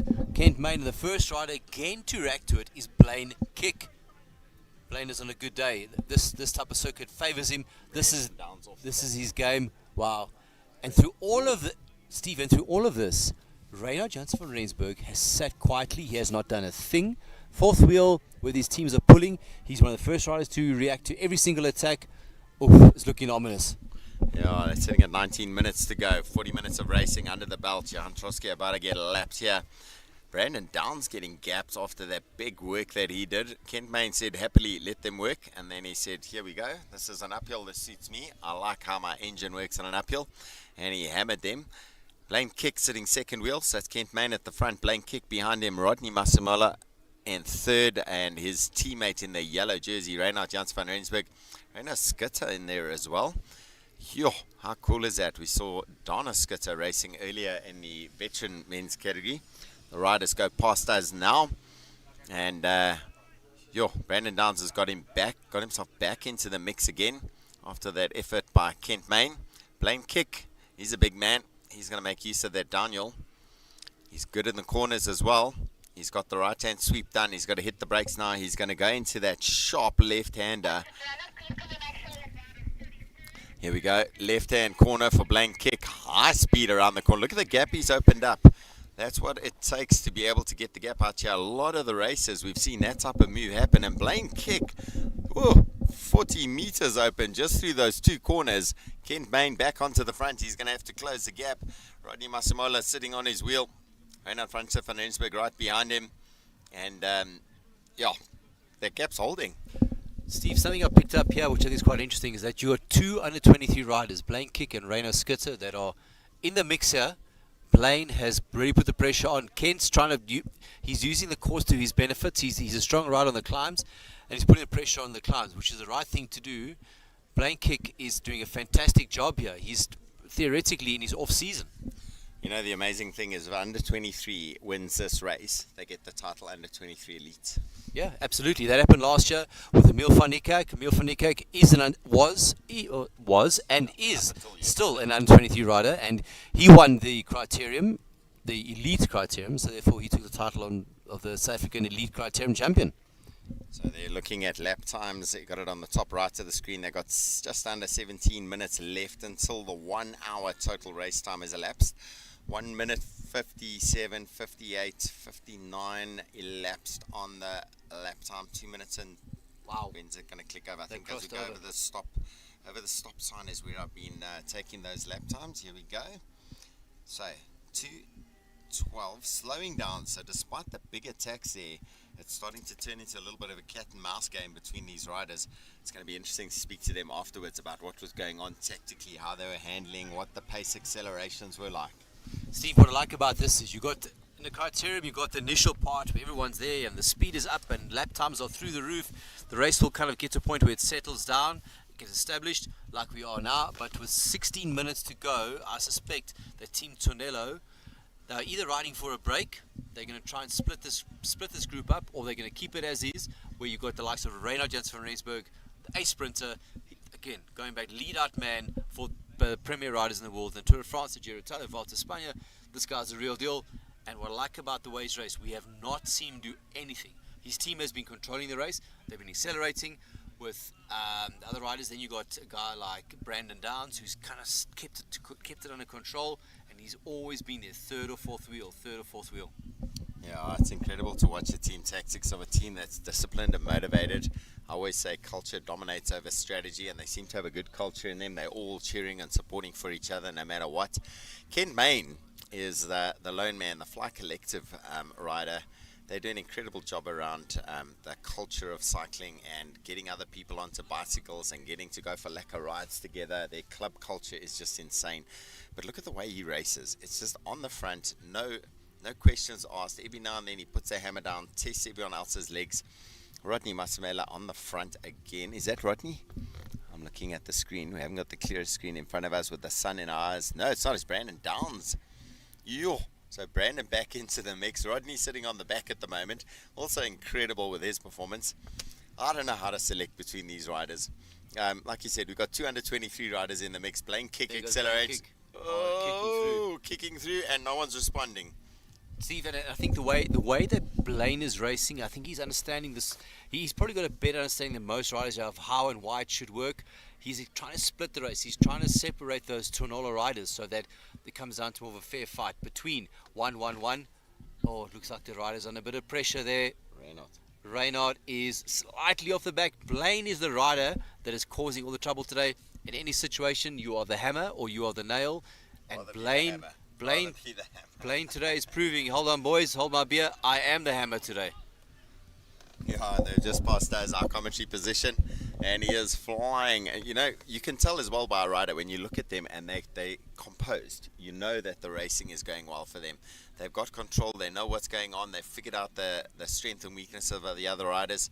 We said Reynard was looking very composed and together. He's now relying on Rodney to get him back into the mix. Look at that gap around that bottom corner. The speed Blaine went around there. Is that Blaine? I can't say no, it's not. Blaine is sitting second wheel behind Kent Main. I think it's Brandon Downs who's gone off the front. It's Rainer Skitter. The under 23 rider. He goes around the corner, lost a little bit of momentum there. Kent Main's closing the gap back down. We're now back to 6 riders on the climb. It's a steep part of the climb. 1.3 kilometer circuit, 36 meters vertical ascent. The first part of that ascent, an average gradient, Jeremy, of 8%. Wow. It Wow, hits wow. a peak of 10%. It properly burns your legs. And you still got to carry on climbing until after the finish line when you finally take the left turn, the descent starts. But you don't get a rest on the descent. No, absolutely not. There you're either going flat out, holding your position, try and catch your breath, and then next thing you turn left and you're going back up again. Look at the clock here. We're under 13 minutes to go. Kent Main and Blaine Kick looking at this. These are the riders that are looking to try and split this up. The likes of Brandon Downs and Reynard Jansen from Rensburg. They're trying to keep the race under control and look for a sprint. Man, I think we got one hell of a race in our hands. We've got 12 and a half minutes to go. It's going to be on. Reynard Jansen from Rensburg got itself back after being under a little bit of pressure on the climb the previous lap. Thank you to his team. This is going to be on. Yeah, wow. I don't know how these guys bring out this level of racing. Keep up this intensity. And there goes Kent Main again. He says, Brandon Downs, thanks for doing the work. Let's put some pressure. Rodney's just pulled out. Rodney Massimola has pulled out of the race line. His head is bobbing. He is done. Brandon Downs is struggling a little bit with that pace as well. Reynard Jansen van Rensburg. The gap is there. Reynard Jansen van Rensburg going into this. He's clearly the team leader for Team Tornado Pro Cycling. The team has done a fantastic job looking after him, but coming into it, Kent Main, Reino Skitter, Blaine Kick, Brandon Downs have come to the race. I think Brandon Downs is going to go to the front, try and calm it down, let Reynard get back, keep the pace steady. But I'll tell you what, it wouldn't surprise me if the likes of Blaine and Reynard and Kent have noticed, hey, we see a weakness here. I think they're going to give it to him again. We have 11 and a half minutes to go. We're probably looking at about 5 to 6 laps left in the race. If the guys are doing this racing now, they're putting pressure on now. I think 3 laps from now it's going to be exploded. Jeremy, to me it blows my mind is the amount of concentration you have to be able to go around the circuit safely, and they've managed this lap after lap at absolute flat out pace. We just had Gustav Basson go past us at the commentary position. We're just after the beginning of the descent. Kent Main back onto the front. Every single time they hit that uphill, it's Kent Main putting the hammer down, tightening the screws, causing all sorts of pain and suffering. Brandon Downs on his wheel. Wouldn't be cool if Brandon Downs won. And then Brandon and Lucy in the same household, training together. They're a couple, and they can go and sport their new SA Champion of Crit Racing jerseys. Yeah, I mean, given the nature of this circuit, it's really, really hard. It's not so much like a strongman, a fast man circuit. The riders that are left there, it's just proving that this is a flippin' hard circuit. You've got Blaine Kick, a man of form, a man who knows his format, a proven bike racer. Kent Main, a long history of it. Reino Skitter, young up-and-coming rider, doesn't typically perform at the highest level or in the top results. But today, when the race is really hard and only the strong are left, he's proving that he's one of the best riders around. Reynard Jansen van Rensburg is using all of his skill, all of his experience to try and ride this race within his limit and keep within the group. So when it comes to 2 laps to go, he's in the shot to win. I still don't think Reynard is done yet. He's riding a bloody good race and controlling. I think the pace has slowed down slightly. Brandon's been very clever here. He's going to the front, taking control of it, taking a drink of his bottle, trying to slow the pace down a little bit, going to give his teammates the opportunity to come back, give Reynard an opportunity to take a big breath and get that big engine ready for the final lap. Jeremy, I may have missed it. What happened to Blaine Kick? He's not there. Wow. Where's he gone? Wow, looking here, I don't see Blaine Kick. Something's happened to Blaine Kick. I would imagine maybe a mechanical or some sort, because Blaine was looking really strong. That is going to be so sad. That is going to be sad if he is out because of a mechanical. I cannot see him on the circuit, and I'm looking on the tech zone. I can't see him either. Blaine Kick, an animator of the racing, a specialist in crit racing. He's got some great results over in France. There he comes. He started the descent now. He is out of the saddle. Think he's given in and said, I've had enough of those beatings. He's going to settle for second place in the under 23 competition. So Reino Skitter has secured himself an under 23 title if he just sits it out in that bunch and doesn't let Blaine Kick come into the mix. Brandon Downs on the front, Kent Main behind. It's Reino Skitter, the under 23 rider, in the middle. If Reino Skitter takes the win overall, he gets the title across both categories. So he takes it away from the elite riders. But Reino Jansen van Rensburg is perplexing me a little bit because he seems to go off the back, but then he brings it back. When we see him ride past on the sideline here, he looks calm and collected. Yeah, I think Reynard's using all of his experience, all of his skill to ride within his limits and knowing when to go hard, knowing when to not extend himself. I think if it goes into 2 laps to go, he's going to be a big problem for the likes of Reino and Kent if they're looking for the win. Look at the way the pace is fluctuating. Rodney was off. He's managed to bring his way back, which would dictate to me that the pace has slowed down. I mean, if you're a rider and you got popped and you're out the back, you would not be getting back. Yeah, Jezza, wow, what a festival it's been. The 226's SA Criterium Festival hosted by Steyn City. It has been an entertaining weekend. This was your vision to host an SA Criterium Champs for the second time. You've done it. You wanted to make a show for the riders. You've done it. And we've come down to the last 7 minutes. We're not sure exactly when the bell's going to go, but it has been one absolutely amazing race after the next, and it's wrapped up with the elite men, elite women. Brandon Downs at the front here. Lucy Young taking the win in the elite women's race earlier. The Tsenelo Pro Cycling team properly showing off. We got the fronter of the race going past us. Brandon Downs on the front, Kent Main behind that, Reino Skitter behind him. The yellow jersey clad rider from Tsenelo Pro Cycling leading the Mzansi National Road Series. It's Reinhard Jansen van Rensburg and Rodley Masimola. He has been insanely good. He's done proper chunks of work there when needed, and he's not shirked his responsibilities. He's taken his opportunity to stay at the front, to get into the mix.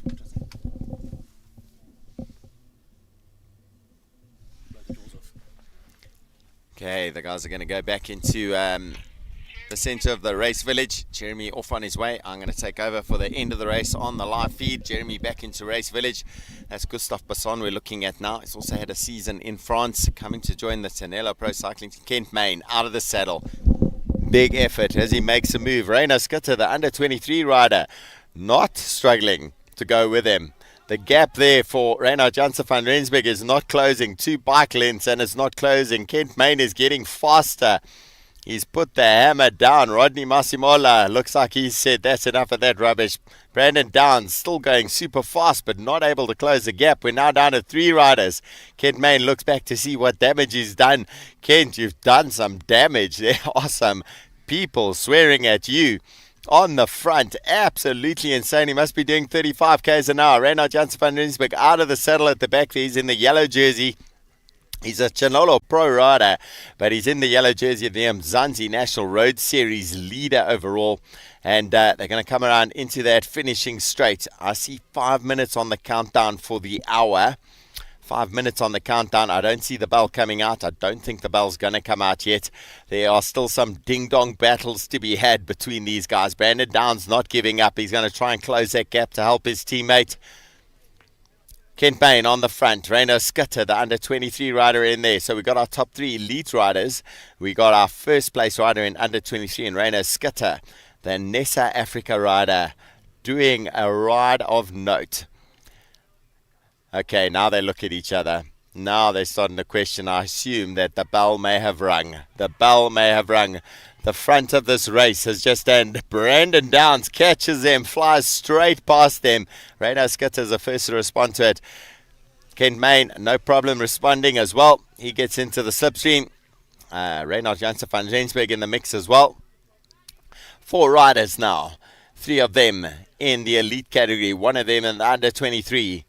Who's going to take it at the end? I got no idea, but my word, this has been a race just literally one lap at a time, 10 riders at the back at a time. It's just been punches thrown. Who can take the most punches, I think, is a storyline here. Brandon Downs on the front. The last time they hit the bottom of this climb, if they are on the last lap, I think they very well could be, because everybody's heading up to the finish line at the moment. It's only me and the crew at the media desk stuck not being at the finish line. We get to see the camera footage though. And there's a big attack from Ken Main yet again, but this time quickly on his wheel. Reynard Janssen van Rensburg in the yellow jersey. Reynard Skutter, how powerful is that rider? The SA Africa guy is on fire. He hasn't struggled to respond to anything. Kent Main goes again. He is got an engine that just keeps accelerating. The revs just get higher and higher and higher and higher. Reynard Janssen van Rensburg almost in sprint position going up that climb. Reynard Skutter, the under-23 rider, has gone off the front. He is going to take the title across all of it if he wins this. This is amazing. He was a good rider. We knew he's a good rider. He's attacked them. He's gone off the front. He's made the difference there. He's going to take the win. As an under-23, he takes a title from the elite riders as well. That is insane. My word, Reino Skitter, SA Africa, taking the win. He's an under-23 rider. He performed like a legend. He wasn't intimidated by those riders. He takes the win as under-23. He takes a title from the elites as well. From Tour de France riders, from team leaders, an incredible performance. Brandon Downs, he wheels past me at the moment. Kent Main has been an absolute legend again. So has Reynard Janssen van Rensburg. You can see how hard they work. They finish up the race. They're just dropping their heads, trying to get some air into their lungs, trying to stop the pain from pulsing through their veins. That's a wrap. The 2025 SA Criterium Championships as part of the 226's SA Criterium Festival, hosted by Steyn City. What an experience, what a vibe. Oh, word, I never thought we would pull this off. We pulled it off. These riders gave us a showing like I've never seen. I haven't been as excited to watch a race ever. To these guys, when they come in, guys, give them the biggest high five, fist bump, a round of applause for what an incredible performance. Donna Skitter on the sideline, his dad, he has got to be super happy with that one. Donna got himself good results over the last couple of while. He was in the mix in the veteran men's race, and there he goes. His son takes the win. That attack was blistering. He gave them a bloody nose. He left them in the back. No one was going to be able to respond to him. There he is, Reino Skutter, the youngster. SA Africa getting some proper exposure out of this one. I see Elaine Gulimi hugs with Donna Skitter. In fact, let's see if I can get him across here. I'm going to shout across. Donna Skitter! Hey!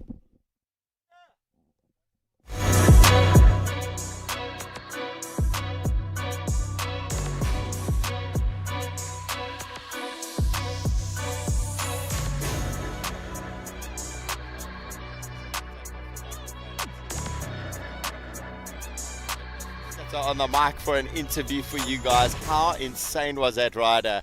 His SA Africa teammates are congratulating him, giving him hugs and having a chat to him. We're going to get him across and do an interview with him just now. Donna Skitter, his dad, is there as well. Wow. Massimo Glimi, a head coach and team manager overall. Elaine Galimi, team manager, biggest supporter of the team. The guys must be super happy with that one. That has been an amazing achievement.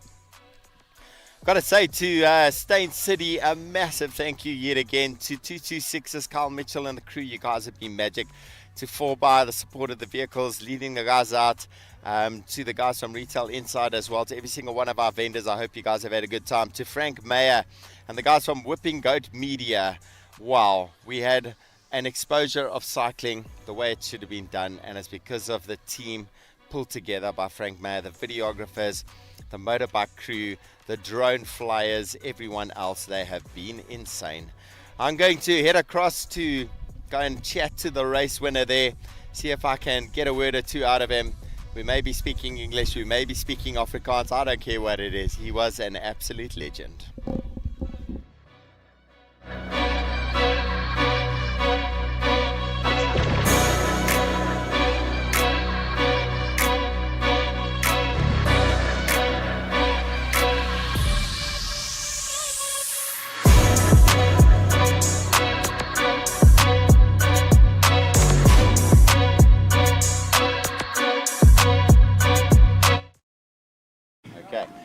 we were talking to the camera, and just project your voice at them. They'll pick everything up as it goes.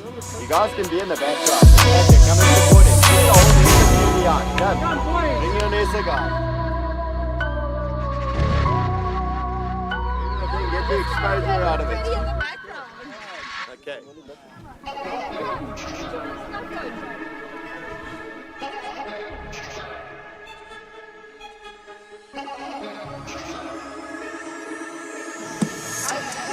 2025 SA Criterium Champion. Right next to me here, Reno Skitter.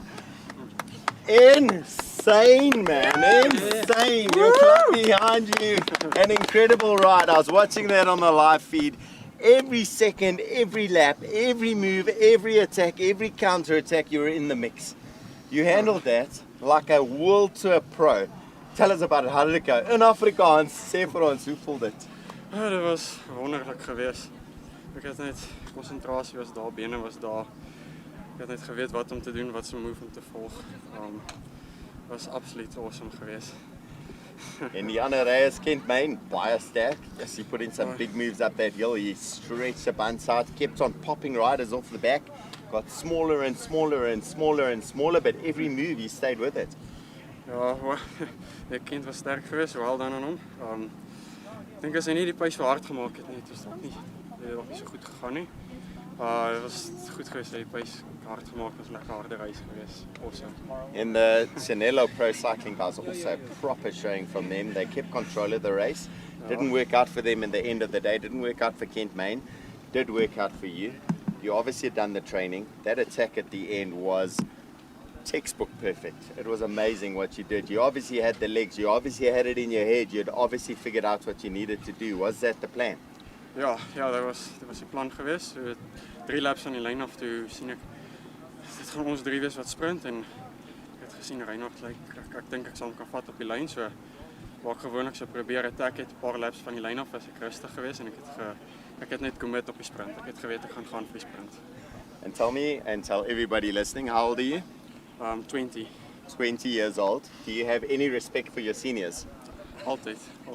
No respect. No respect at all. Guys, come and give him a little hug. How well did this man do? Big round of applause. He takes the title under 23 and elite men. You did it. You're going to be on there. You're going to put on that jersey. You're going to take that title. Any crit racing for the rest of the year, you get to wear that jersey. You're going to do it proud. Well done. Yeah, hey! Yeah, my boy! Yeah!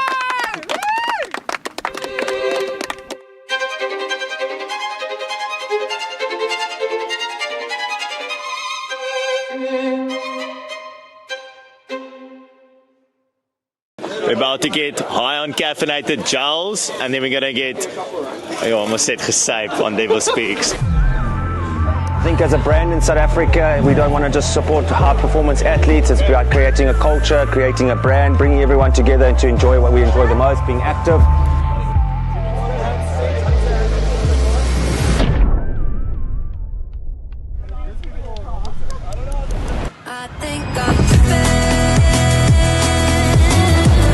He's running in a solid zone 2. I'm probably a tempo, maybe VO2.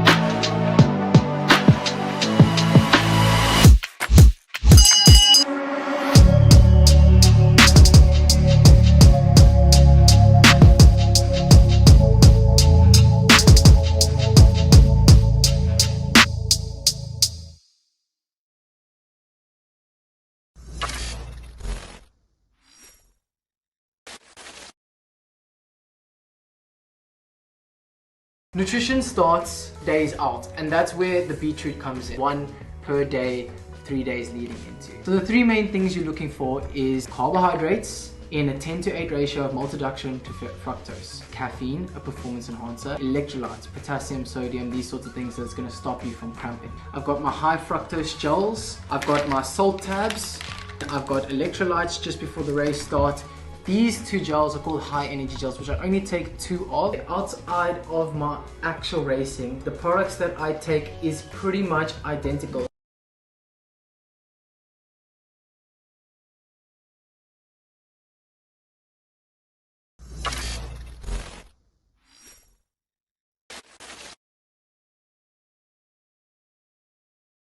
The third product that I do take in training is the isotonic drink, which has beta-alanine, vitamins, minerals.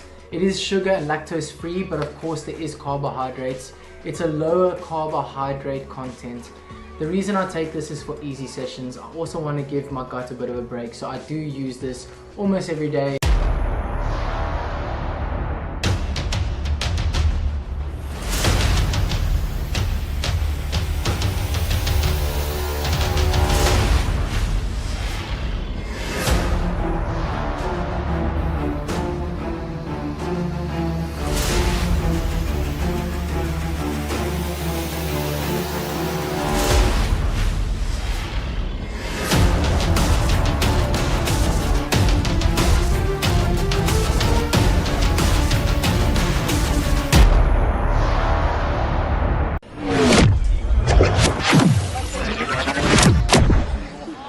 Already gave you the time and the place, so don't be shy. Just come be the man I need. Tell me you got something to give. I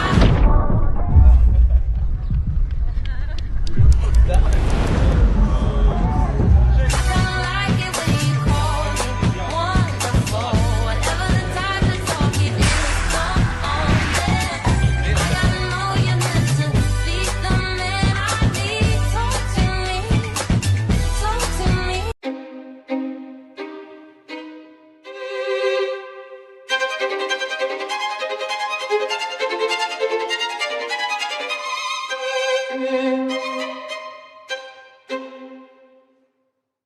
We're about to get high on caffeinated gels, and then we're gonna get, I almost said gesyp on Devil Speaks. I think as a brand in South Africa, we don't want to just support high performance athletes. It's about creating a culture, creating a brand, bringing everyone together to enjoy what we enjoy the most, being active.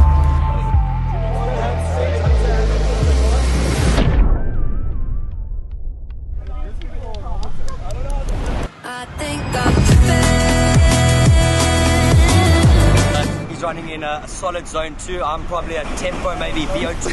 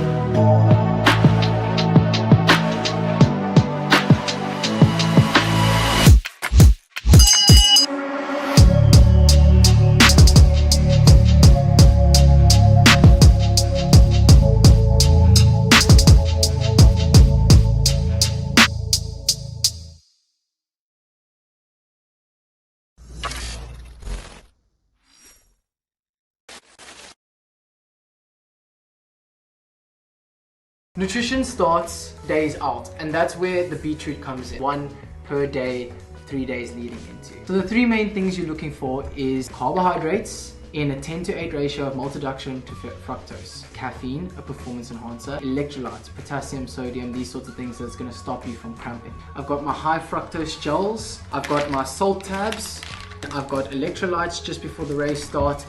These 2 gels are called high energy gels, which I only take 2 of. Outside of my actual racing, the products that I take is pretty much identical.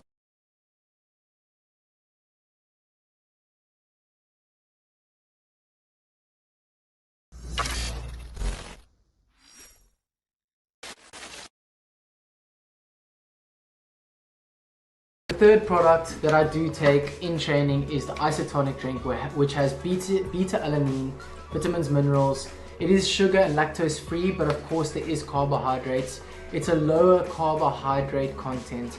The reason I take this is for easy sessions. I also want to give my gut a bit of a break, so I do use this almost every day.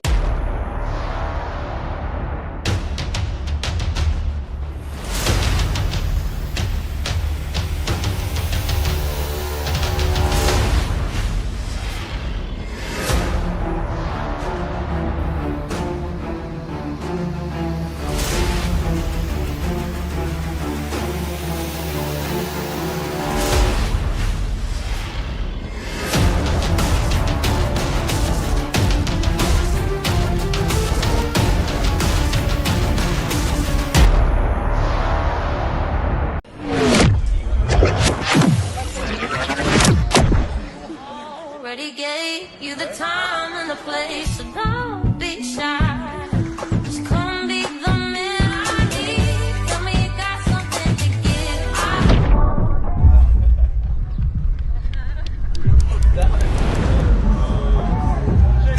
like it when you call me wonderful. Whatever the time to talk, it is come on there. I gotta know you're meant to be the man I need. Talk to me, talk to me.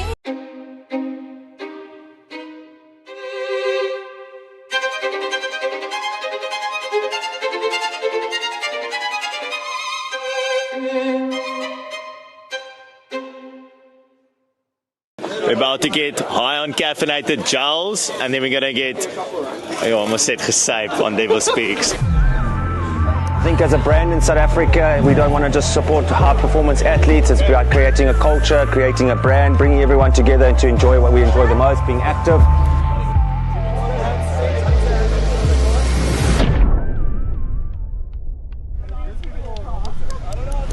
I think I'm He's running in a solid zone 2. I'm probably at tempo, maybe VO2.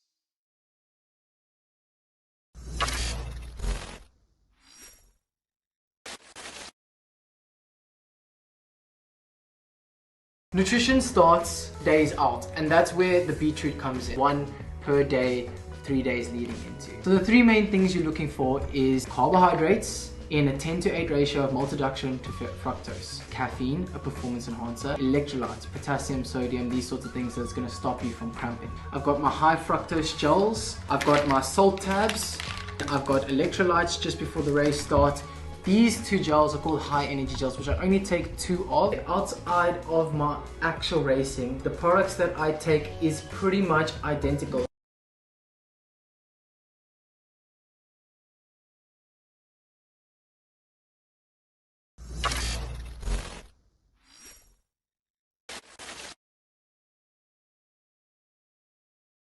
The third product that I do take in training is the isotonic drink, which has beta-alanine, vitamins, minerals.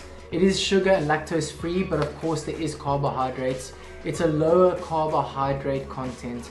The reason I take this is for easy sessions. I also want to give my gut a bit of a break, so I do use this almost every day.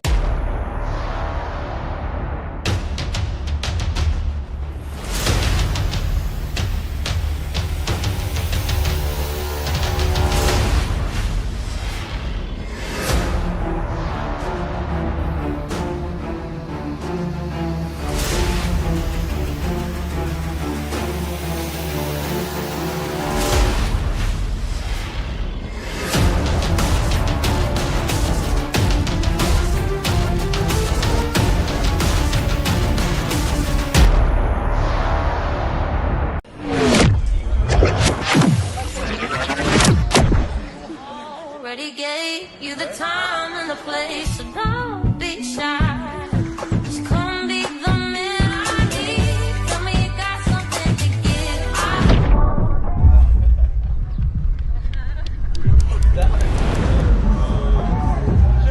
like it when you call me wonderful. Whatever the type of talk it is, come on then. I gotta know you're meant to be the man I need. Talk to me, talk to me.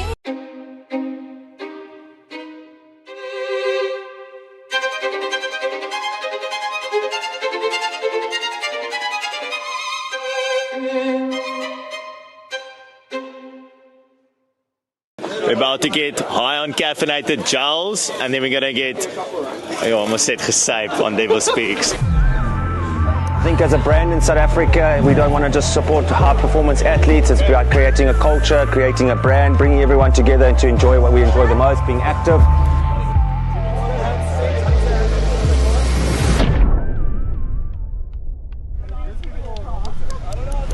I think I'm He's running in a solid zone 2. I'm probably a tempo, maybe VO2.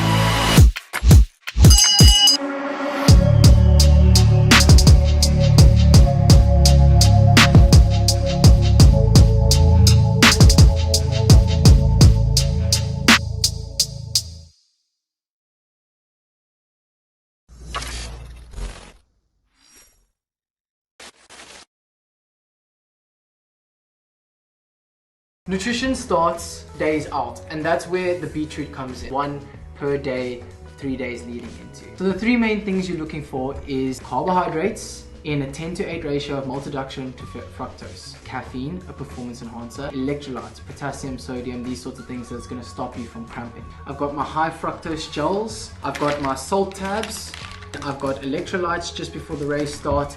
These two gels are called high energy gels, which I only take 2 of. Outside of my actual racing, the products that I take is pretty much identical.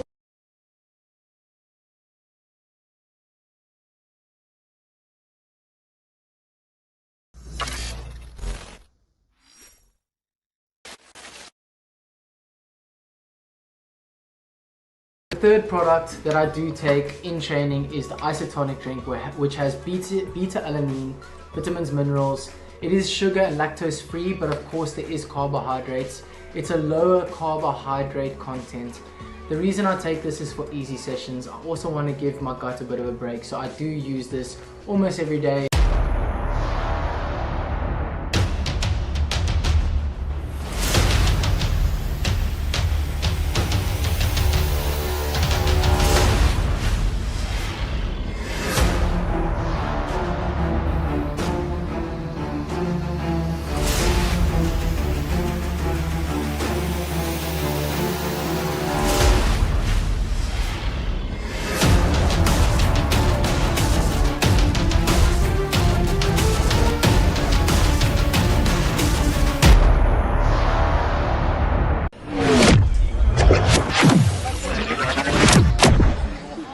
Already gave you the time and the place, so don't be shy. Just come be the man I need. Tell me you got something to give. I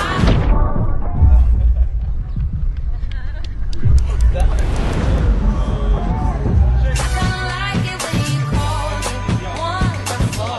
Whatever the time to talk, it is come on then. I gotta know you're meant to be the man I need. Talk to me, talk to me.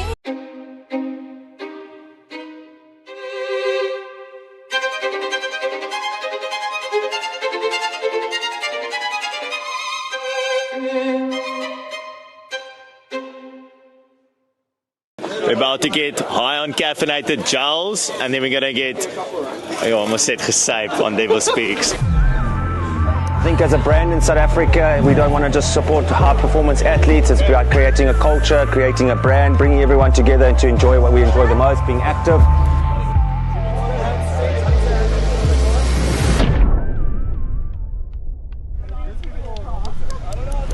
I think I'm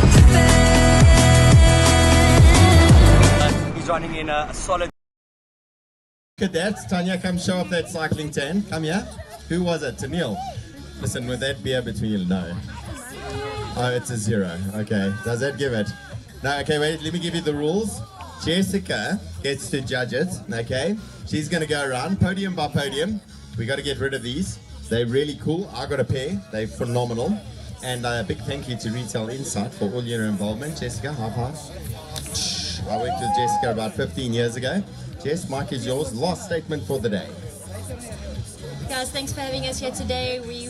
As Retail Insight, we love events like this. This kind of event brings people together, brings community together. We love sports events, so thanks so much for having us. Last little pun first, we're Retail Insight, executional marketing company. We will do anything marketing related. Come see us. Come see us at our gazebo at the tent for the last few minutes. We're happy to help. Let's see how we can help you. Thank you so much for today. Awesome. Thank you, Jessica. Retail Insight, our co-sponsor for the SA Criterium Festival. A big thank you. And thank you to all the organizers. Thank you, Jeremy, Steve, Yolandi, Tobias, all you guys, and Louise, Richard, the whole team. You guys are awesome. You rock. Thank you so much. Okay, guys, all those people I called up for podium, if you can make sure you're behind the Retail Insight gazebo. I need to give you a quick briefing on what I'm going to do, how we're going to run it. And you've got to go through any queries, questions, problems that may be there. And then we'll get going with podium protocol. Thank you.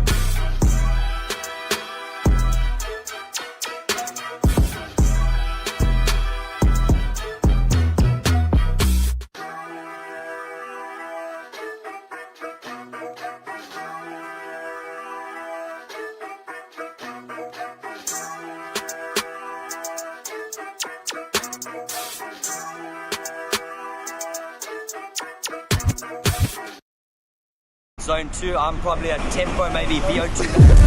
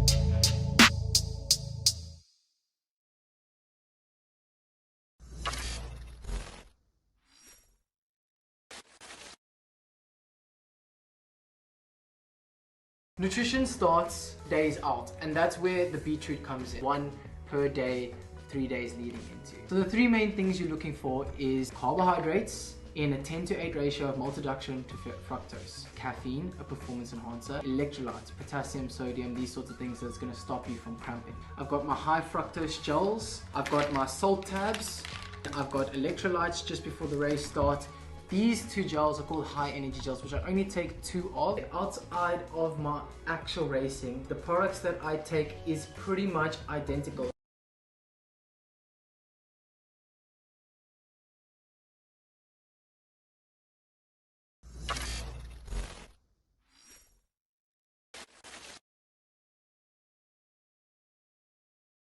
The third product that I do take in training is the isotonic drink, which has beta-alanine, vitamins, minerals. It is sugar and lactose free, but of course there is carbohydrates. It's a lower carbohydrate content. The reason I take this is for easy sessions. I also want to give my gut a bit of a break, so I do use this almost every day.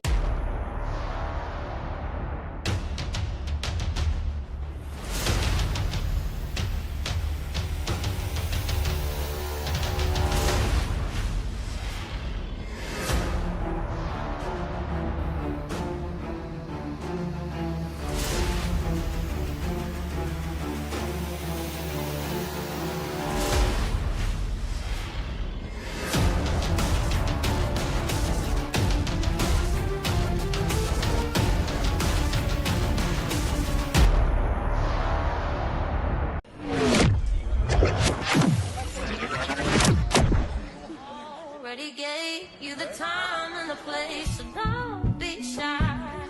Just come be the man I need. Tell me you got something to give.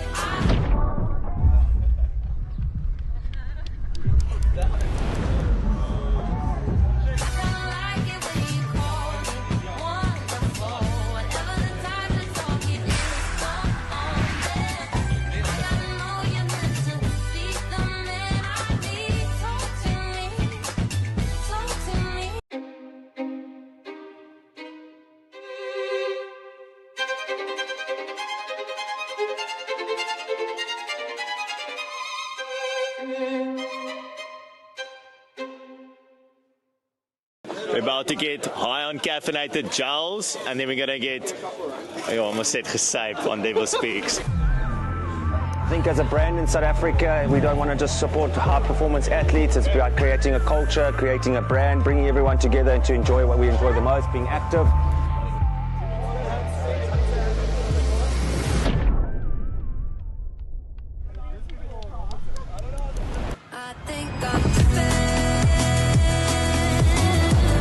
He's running in a solid solid zone 2. I'm probably a tempo, maybe VO2.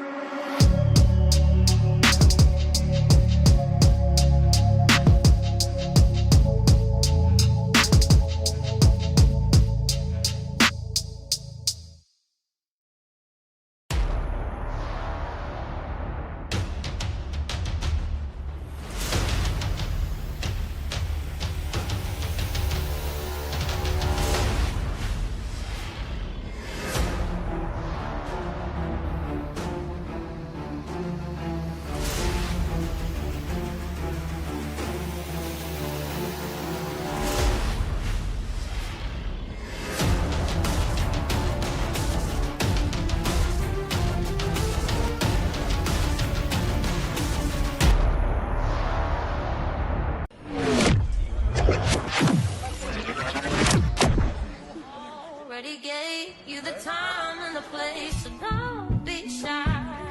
Just come be the man I need. Tell me you got something to give.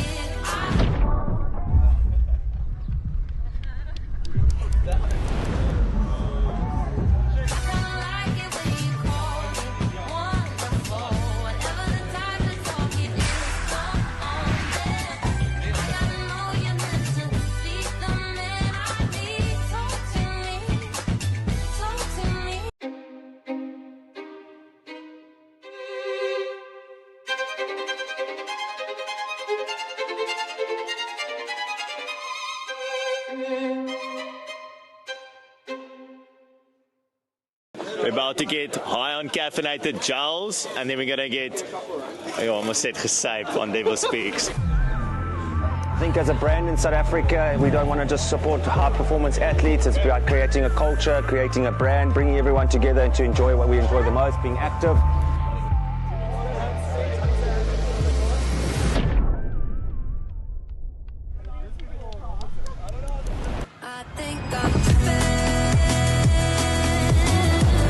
He's running in a solid zone 2. I'm probably a tempo, maybe VO2.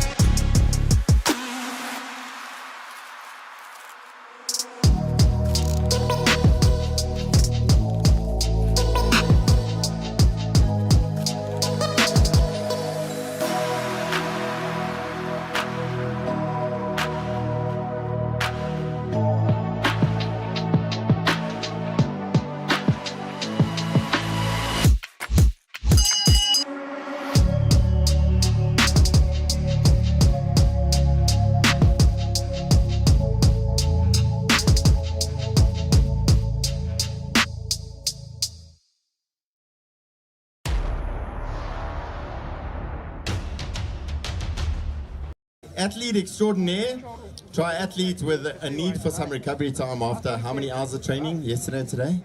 I think about 7 or 8. 7 or 8. She finished yesterday and she went and did 3 hours on the indoor trainer. And she's supposed to what? Swim. How far? 2.5K. But you got a big pool here, eh? Exactly. It makes it a bonus. Who else has a lagoon in their backyard? No, it's just you. Well done. Big thank you to Louise, part of the team that made this happen.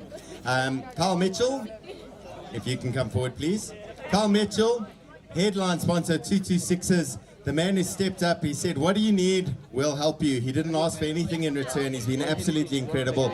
He handed over the title in his category to his teammates. Because I'm cut.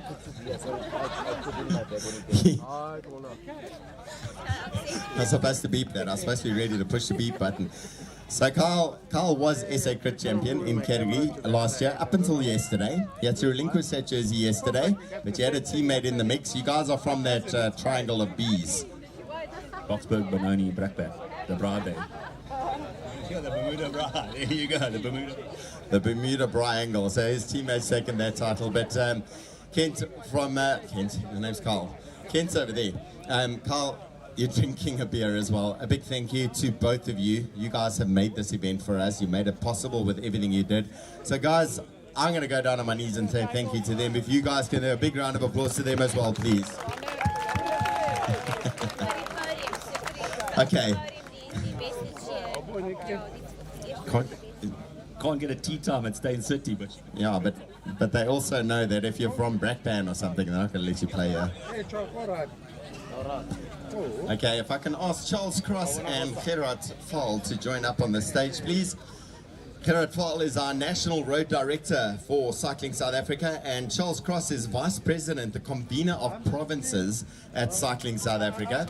They're going to be up there as well representing, and great to have them here. And the reason we get to have an SA Crit Champs is because we have the endorsement of Cycling South Africa. Radio, Shanika, gereed. Almal is julle gereed. Remember the loudest clapper. The loudest clapper. Is that a good statement to use? The biggest clapper. There we go. I think we need a prize for the Road Rangers anyway. They've been amazing. In fact, Road Rangers, let's give them a round of applause, please. That's not for today. That's for everything they do, year after year, day after day, ride after ride, race after race. Okay, I'm going to start with our junior ladies, I think. There we go, junior ladies. If I can have forward, please. In third place today, in the junior women's competition, Helen Olwacha.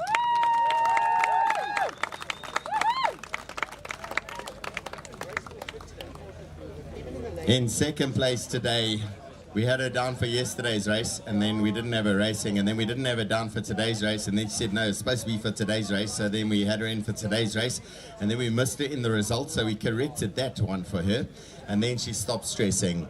In second place, Chanel Orr.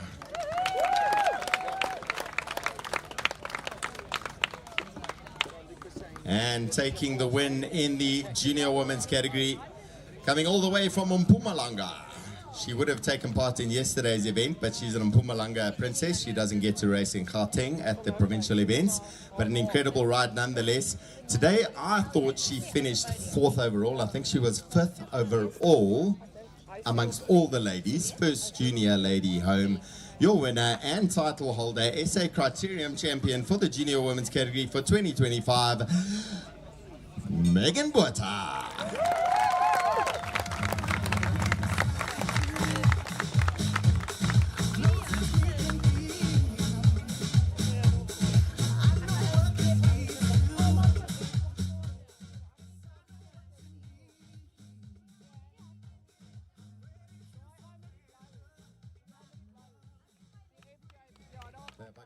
Carl, step up onto the podium. Carl, will you step up onto the podium next to Chanel? Louise, you'll step up next to Helen. There we go. And one nice, neat photo. There we go.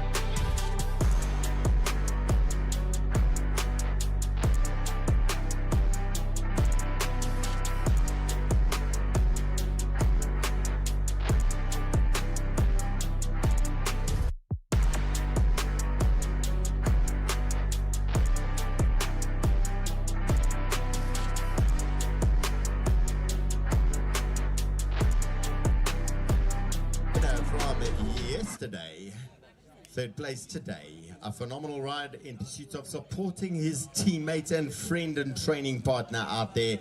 He takes third place today, Ruben Christensen.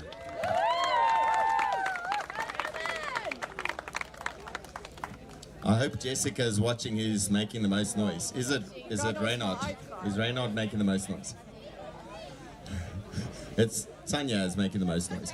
In second place, in the junior men's race here today, he is a legend in the crit racing scene, in the road racing scene. He mixes it up with his Fly Collective team all the time, always smiling, always contributing, always a great competitor. It's Vianney Bout.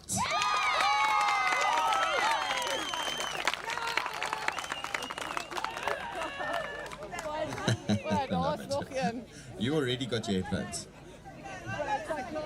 Yeah, there we go.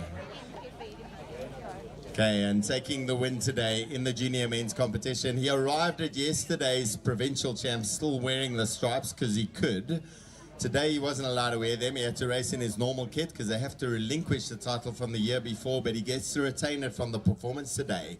He's been a phenomenal youngster throughout the years. I remember racing track with his mom and dad. Where's the dad? Around just somewhere, hobbling around on a chair. And he used to be on a little skinny tiny track bike at about this big, and he's done his time building up and understanding the sport, learning all the ins and outs of the sport. He's always pleasant. He always calls everyone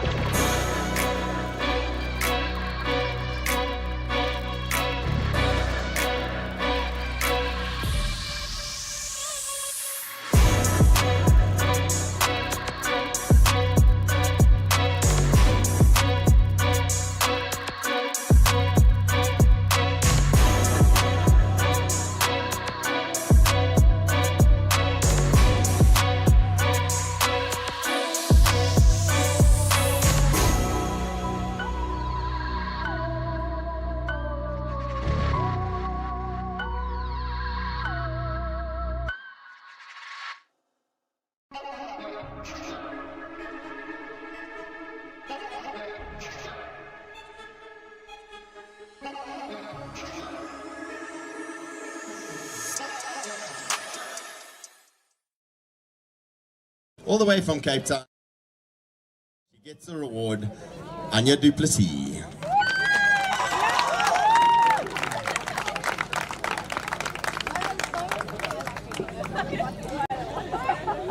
In second place today, another phenomenal performance. She was out there and almost solo time trial majority of that. She put her head down, she used those long fires to drive those cranks around and keep the power consistent the whole way through. She represented incredibly well. She gets a silver medal today. A phenomenal performance by Mazan Mellet.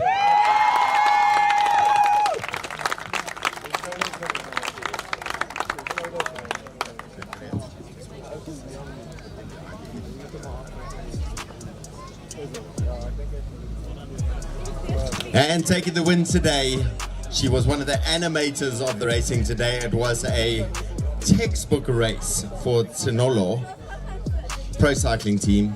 She's been animating racing the whole season long, actually. She's done a stint overseas as well. She's been an advocate for the women's cycling. She's encouraged so many people out there. She gets herself a brilliant title in the under-23 women. For 2025, SA Criterium champion is Sonica Klopper.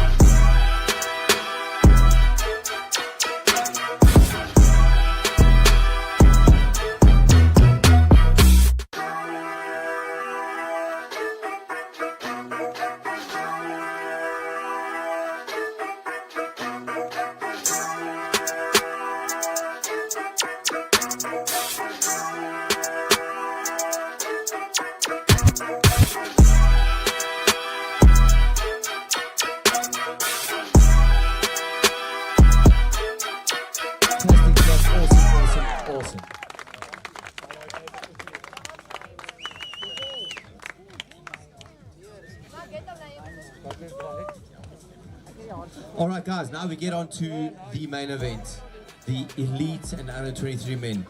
That was an absolutely insane race. I was watching on the side of the road going, yo. The first 10 minutes, the guys are screaming around them. But at the end of the day, and as the race came to an end, it was a well-deserved winner, the guy who had the best legs on the day. Yeah, very, very good race. So, for the under 23 men, in third place, hard fighting all the way to the end, didn't stop, Blaine Kick. Well done, Blaine. The guy who spent months and months in France doing this type of racing, fighting all the way, true professional. Then, in second place, in the under 23 men, this rider is the current or the reigning under 23 South African road race champion. Spent the season racing in and out of all over the world. Second place, Warren Mollman.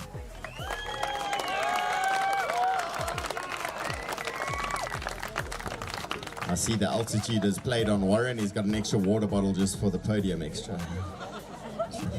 Does anyone want to help him with that water bottle? There we go, Carl. Yeah, get rid of it. Give him a proper water bottle.